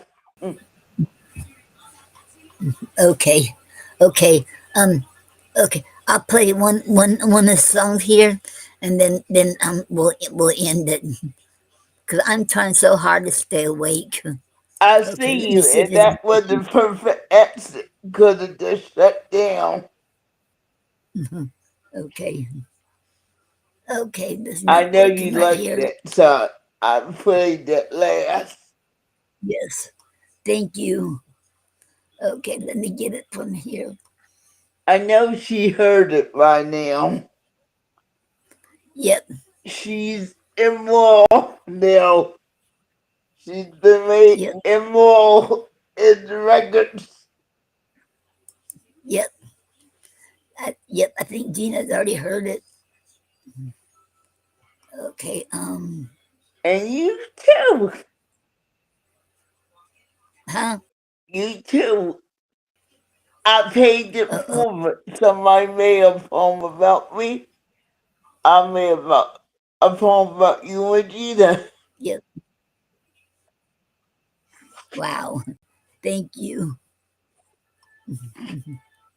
I love that. I love it. Thank you. Okay, um, um, I okay, will go back later to listen to the whole show to see how everything okay, was. okay. Um, okay, let I me do play go this back. one That's again. why you got some reviews, because I go back and look at them. Oh, okay, okay. Thank you. Okay, now Well, that's a whole I'll, point of We're gonna Yes. improve on them. We're gonna Yes. improve each one of them. Okay. Okay. I'll play Forever My Sweetheart. And this is dedicated to my Dennis. And thank you, Dennis. My sweetheart. To my sweetheart. This to my sweetheart. Okay. Okay. I love this song forever. My under. Forever my girl. Underneath the starry sky, I make this vow tonight. With every beat of my heart, I promise to hold you tight. Through the storms that may come, I'll be right by your side. In the laughter and the tears, it's you I'll never hide. I'll stand by you in sickness, I'll be your guiding light. Through every twist and turn, our love will burn so bright. I promise I will love you forever, my sweetheart. Through the good and the bad, we'll never fall apart. Supporting your dreams, your goals, your wishes too. With every promise I make, I'll always cherish you. When the world feels heavy and shadows loom so near, just lean on me, my darling. I'll chase away the fear. With honesty and loyalty, my heart is true to you. No one else can take your place. Our bond will see us through. Through those golden sunsets and those skies of gray, we'll build a life together. Come what may, I promise I will love you forever, my sweetheart. Through the good and the bad, we'll never fall apart. Supporting your dreams, your goals, your wishes too.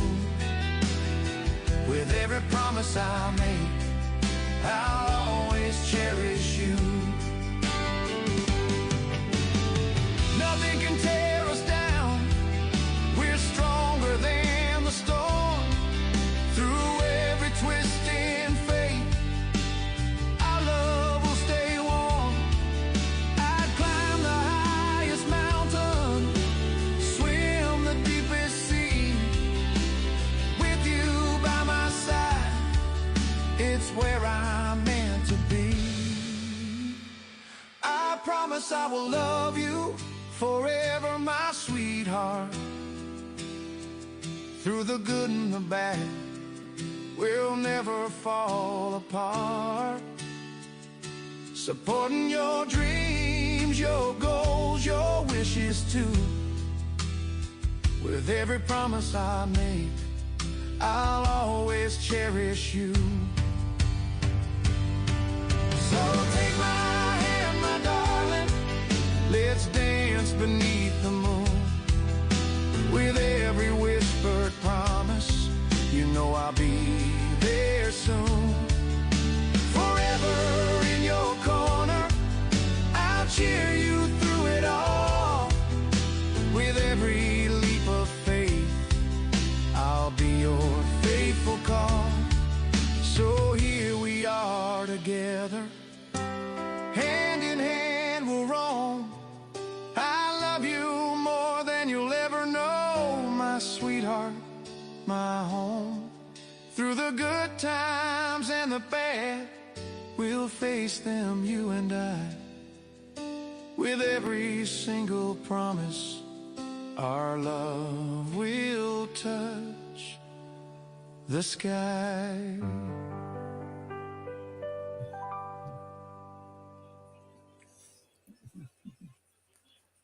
Okay.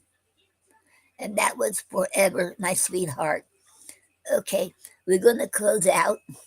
And thank you, everyone. Thank you, Tham, for being here tonight.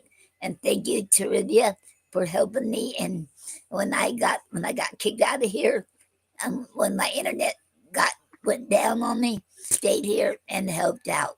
Thank you very much. It took Well, like a long time to get that. basically, I do what I do. I'm the gatekeeper. Okay, And thank you for your powerful story.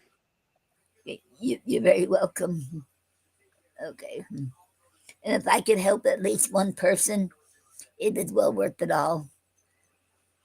Because you know what? If it can happen to me, it can happen to anyone. It don't matter who you are, what your age is, what you look like. It don't matter. It don't matter how old you are, young, old. It can happen to anybody.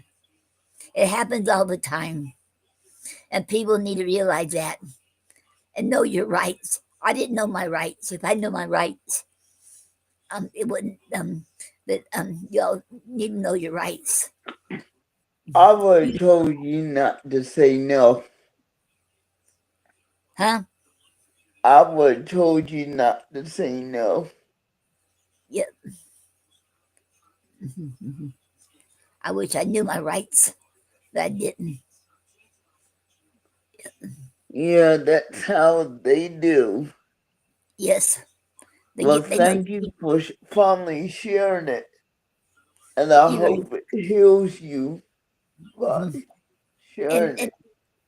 another thing I want to point out, just because I didn't know my rights, it don't make me stupid or anybody else stupid. You should didn't know your rights. So remember that you're not stupid. You're not anything like that. You should did not know your rights. So think of that way. So think positive, and so remember that you have the right to say no. You don't have to go by what they say to do. So No I wish I gets did you that, in but I did. trouble too. The Huh? word N-O gets you in trouble too. Yes. Okay. Thank you. And thank y'all for being here. And I remember you're never too young or too old to live your dreams, and you're never too old or too young to learn something new or uh, try something new. And don't whatever you want to do, you can do it. Don't let anyone tell you differently. If that's what you want to do, make sure you believe. You got to believe in yourself first of all. You believe in yourself, you can do anything. And remember, I believe in you, and so does God. And I know Trivia does too, and Gina does too believe in you. So remember that. And listen, be kind to everyone. Be kind when and you don't know what people are going through or what they went through in the past. Be kind. Don't be a bully. So be nice to people and show them love. Even if it's only a smile or help them carry their groceries to the car or to their home, whatever it is. So be nice. Okay. And remember, God loves you and so do I. And I wish you all have a good night. And I will see you all Thursday off the wall poetry. Okay. Thank you, everyone. Have a good night. And have a good night, Trivia. Good morning to you. Oh, good morning. Okay. Yes, It, it is. it's it's 3:33 a.m. Oh, yes. Same here. It is the same thing here. Okay. Okay. I wasn't paying attention, really. Okay. You have anything to say? You want to say, Trivia? Now, just make sure you understand your rights when getting into a legal situation. And if you're not sure, don't always listen to the attorney. They throw you on the bus for Yes, a reason. especially the public defender. Don't ever trust a public defender because they're not on your side. No, they're not.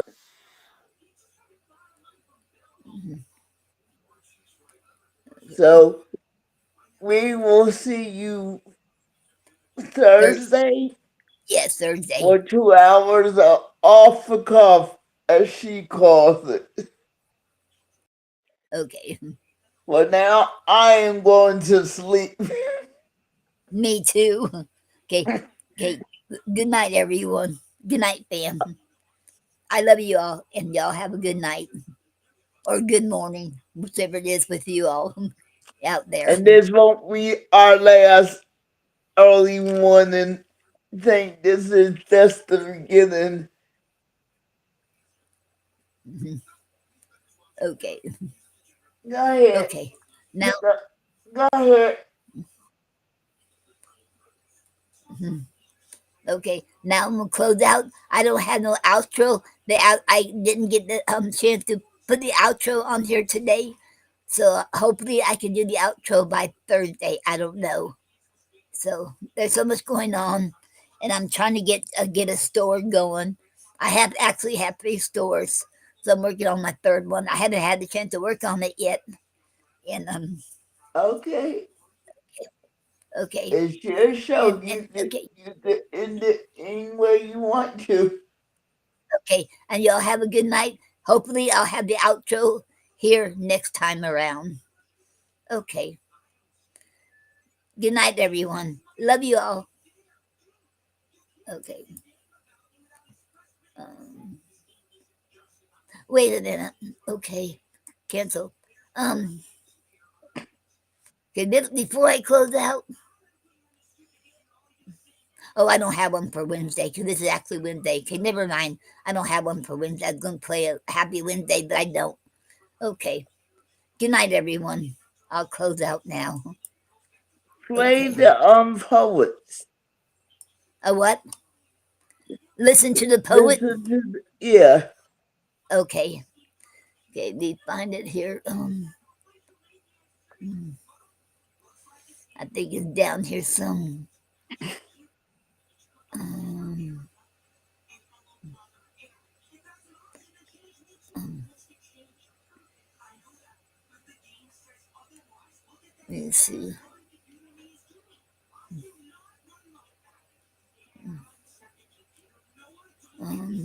There it is. Okay.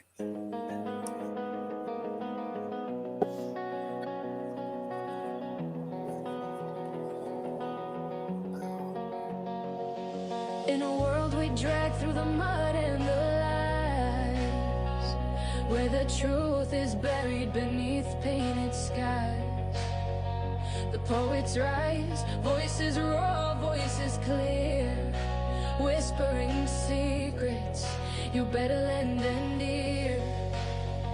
They speak of the past where the echoes still ring, minds forged in fire, they'll show you the sting.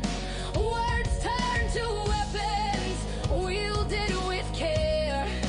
Listen when they tell you what others won't dare. So listen to the poets, hear their refrain. They know all the truth, they felt all the pain, while the government shuffles and dances in lies. The poets lay bare the truth in disguise. Choose wisely, my friend, it's the path that you take. Will you follow the narratives awake from the fake? In the streets and the shadows, where the whispers reside, the voices don't falter, it's a roaring tide. They talk of tomorrow, of a future that gleams, a hope in their verses, igniting your dreams. But listen closely as they dig deeper down into wells of injustice, where the mighty wear crowns. In the fabric of freedom, stitched with despair, the poets lay truths, if you dare to compare. So listen to the poets, hear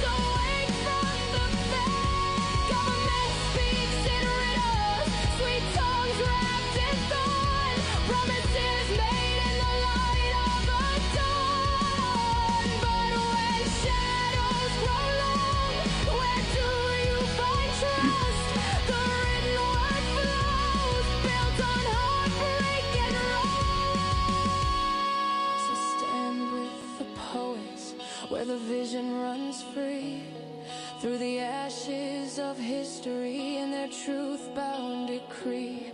For the future is waiting on the shoulders of words, the symbols of fight from the brave and the herd. Chart a course through the chaos, let passion ignite. Poets of today, paving pathways of light. They mine for the gems that the silence had crushed, with verses igniting the minds that were hushed. So rise, take a stand, let your heart be a drum. For the poets won't falter, they'll never succumb. So weigh every word, let it guide your way. The poets are calling, can you hear what they say? In this game of deception, choose your allies with care. For the truth is a treasure, and poets lay it